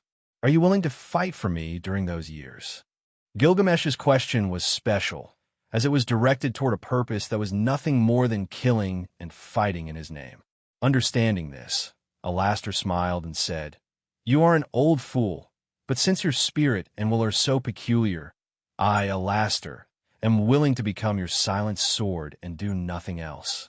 You are a foolish old man, but since your spirit and will are so peculiar, drink this magical potion. It will enhance your abilities, adjust your lifespan, and rejuvenate your talent, but you will still die. Your body won't rejuvenate, nor will your muscles. Only your talent will be amplified, and it will enhance all your power." Gilgamesh's words were clear to everyone. Considering Alaster's age, he would live at most another 40 years. But with that potion, he would live no more than 15 years. Anyone who heard this would refuse to live so briefly just to regain the talent of their youth, gain a bit more strength, and die only knowing the sword. No one understood this sentiment better than Gilgamesh himself, as he was willing to do anything to obtain immortality, searching the world for that power that only the gods could possess. Alaster was no different. His desire to become stronger was something he wanted to achieve for a loved one lost to death. In that respect, he and Alaster were not so different. "Drink the potion and take this sword. Remember that if you betray me, you will die by the very sword you hold in your hands." Gilgamesh watched as Alaster drank the potion, clutched his chest, and fell unconscious to the ground. "Take him to an unoccupied bedroom. He will awaken when the effects of the potion integrate with his body." "Yes, sir." Several guards stepped forward and lifted Alaster from the ground. "Is it a good idea to give him that power?" Simon asked with a calmer expression. "It doesn't matter. He'll be a good guardian in my ranks as long as he fulfills his desire." Gilgamesh shook his head and said, "Now it's time to give you a sword, Simon. Do not disappoint me." Simon's expression turned serious, and he said, "Even if I die, I will not disappoint you, my lord." What you hold in your hands is a noble phantasm that will grant you incredible power beyond most people in this world. As you will be my right hand, you must possess power befitting of this world. Who are you?" Simon gazed at the weapon that had never before touched this earth and felt truly blessed. Simon, who was still taken aback by this incredibly powerful weapon, stammered, "It still amazes me, even after having seen much of what you can achieve. I take pride in dedicating my life to your purpose in this world." Although it was a replica, the weapon Gilgamesh had given to Simon was a valuable curse sword with the effect of canceling the effects of spells for a short period of 3 seconds and replicating magic every 6 seconds, culminating in a unique attack that could split a mountain in two. This weapon also possessed the authority of the Gate of Babylon. Once the user died, it would return to its original place. Furthermore, to protect itself, it was enchanted so that if there were any thoughts of betrayal, the weapon would automatically kill the user. Gilgamesh, upon hearing these words from Simon, smiled. Then, he looked into the distance where the knights were training with their new swords and said, "I am just an extraordinary man. Do not call me God or anything related, for I am not. Both you and I are just men in this world. Are you sure about giving me this weapon?" Simon asked, still unsure if Gilgamesh was some kind of reincarnated hero. "If you keep insisting, I'll take that weapon back to my treasury. It's a gift for your past and future services in my name. With this, you won't be bound to me. Maybe I'll go live on a mountain in another 20 years. You can live your life, find a woman, and have some children. We only need to deal with a very troublesome being, perhaps in the future." Those words left Simon with a palpable sense of unease, knowing that Gilgamesh was something akin to a god, but he no longer dwelled on it. He saw Gilgamesh as someone capable of achieving anything. Being considered his right hand, he felt a growing pride in his body and was glad he had made the right choice. "Mom, Dad, your son will become someone extraordinary beyond this realm. Someone who will stand by the brightest man in this world, and I will bring glory to our family name." Simon clutched the necklace around his neck and went to train with the guards. Inside Gilgamesh's mansion. "How long will you keep hiding?"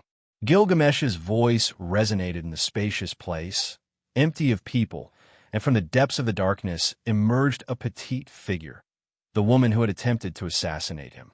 "It seems you've made a decision. However, if you wish to stay by my side, we'll make an oath of protection and service." Gilgamesh snapped his fingers, and 2 golden daggers emerged from his ripples. He then walked toward the assassin and said, "From now on, you shall be called Anna. You will work for me, and in return, I will take care of every girl you bring to my mansion. Of course, we won't go around kidnapping people. What I mean is I'll create an orphanage. There, they will have food, protection, and receive education, all thanks to my great generosity." Gilgamesh's words seemed devoid of emotion, as if what he was doing was a matter of honor for others. What he wanted to establish now was a field of protection. He aimed to gain the favor of the needy, caring for the people whom the nobles had forgotten to protect. Although this city was one of the largest and wealthiest in the world, it had its impoverished sides like any kingdom ruled by simians. But no one did anything because in this realm, slaves were the most precious asset, and on that point, Gilgamesh did not disagree. Every living being has a purpose in life, and now, the future slaves would find a purpose on their path to do things for him. From Gilgamesh's perspective, this was a win-win situation, so this time he was not doing it all for his own benefit. "Believe it or not, I am changing, so I want to be different from the other filthy nobles in this realm who have tortured and hurt you. It seems there's still some love left in your heart, so you will follow me from now on." Gilgamesh watched Anna hold the daggers and show no expression on her face. After all, she had a broken soul. But after a few seconds, she said, "I will follow. I just want food and not to kill anyone other than nobles. It's a deal." Gilgamesh looked Anna up and down and pointed out, "By the way, wear more clothing on your body. They'll think I'm a damn pervert. Winter is approaching, and you'll be cold if you continue like this." "Oh, okay." Anna nodded as she looked at the golden daggers in her hands. After walking a few minutes, Gilgamesh frowned and turned to Anna. I said follow me, but not in a literal sense. You can do whatever you want in the mansion. Read books, learn some etiquette from the maids, or delve into history. As long as what you want can be provided, there won't be any issue. Anna watched as Gilgamesh walked away, her still confused eyes scanning the grand hall of the mansion, and she said, I can't read. In the individual rooms of the knights, located in a separate building from the main one, Alaster lay in a clean bed, every part of his body twitching. Stay with me, my dear grandson. Don't worry, your grandfather will become a sword god in your name. Gilgamesh had seen that Alaster had lived a life full of challenges and losses, but his determination to keep improving despite his old age defined him. From his youth, he had never had a burning desire for the sword and only wished to live off farming. Such a humble lifestyle had taken him through life's ups and downs. His story began in a small village, where he grew up amidst the tranquility of the countryside and the warmth of his family. He married a beautiful wife, and together they built a life full of love and happiness. But tragedy struck when his wife fell from a cliff, leaving a void in his heart that he could never completely fill. Despite his pain, Alaster found the strength to carry on for his son, who was his reason for living. Raising his son alone was a challenge, but he did it for the sake of his wife's memory and the love he held. His son grew up and got married, and Alaster finally experienced the joy of becoming a grandfather when his grandson was born. However, fate had cruel plans. A fateful robbery took the life of his son and daughter-in-law, leaving Alaster with the responsibility of raising his grandson, who became the last spark of light in his life.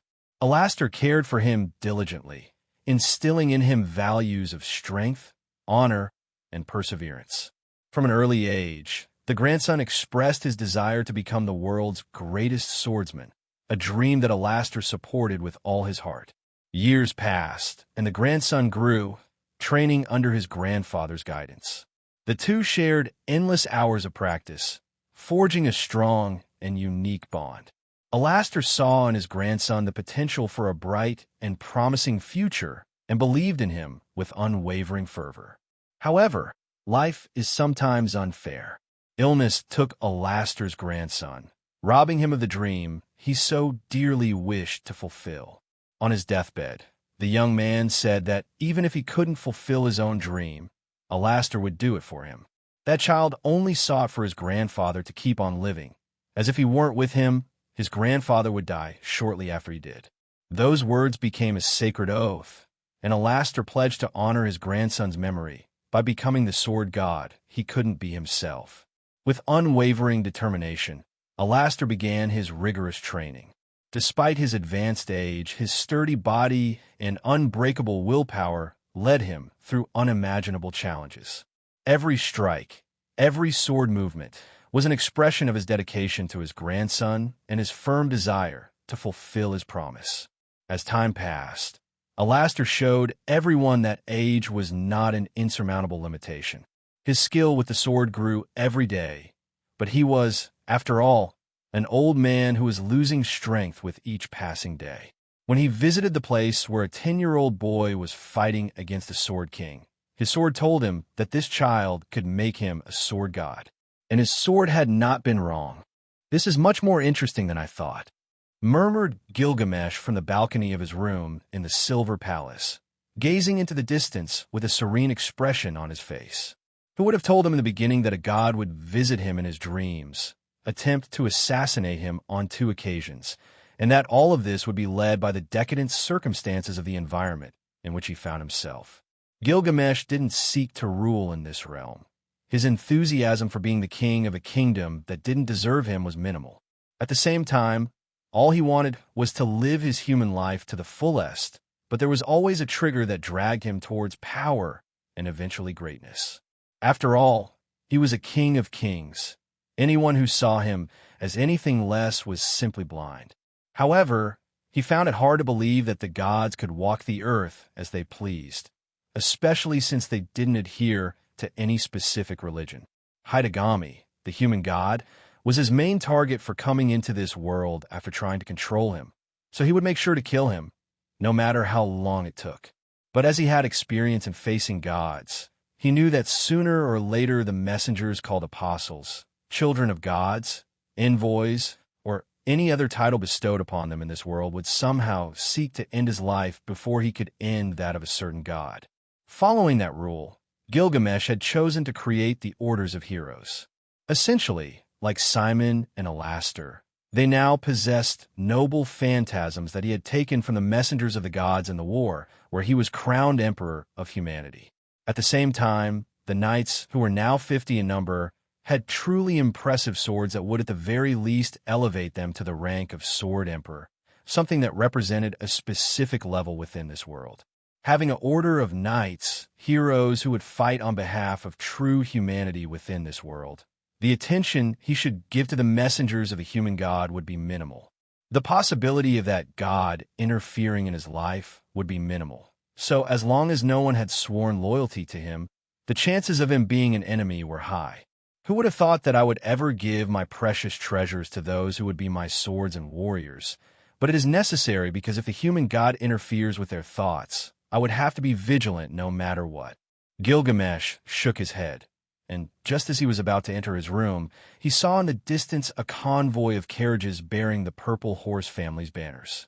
The knights, who had already prepared themselves in beautiful black armor, awaited the arrival of this noble family in the quarters of the Prince Gilgamesh, so they performed a small welcome ceremony. They've arrived earlier than expected, but it's better to address this issue as soon as possible, Gilgamesh said as he walked towards his room and waited for the right moment. What kind of person is Prince Gilgamesh? A man with an anxious expression murmured this question inside one of the carriages in the Purple Horse family's convoy. And why does that matter? He found our little one.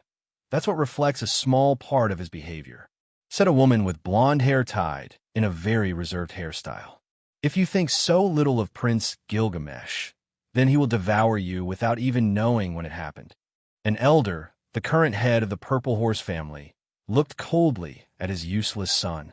This man, named Percival Purple Horse, led the Purple Horse family of knights, and after the disappearance of his beloved granddaughter, he remained on the sidelines of the internal struggle among the two factions of the elder princes and the only princess who was in the second position of succession. He was not just any old man, as his power was said to be that of a sword saint, and the quality of warriors descended from his family was increasing as they grew. This alone demonstrated that the future importance of his family held promise. However, Percival had little time left to lead the Purple Horse family, and inevitably, this position would fall to his useless son, Cedric, who couldn't protect his daughter well enough, and had her taken from him without immediate knowledge. Such humiliation had cast a somber atmosphere within the family to the point that as long as they knew who had the precious daughter of the Purple Horse family, they would launch a direct attack without regard for the consequences. But such moves would be too arrogant and might not even occur, as they would likely bury his family in obscurity. However, things had taken a very important turn for the family's future, since they had recently received a letter from Prince Gilgamesh stating that their daughter was under his care, safe and sound, and they were invited to meet with their relative. This would have been perfect for Percival to know who was responsible for kidnapping his granddaughter. But before that, Prince Gilgamesh had killed the Sword King titled the Bone Crusher when he was just 10 years old in front of thousands of people. Only those who witnessed that fight could describe how horrifying the death of a prestigious Sword King was. Everything was deeply interconnected to the point that Percival had pieced together what had happened. It was said that a few weeks ago, Prince Gilgamesh was kidnapped and then reappeared in a tavern with dozens of corpses, and afterward, this same prince killed the Sword King.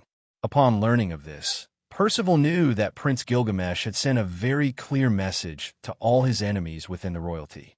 But after that same day, the mansion of Prince Gilgamesh was attacked, where Princess Ariel was also present. What happened that very night still shook the kingdom, and that was because the Prime Minister had been brutally murdered with more than 100 swords plunged into his body. Percival was no fool. He knew that the one who could have his daughter kidnapped was the Prime Minister of the Azura Kingdom. As the Prime Minister was killed by Gilgamesh, he managed to rescue his granddaughter from that swine's mansion. But here is where a problem arises. Is Gilgamesh, known as the Bloody Prince, so good as to save the slaves of the Prime Minister? It shouldn't be that way, but something must have been happening that Percival was overlooking in his speculation. If, in some way, Prince Gilgamesh saved the slaves from the clutches of the Prime Minister, who mysteriously disappeared from his mansion, that means he learned that his granddaughter belonged to the Purple Horse family. So what is Prince Gilgamesh seeking by doing this? It's not simple charity. So what the prince might be seeking is the support of noble families who remain on the sidelines of the struggle for the future throne of the Azura kingdom. Percival had understood this plan to a certain extent, but knowing they were dealing with a powerful candidate for the throne of the Azura kingdom, if the Purple Horse family supports Prince Gilgamesh, other families might follow suit, and the position for a future king could favor Gilgamesh, the Bloody Prince. Do you believe in the rumors, father? Cedric looked at his father with a serious expression. Percival smiled, looked at his son, and said, Prince Gilgamesh is a man who doesn't hesitate to kill. At his young age, he's a powerful sword king and possibly a genius in magic as well. If someone like him went unnoticed for more than 10 years, do you think the rumors about Prince Gilgamesh's talent are unfounded? Certainly, all families would bet on him because he's more than perfect to be a king. But at the same time, they would question supporting him because it's too late. Cedric also understood what others would think in response to their family's visit to the quarters of the Prince Gilgamesh. We are in the midst of the war. That Prince Gilgamesh openly invited us to the factional war for the succession of the current king, Azura. Percival smiled maniacally because from the beginning, they had no chance of avoiding what the other factions thought of the Purple Horse family. And should we be afraid? Cedric frowned, tightened the sword in his hands, and said, if any of those families interpret ours as weak, they'll be in for a big surprise when they underestimate our strength. Haha, it seems that look of yours has returned to your face. Percival looked at his son and smiled with pride. Now, they only had to see what the behavior of that Prince Gilgamesh would be. Tristina was nervous. She never expected this to happen and didn't know how to look at her parents after everything that had happened. Her childhood was shattered, her will to move forward was weak, and all she could think about was repaying her debt to Prince Gilgamesh. However, when she heard that her family had arrived at this mansion, her whole body froze, and she even forgot how to breathe properly. A panic attack filled her chest, and everything seemed to be engulfed in oppressive darkness. What am I doing? Tristina murmured, not wanting her family to see her in such a pitiful state. At the same time, in the mansion's hallway leading to the main hall, Simon spoke, Go and greet the guests. Tell them to be discreet with their words, so as not to disrupt Tristina's stability. Simon placed a hand on his chest and nodded. He wasn't so useless as to not understand what Gilgamesh meant, so he nodded, grasping his lord's point. After bringing them in, anyone from the Purple Horse family should ensure that the guards outside see no prying eyes in this place. They can kill anyone causing disorder in my name, no matter who they are. Gilgamesh immediately commanded according to his own conjectures. Simon readily accepted the order and refrained from saying anything irrelevant. If this had been before, Simon might have thought that Gilgamesh was forging his first alliance to seize the throne like everyone else and would have valued this encounter. But due to the words Gilgamesh had spoken about this realm, he knew that the prince's interests were quite peculiar. You should appear strong in front of your family. That way, you'll make them feel a bit calmer. Gilgamesh said as he walked over to where Tristina was and settled into an individual armchair near a fireplace. I apologize for giving you this image. I simply couldn't contain my emotions. Tristina wiped away her tears and sat up in one of the side chairs. In situations like these, which are difficult to handle, you should think about what you want from now on, not what others want from you. I've told you before, if you don't believe that your family is the path for you, then you can serve me. Someone like Gilgamesh had never had emotional problems, so things like pain or guilt were not emotions he felt too frequently. What mattered was having a life. What you could achieve afterward could drastically change what you felt in that moment. Gilgamesh, of course, had a grand plan behind all of this. That very reason would change the normal course of this world and stir the tides of the future. In his previous moves, Gilgamesh had set up a board large enough for everyone to participate, even if they were not directly related to the Azura kingdom. For others, the movements on the board represented their future and the destruction of their entire history. Regardless of what happened, as long as Gilgamesh moved the board, everyone had to adapt to the circumstances if they didn't want to be consumed by the tide's waves. This would be Gilgamesh's grand step, even if he had to resort to desperate situations. If he could secure the loyalty of the Purple Horse family, he would have the board in motion in his hands. According to the records from the central database, they had all experienced years of peace, but the technology of this world remained lamentable. Compared to his realm, this country could be considered poor in values, what people felt for it, and what they were willing to give to protect it. "Right this way, please." Simon's voice echoed in the distance, and a few seconds later, 3 unfamiliar individuals with the Purple Horse family emblems marked on their chests hurriedly entered. "My child, parents, I'm sorry." Those were Tristina's only words before being embraced by her 2 parents. Gilgamesh smiled at the scene. He was correct in reaching out to this family, as they truly cared for their kin. Without showing any courtesy, he remained silently observing this scene until an elderly man took a few steps towards him and bowed respectfully. "Prince Gilgamesh, I am the current head of the Purple Horse family, Percival Purple Horse.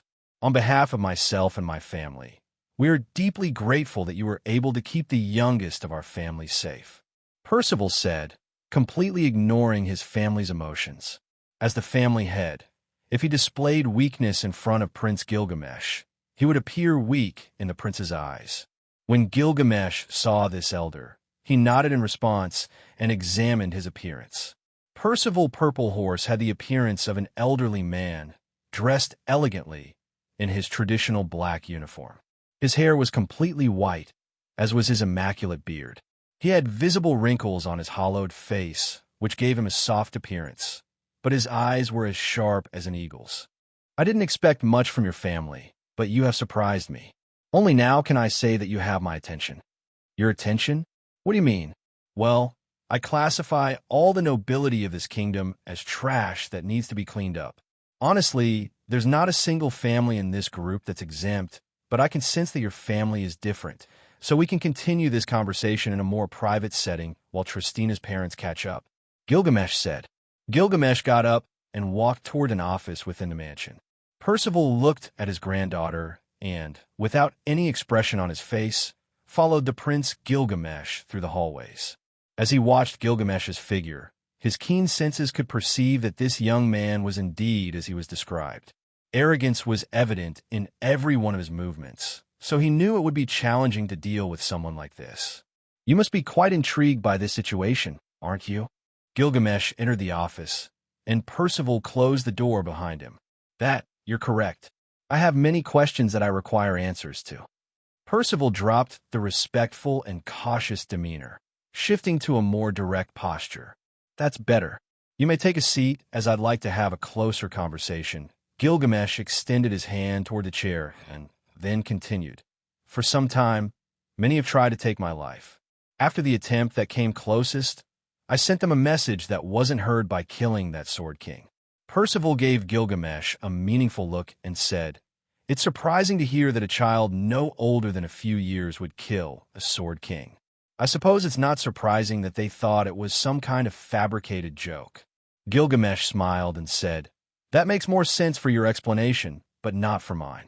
They knew of my strength, but they wanted to kill me because there would be no second chance after that day. They knew that as time passes, my strength will become invincible across all continents. And let me tell you, they are right. After that day at night, some assassins visited my mansion, and to my surprise, they were all led by the prime minister who supports my eldest brother in inheriting my father's throne," Gilgamesh said as he held a red rose matching the color of his eyes. "So what did you do?" Percival asked, feeling a chilling sensation. "I killed that swine by impaling him with the swords of his personal guards. If you compare the pigs and that prime minister, I can confidently say that Darius Silvaganius shed many more tears," Gilgamesh said with a calm expression, looked at Percival, and asked, "Do you know how I found out? Did one of the assassins make a deal with you?"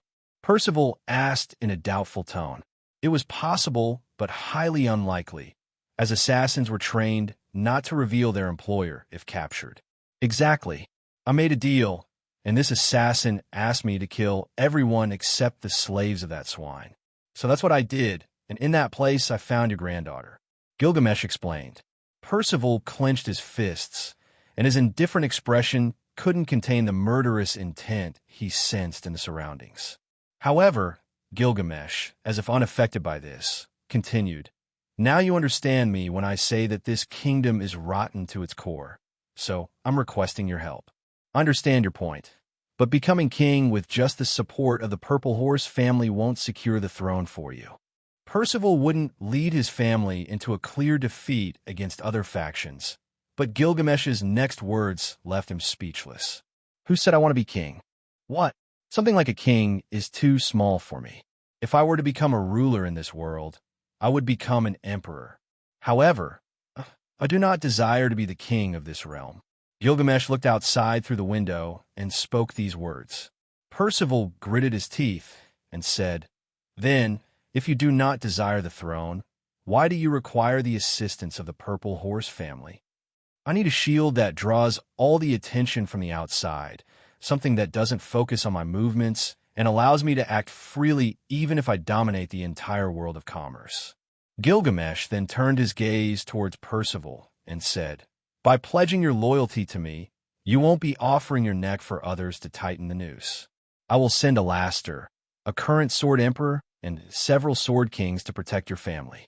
But if they are not enough, I will personally step in to deal with any enemy targeting your family.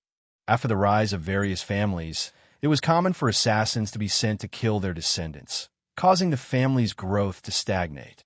That's why, by taking control of Gilgamesh's public moves, many would point their swords towards them to find out who was supporting them. Percival Purple Horse was no longer furious. In fact, he felt numb from what he had just heard. Does Prince Gilgamesh have a sword emperor at his disposal? So, what services do you require besides being the face of your businesses?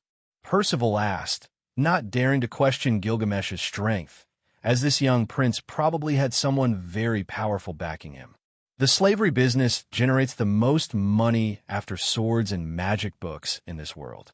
For that reason, I will buy all the slaves who arrive in this realm, and I want some of them to be trained by your family.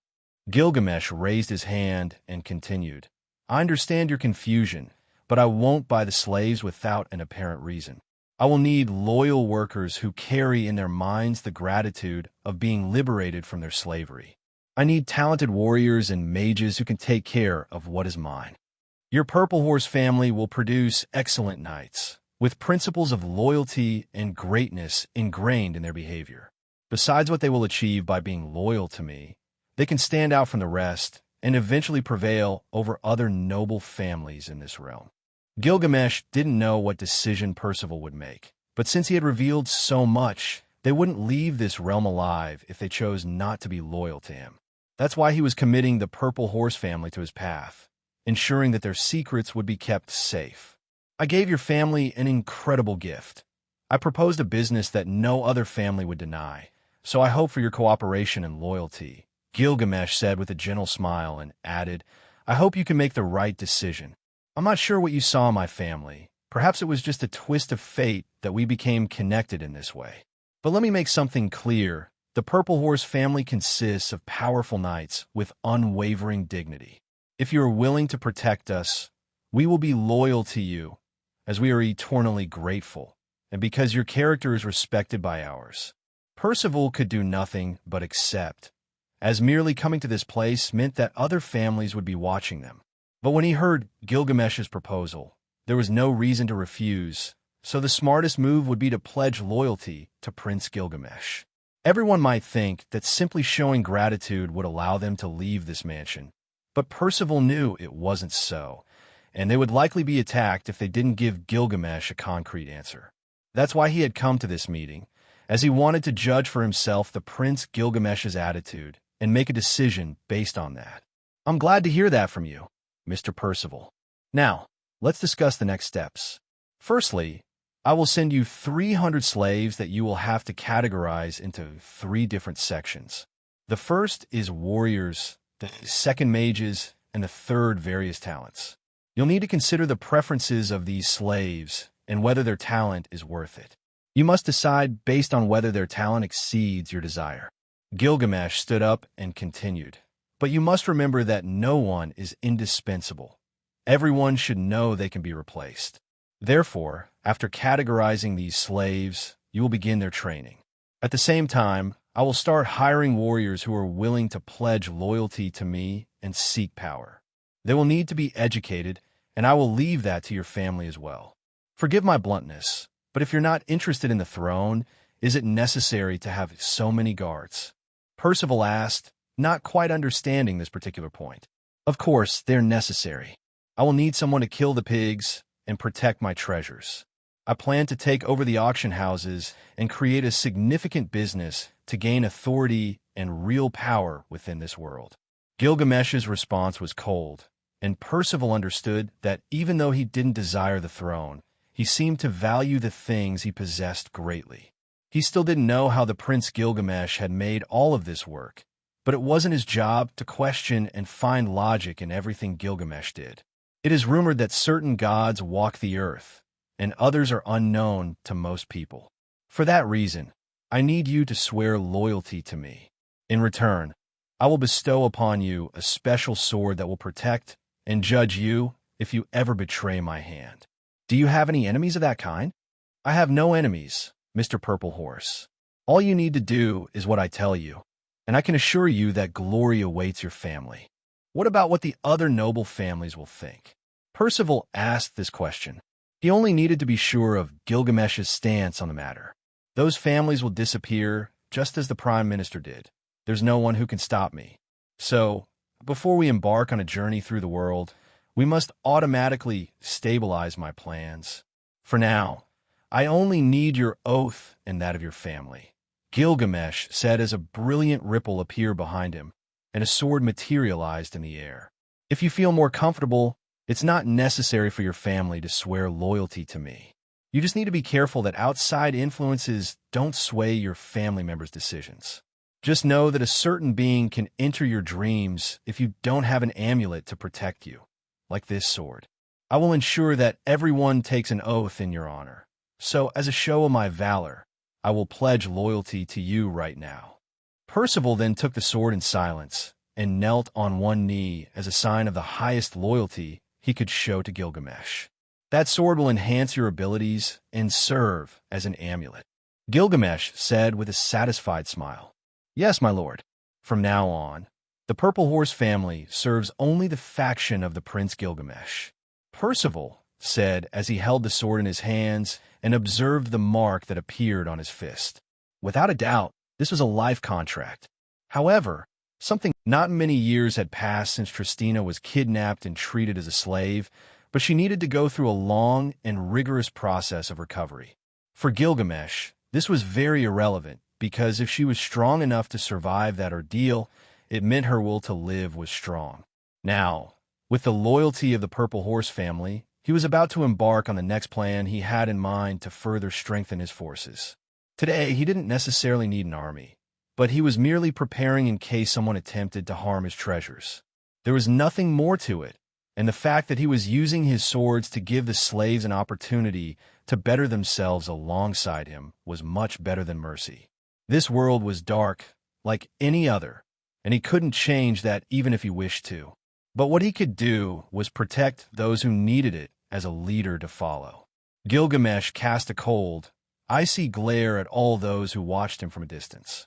None of them had the slightest clue about the power concealed within his small frame, but that was all right. To them, he was just a weak prince who had been fortunate, and to some extent, this benefited him. Should I kill them? Alaster, standing beside Gilgamesh, asked as if it were a matter of little importance. Gilgamesh shook his head and said, "We can't go around killing people. Tarnishing my reputation further is not something I desire. Let's bid farewell to our guests. They must prepare as they have some tasks to carry out for me," Gilgamesh said as he descended the stairs. "Yes, my lord." Alaster walked calmly behind Gilgamesh, observing every corner of the hallway. Now Alaster's strength was slowly increasing, strengthening his muscles bones, and nerves that had worn out over the years. Main hall, Gilgamesh's mansion. Gilgamesh sighed as he looked at the girl in front of him. Tristina, from now on, and until you can prove otherwise, the only person you should worry about is yourself. You haven't rested well these past few days, which is why I contacted your family as soon as possible. Upon hearing the word rest, Tristina shuddered as if she had been caught committing a punishable offense. However, she restrained herself and took a deep breath. There are no words to describe my gratitude, so I want to make a solemn pledge that I will support you in whatever you require from now on. Perhaps it doesn't seem like it, but my desire is to continue training with the sword to find my inner stability and become someone recognized for my strength. Tristina was resolute in her words, and her parents standing by did not interfere with their daughter's decision. Then become strong, and when you are powerful enough, come to me. Gilgamesh extended his hand, and with a golden gleam, a beautiful sword appeared in his hand. Tristina, remember that limitations are in the mind, so take this sword and live life on your terms. That is. The eyes of everyone in the room sparkled as they saw the beautiful sword emit a chilling aura. Undoubtedly, that sword was more than valuable in Gilgamesh's treasury. I understand how you feel, but my purpose in this life goes no further than following my own path without being bothered by anyone else. I detest the immoral behavior of humans who call themselves nobles. So before traveling the world, I want to form an impenetrable circle among those who want to continue on the path of being human. Listening to Gilgamesh speak with a calm and indifferent tone, a feeling of reverence arose in the hearts of all present. And even Tristina's father, Cedric, stepped forward and said, I heard the decision my daughter made, and I agree. If you believe that my assistance will be needed on the path you are about to take, I am willing to pledge my loyalty. No one will regret making that decision. So I entrust my people to your care, and I hope that the Purple Horse family creates good knights who truly protect the people and not the nobility's swine. Gilgamesh said as he handed a sword to Cedric, who regarded it with pride. Now, all that remained was to wait. As long as the Purple Horse family could create loyal and worthy servants, there would be nothing to worry about, and Gilgamesh would continue his path in peace. A few days later, Black Palace Auction House. Private room. This is the latest work done by an architect who meets the requirements you need. It can accommodate 800 people, a huge tower right next to it as you requested, and the available grounds are ready for renovation. Anderson extended a blueprint in front of Gilgamesh, who nodded. This tower would revolutionize all the structures in the city of ours, and the best part was that it would only be a place where his people could rest, train, and eat without being bothered by others. This tower must be operational by the end of this year without any delays.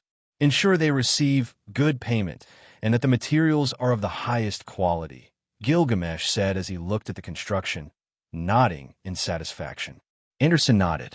He had been working outside his comfort zone because the pay was good. During this time, he had received payment in the form of gold ingots and magical stones destined to be sold in large quantities. He had seen many things in his life, but what the Prince Gilgamesh was doing with the construction in a poor part of the city was beyond words.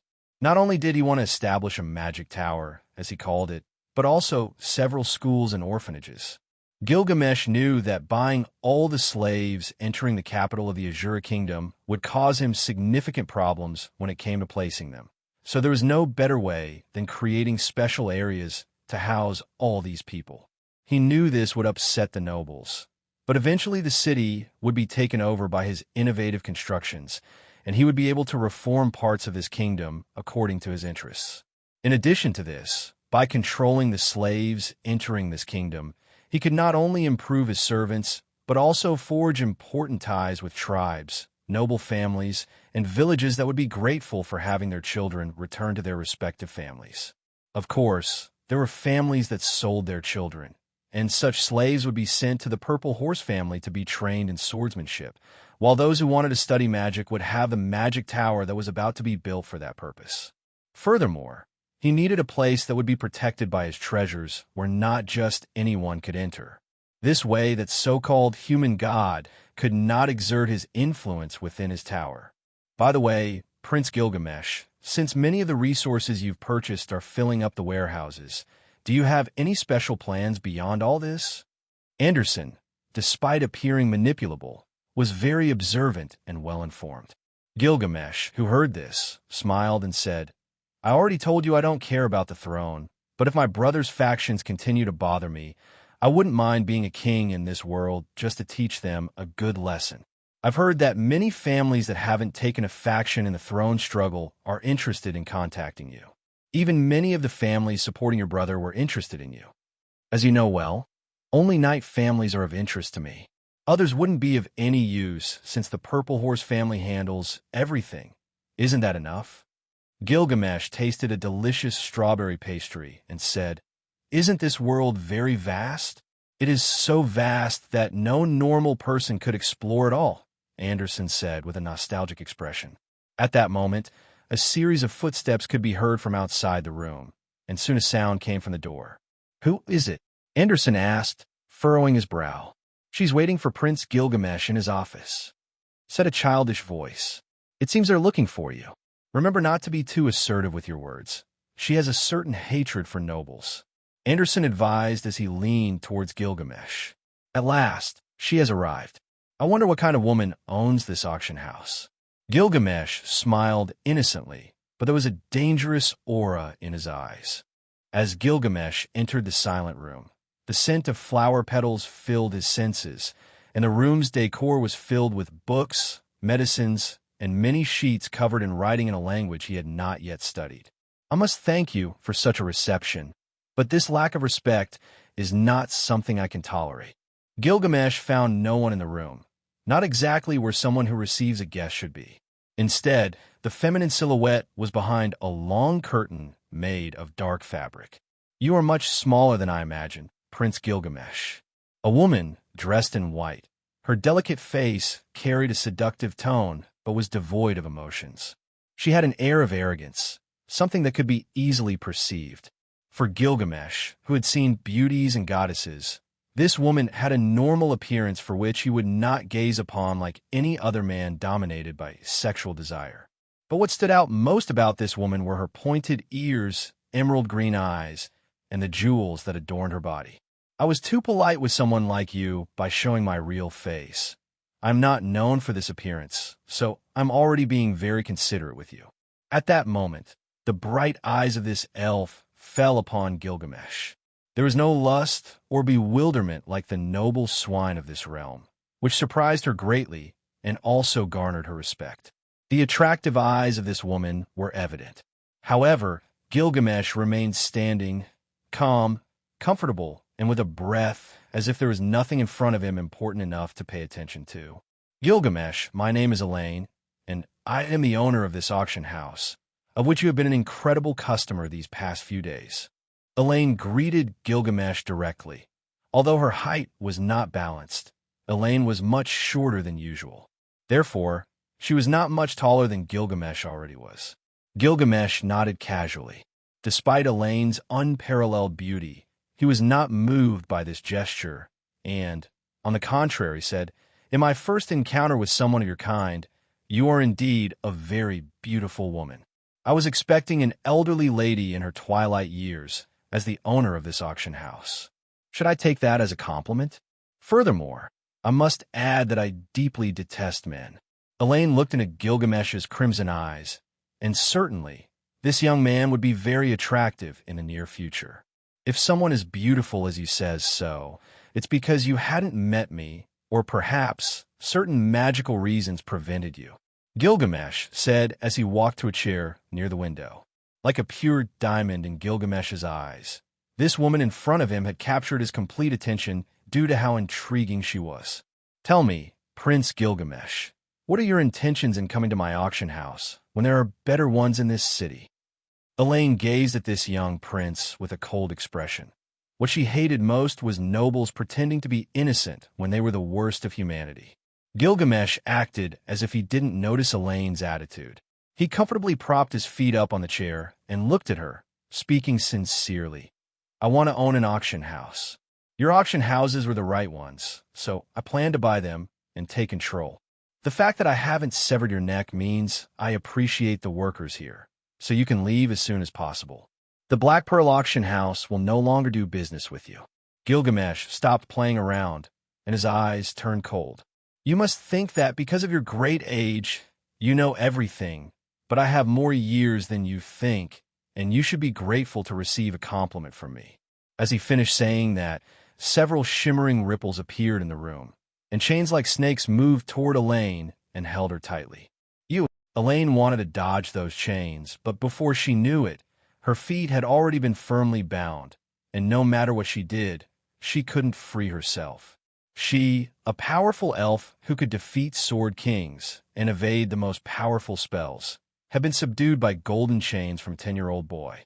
She was trembling with anger, and her face was deeply flushed. Elaine had invited him because she wanted to know what kind of prince he was, all because he wanted to make such a significant move with slavery in the city of ours. "You have pride. I can understand that," Gilgamesh said, not acknowledging her anger as he approached Elaine. "You think there's no man who could deserve your body, but let me tell you, not all are the trash you imagine. Furthermore, I don't want your auction house for any particular reason. I simply don't want to wait for your decision when making purchases, selling something, or auctioning a particular item. Become my right hand, and if you wish, at some point, you could get to know me better." Gilgamesh looked into Elaine's eyes and lightly touched her face, which only displayed a cold expression. "Not in 100 years would I marry a human, and much less someone like you." Elaine replied through gritted teeth. "I can feel the chains within your soul. It must be some kind of curse. As my first gesture of sincerity, I will break that seal." Gilgamesh's eyes gleamed, and his hand drew near Elaine's abdomen. "Don't you dare touch me!" Elaine screamed, but at that moment, she felt a surge of golden energy pierce through her belly and spread throughout her entire body. The divine energy broke through the icy seals within Elaine's body, and she could only grit her teeth in pain. Her curse was to suffer from powerful waves of cold that, if left unchecked, could freeze her entire body. It was for this reason that there was a lot of medicine in her room, and why she traveled across the continent in search of a remedy for this curse. However, at the most unexpected moment, a child immobilized her body and openly touched her. This was something she would not forgive, but when she felt that divine energy leave Gilgamesh's body, the tension in her body and her resistance gradually disappeared. The chains loosened their grip, and Elaine, now powerless, slumped onto Gilgamesh's body. Due to the pain, she clung tightly to whatever she could and ended up embracing a complete stranger. "Accursed meddler," Elaine muttered before losing consciousness. "The curse on your body must have been placed by a very powerful being. It took more effort than usual to remove it from your body." Gilgamesh carried Elaine to the sofa and looked at her sleeping form. His curiosity about her ears piqued his interest, but as he had resolved to change, he decided not to touch them. "What the hell is happening to me? I should be glad that someone like me is interested in someone like her. Oh, what the hell am I saying?" Gilgamesh shook his head, and, after leaving a note on the table, Elaine fell into a deep slumber, feeling a warm current enveloping her entire body, and a faint smile appeared on her chiseled face. This was the first time she had felt warmth in her body after being freed from that ice curse. As she recalled her history, it was filled with tragedy and a coldness that her bones painfully reminded her of. "I am free now." Elaine's crystalline eyes shed tears as she felt the chains in her heart shatter. Elaine, a 190-year-old elf, had traversed a path filled with suffering and pain.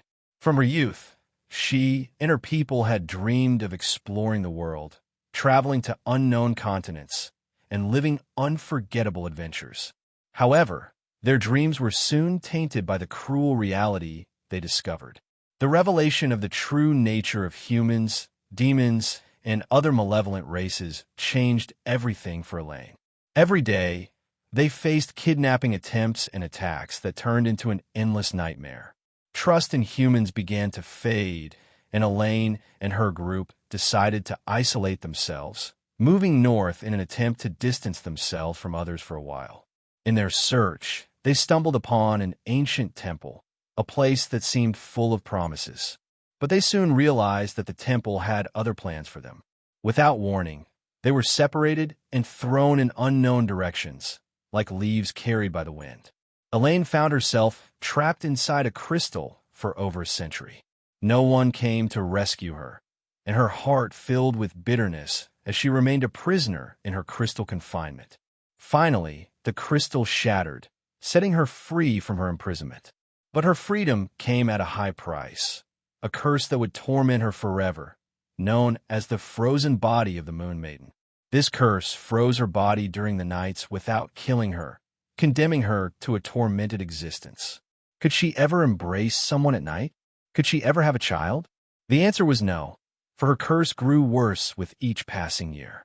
The symptoms intensified, her body grew colder with each passing day, and frost turned into shards of ice that spread from her body at night. Unable to return to her homeland due to her condition, Elaine took a different path. She turned to commerce and, with effort and perseverance, managed to establish herself as the owner of a respected auction house in the capital of the Kingdom of Azura. The objects she had brought from the mysterious cave became treasures that captivated buyers and collectors. Despite her success in business, Elaine remained obsessed with undoing the curse that haunted her. Over the years, she relentlessly searched for a cure, but could only partially alleviate the symptoms that plagued her. Her icy beauty and frosty aura earned her the nickname Ice Fairy among those around her, but few knew of her tragic history and constant struggle. Elaine continued her life in the capital called Ars, hiding her suffering behind a facade of strength. While her spirit remained resilient, the weight of her curse never left her. She knew the greed of the nobles, knew of their desire to touch beautiful skins, which is why she always wore different faces. But she didn't mind remaining in the shadows, investigating a way to break the magical chains that encircled her chest. When she heard about the Prince Gilgamesh, the child rumored to have been a genius in both magic and the sword in his childhood, she knew that things in the kingdom were about to change. And when she learned that this boy had come to her auction house interested in auctioning truly beautiful and valuable items, her interest grew, and she wanted to know why this boy wanted so many slaves. Elaine had been in front of powerful individuals, prestigious mages, and nobles of the highest standards, but none of them bore that impressive look that Gilgamesh had on his face. She knew he wasn't just a child, but something different. When he discovered her curse with a single glance, and those chains held her firmly, she wanted to escape but couldn't. And when that warm energy invaded her body, she felt happiness for the first time and knew those chains were broken. After over 100 years of suffering, a prince named Gilgamesh had freed her from that icy prison. Upon awakening, she felt an emptiness in her chest, but also a clear image of the one who had liberated her from her torment. His name was Gilgamesh. Gilgamesh's mansion. Listen carefully, Alaster. Gilgamesh directed a penetrating gaze at his follower and said, "You must take care of the young ones for a while. At least in the first few months, we must keep a close watch on the situation and how their training progresses. First and foremost, no one should touch my people, let alone seek to humiliate them. They all belong to me, and anyone who wants to trample on others must be educated properly. Also, supervise the talent in magic and compare its value to that of the sword. If those students excel in magic and it surpasses their sword skills, you can send them back to my mansion." Gilgamesh had a plan for the more than 300 slaves he had acquired from various sources. First and foremost, he needed to educate them, and there was nothing better than training in swordsmanship or learning magic. To make something of themselves in life, they needed to demonstrate their worth. Only then could they move forward. In life, one must put on the same level what they desire and what they excel at, test those two options, and choose the one in which they shine the most, regardless of whether it is to their liking or not. As slaves, whether sold by their families, kidnapped, or deceived, they were all slaves. There was no middle ground for a slave, so Gilgamesh would give them a chance. It's true that most of them are women and of very good appearance, but he would do his best regardless of their looks and was considerate enough not to let them go for now. In this world, If you don't have money and can't protect your life, there is no happiness. Only tragedy follows. Something else he sought was personal growth as a human being, as war had turned him into a very cruel person. I will follow orders to the letter, my lord. Alaster bowed slightly, and after discussing a few more things, he withdrew. It's much better than I expected. I hope you can live 20 more years. Gilgamesh looked at Alaster's back and focused his gaze on the books on his desk. As he expected, his useless father had shown no interest in what he was doing or the assassination attempts against him. It's curious, but expected since the nobility in this kingdom is as trashy as the demonic beasts. At the same time, Gilgamesh had discovered his interest in women of other species. Those pointed ears of the elves, they weren't the only ones in this world full of different races. This world is exciting, Gilgamesh murmured with an exhilarating smile on it. My body keeps growing, which should be normal as I'm about to turn 11. Gilgamesh observed his body in a large, wide mirror. It was normal to have this physique since the blood in his body had awakened and divine energy had been on the rise. With that in mind, he had now recovered more than half of his maximum abilities. And with this, there was no being in this world that could harm him, or so he hoped, as his knowledge of this place was still quite limited. But he wanted to have fun, to venture into this world and find what would fill his heart. During these last few days, an order of knights had been formed called the Templar Knights, a legion of knights who only followed the voice of man and believed in the strength of their sword. There was no religion that touched the heart of every man or woman who joined this legion, and each member received a sword and had to pledge loyalty to the supreme lord of the knights. This order of knights was being led by the Purple Horse family, so everyone suspected that this legion of knights was being sponsored by Prince Gilgamesh. Consequently, several families went to the Purple Horse family residence to seek their help in establishing contact with Prince Gilgamesh, aiming to support his cause and have his backing in the power struggle. It was amusing, but Gilgamesh accepted their oath on the condition that they all pledged loyalty to him and did not tarnish his name with acts he would not tolerate in the nobility. Some nobles set aside their vile customs and embraced change, but those who refused were mysteriously killed that night. Gilgamesh had spent his time reading history books, learning languages, and educating knights who worked in his mansion. During all this time, no one had interrupted him. Not even his father paid attention to his actions in recent weeks. Therefore, Gilgamesh could act as he pleased without anyone getting in his way. My lord, the carriage is ready. Simon's voice echoed from outside, and Gilgamesh, dressed more to his liking, stepped out of his room. Is there anything novel that can pique my interest? Gilgamesh asked as he boarded the elegant golden carriage he had made available for his people. Simon, who was entirely different this time, always looked at Gilgamesh with utmost respect. So he replied, Nothing that can pique your interest, but the purchase of slaves has been arranged, and the talent division is in progress for the future roles that will require the attention of trustworthy individuals. Everything in this life has value, doesn't it, Simon? Gilgamesh smiled as he looked at the streets of the city, which seemed a bit livelier than usual. Beside him, Anna, the assassin who had attempted on his life, sat eating mint candies. Her appearance had changed completely, and this time, she seemed less innocent, wearing the simplest clothing someone of her stature could wear. Anita, how's the training of my dear assassins going? Gilgamesh asked, looking at Anna, who was usually silent. It will take years to show results. No one has talent, so they must be strong and train hard. Anna's flat tone was typical, as she seemed to dislike talking to others. It's incredible that I can only converse with you, my lord, Simon said, surprised. He remembered the time Anna scolded him for eating her coffee candies, and that day he realized how terrifying Anna could be despite her tiny stature. Before they arrived at the Black Pearls auction house, Gilgamesh told Simon that he didn't want to engage in tedious conversations with fake nobles, so they wouldn't stop to talk to them. Finally, the carriage stopped outside the main entrance of the auction house, and Simon was the first to step out, revealing his enormous frame alongside that impressive black armor that seemed to weigh hundreds of kilograms but meant nothing to him. It's Prince Gilgamesh. I never thought I'd see him in this place. This is the first time the Prince Gilgamesh has appeared at an event outside the Silver Palace. By God, he'll be quite the handsome man when he grows up. Ignoring all the senseless comments, he finally arrived in front of the Black Pearl's auction house's entrance. It was easy to recognize as the largest building among all the facilities in this place. Although this auction house was expanding throughout the kingdom of Azura, at this rate, it could become the first auction house to set foot on other continents without any problems. But all of this was due to the meticulous moves of the owner, who seemed to have chosen good managers for the respective branches. Maybe she had raised them herself, which is not surprising since her life is so long that 90 years could be just her childhood.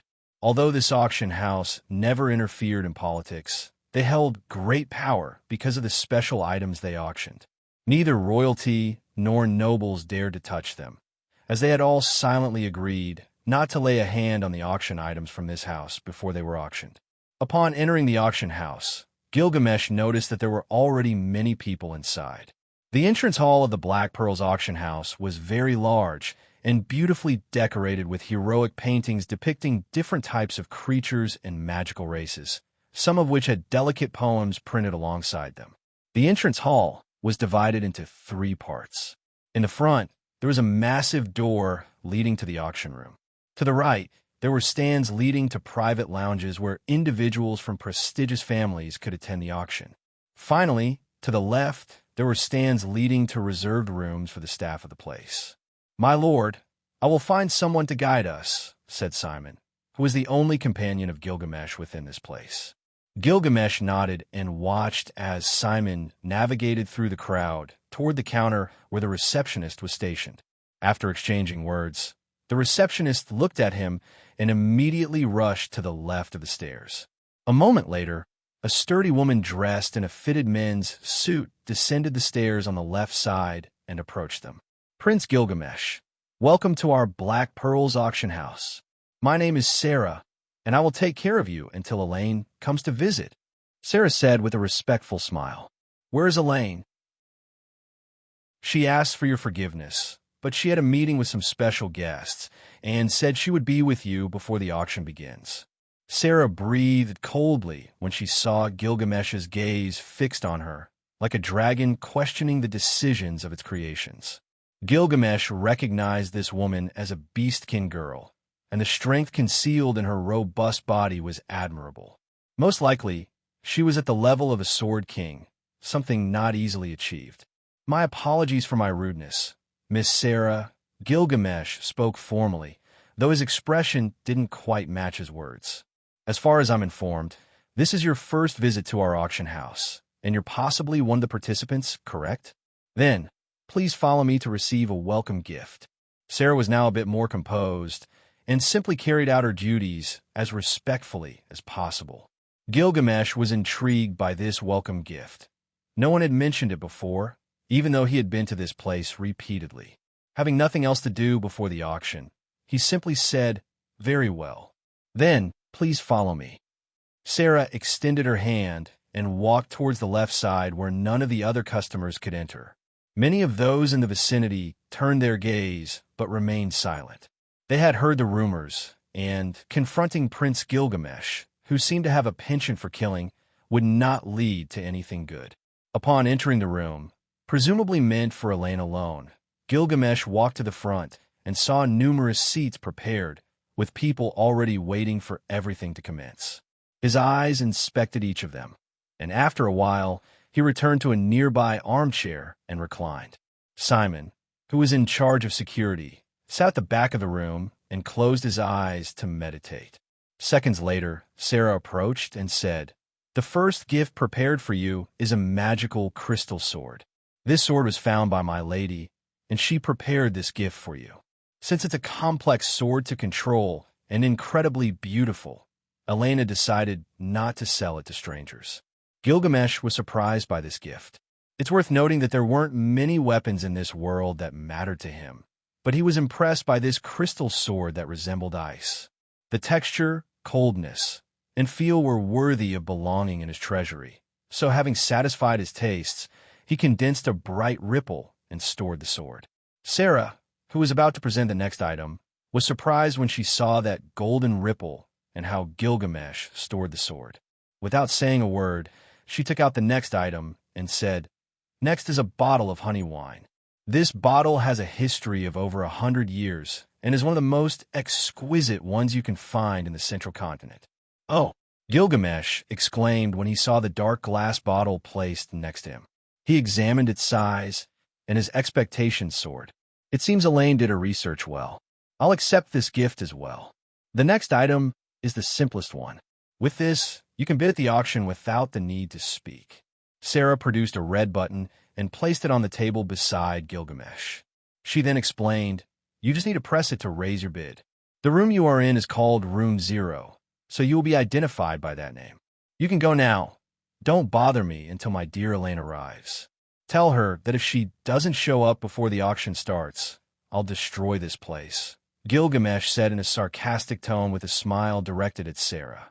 Sarah looked at Gilgamesh, and a part of her told her he was lying, but the other part knew that Prince Gilgamesh's capabilities were not inferior to that.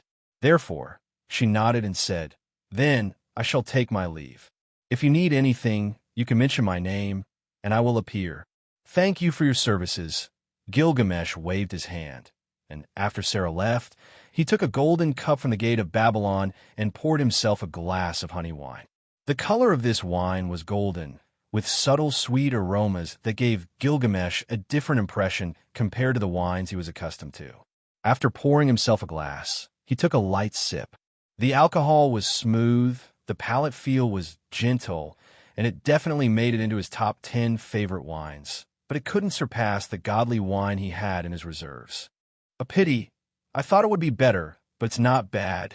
Gilgamesh poured himself another glass and said, "Simon, as a man, you should appreciate wine, although strangely, there are people who dislike it. Would you like to try a glass?" "Can I?" Simon was surprised that the Prince Gilgamesh considered it, knowing that the wine he had received was incredibly expensive and never thought he would be offered a taste so soon. "It's not a big deal. If you manage to become a god of the sword, I might consider you worthy of trying my godly wine." Gilgamesh didn't look directly at Simon, but left him with these words, which for someone like Simon meant a lot. After waiting for a few minutes and enjoying delicious food, Gilgamesh, with his enhanced hearing, heard footsteps approaching in his direction. Simon, in turn, opened his eyes and furrowed his brows, improving his breathing in anticipation of any sign of an enemy attack. However, Sarah's voice came from outside, saying, "The auction house mistress is here. I never expected someone of her age to indulge in such high-quality wine. Now I can truly say I've seen it all." Elaine's cold voice came from the door, and then she entered calmly without looking at Simon, who was standing inside. "May I ask which bastard made me wait so long?" Gilgamesh asked as he glanced at Elaine, who seemed to have a more lively expression than before. Of course, this was because she was no longer under the curse. "I apologize. I was talking to some slavers who were contacted by my people to take all their slaves.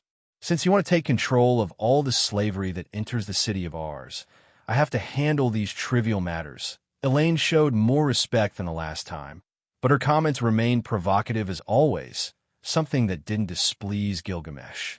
Women with character who don't lower themselves to his level were what truly fascinated Gilgamesh, although that wasn't the only detail that typically interested him. Still, Elaine was an incredibly talented woman whom Gilgamesh would benefit from having by his side. "It's a pity that my body is that of a child," Gilgamesh thought with a certain pain within his body, but this was for the best. Being a child allowed him to experience the life he had lost in his previous lives, although certainly, with all the things he had done since arriving here, it didn't reflect that benefit at all. "What did you say?" Elaine seemed confused by what she had just heard, but decided not to inquire further, as it could create an unwanted misunderstanding with the person who had saved her future. "It's nothing, but you must be decisive with those damn slavers.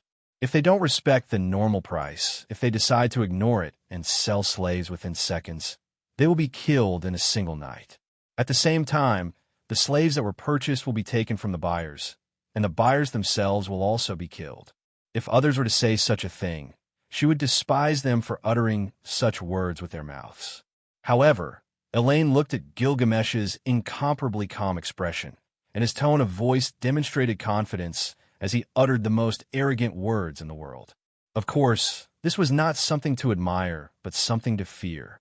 This only reinforced Elaine's suspicions that Gilgamesh was not a 10-year-old child, but a being who had taken over the body of the Prince Gilgamesh. So what is the real reason you're doing this, Gilgamesh? Elaine looked into his eyes and awaited his response.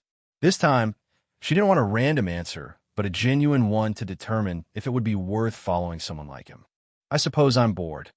In the future, I simply want to have a clean place to live in and protect. If this kingdom were to be destroyed, I would seriously question whether to be its savior or simply ignore the threat, Gilgamesh said. Gilgamesh changed his charismatic expression and spoke in a serious tone. I want to marry and have several children. I still don't know if I'll have multiple wives or not.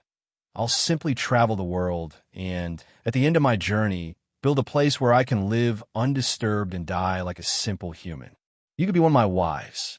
Perhaps if you prove yourself worthy and don't disappoint me in your future choices. Gilgamesh smiled as he held Elaine's hand, his eyes locking onto hers, and he whispered, I know what you're thinking, but believe me when I say I've never been married before. I could take everything in this world, kill the remaining gods here, but all of that would be very boring. I just want to die and live as a human, but not before I kill the one being who angered me long ago. Elaine's eyes went blank. She never imagined that Gilgamesh would read all her thoughts and answer her unspoken questions.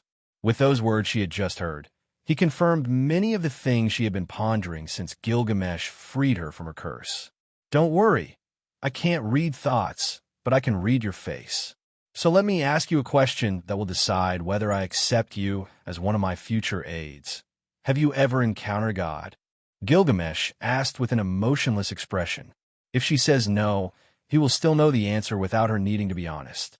Truth be told, he had thought about it much more carefully, and Elaine could be an envoy of the human god. All possibilities were open since in his previous life. The gods themselves created someone who, at that time, wasn't his best friend, but had the power to match him in battle in every way. Therefore, he was unsure if this god who contacted him possessed those abilities. A god. She looked towards Simon with concern. He won't betray me. He'd die before that. Gilgamesh glanced at Elaine and asked, Do you know anything about it? There's a dragon god in this world, but I've never seen it, even though I travel a lot. As for other gods, I've never had any contact with them before. Elaine replied honestly, but then added, However, when I entered that temple where I was held captive, there were many mentions of a higher god. It didn't have a name, and there was no illustration of it, as if no one had ever known it. Gilgamesh raised an eyebrow upon hearing that. Elaine wasn't lying, and secretly, he was pleased because she could potentially be a future wife. One of them if he ever encounters another who piques his interest. Now that's interesting. When I removed the seal on your heart, I discovered that it was made of divine energy that only gods possess. I suppose after breaking that seal, I angered some god of this world, but it doesn't matter. There's nothing that can defeat me, Gilgamesh said. Why do you mention it? Elaine asked with a curious look. She knew that the more knowledge she had, the more danger she would be in, but she didn't care. When I had my awakening, a certain idiotic god invaded my dreams and asked me to kill that dragon god. Of course, I refused, and from that day on, if I ever find anything related to that god named Hidegami with any being in this world, I will kill it with my own hands. Gilgamesh wouldn't let any follower of Hidegami escape, even if it were the king himself behind it all. And can you defeat a god? Elaine asked without much hesitation. Gilgamesh considered it for a moment and said, I don't know how strong that god is, but I am not weaker than him. I could give you my answer when I test the strength of the dragon god, although I have my methods to end the lives of gods. He didn't say this to boast, but to acknowledge all of his abilities. He had faced demigods and envoys sent to kill him, confronted creatures created by the gods to punish humanity, and personally eliminated them all. In that war, humans won the battle against the gods, and he, Gilgamesh, was considered the emperor of humanity before he died. If you counted the feats of any other man, none of them upon their death, would make the whole world weep, all forms of life, including plants. No one on earth or in heaven could match him. It's not that I have a hatred for the gods, but that particular one who stood before me in my dreams must be eliminated. Gilgamesh looked at Elaine and said before the auction began, "So, taking advantage of the approach, would you like to marry in the future and be one of my wives?" Gilgamesh's question was natural, as if it were something normal for a 10-year-old to propose marriage to an elf with over 100 years of life. If anyone knew about this, it would be considered somewhat peculiar. However, he was neither a child nor a saint to deny that the most natural thing in life is to reproduce and die. Elaine looked into Gilgamesh's eyes. Her heart fluttered, and she said with a smile on her beautiful face, "For now, I'll settle for being your business partner. If you still think the same in 5 years, then I'll give you an answer." Satisfied with that response, Gilgamesh asked, "By the way, what kind of weapons do you use?" Elaine was puzzled by this and replied, "I've always been better with the use of the bow, but it's a weapon that doesn't stand out much in combat when it comes to facing mages and swordsmen. That's why I learned to use a sword, and after dozens of years, I became a sword queen, although no one knows it." Gilgamesh rubbed his chin and murmured, "Yes, I believe I have a bow in my treasury." Within seconds, a beautiful golden ripple appeared beside Gilgamesh, and after he reached his hand into that ripple, a gorgeous silver bow materialized in front of him. "This is a very powerful weapon. I took it from a hero. I believe it was from a very powerful enemy, but there's no need for you to know that. This weapon is strong. It will draw from your body as much as your magical energy or battle aura. So this will be our contract seal. Do you accept?" Gilgamesh smiled. Having revealed so many of his secrets, she would be a fool not to accept following him. But since she had already given her response, there was no need for her to refuse. "Then I will accept your proposal, Gilgamesh," Elaine said in a calm tone. She extended her hand and touched the beautiful bow that seemed like a weapon created by a deity. Finally, the auctioneer, who had entered and stood in the middle of the platform, announced the start of the auction. "Ladies and gentlemen, welcome. First and foremost, I must thank you for your patience as always. Knowing that the entire place is packed, let the auction begin." A few seconds later, the auctioneer, a middle-aged man, began to explain the rules of this special auction. Raphael then entered with a square object in his hands, covered with fine leather gloves. This square object was shrouded in a snow-white cloth and was placed on a table right in the center. The following items were presented one after another in front of the audience. There was no starting price, and the highest bidder won the item if no one else spoke after 3 calls. After explaining the basic rules of the auction, Raphael walked to the center of the platform and handed a wooden box to the auctioneer. The auctioneer opened the wooden box and presented a beautiful golden ring. This ring that you're seeing before you is the main item of the auction. This ring has a very simple function, which is to enhance vision without the need for magic, since its function is automatic. Once placed on a user's finger, they can intuitively adjust the distance of their vision. What does that mean? I heard that the main item of this auction was supposed to be a magical staff. Besides that, there was a high-quality suit of armor that competed with that magical staff. Someone in the crowd suddenly interrupted the auctioneer's presentation. "Damn barbarian, they should cut out his tongue for speaking out of turn and disrupting the auctioneer. He's wasting my time," Elaine muttered with a cold expression. Gilgamesh, on the other side, merely smiled. Those were his thoughts, but he hadn't voiced them. Knowing that Elaine felt the same way, he just smiled. The auctioneer on the stage frowned. He really didn't like being interrupted while speaking.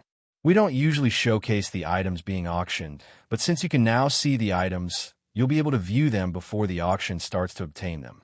We implemented this dynamic because there are some truly valuable items today, so we were considerate in showing you all the items being auctioned today." To my left, the next item is a rainbow diamond.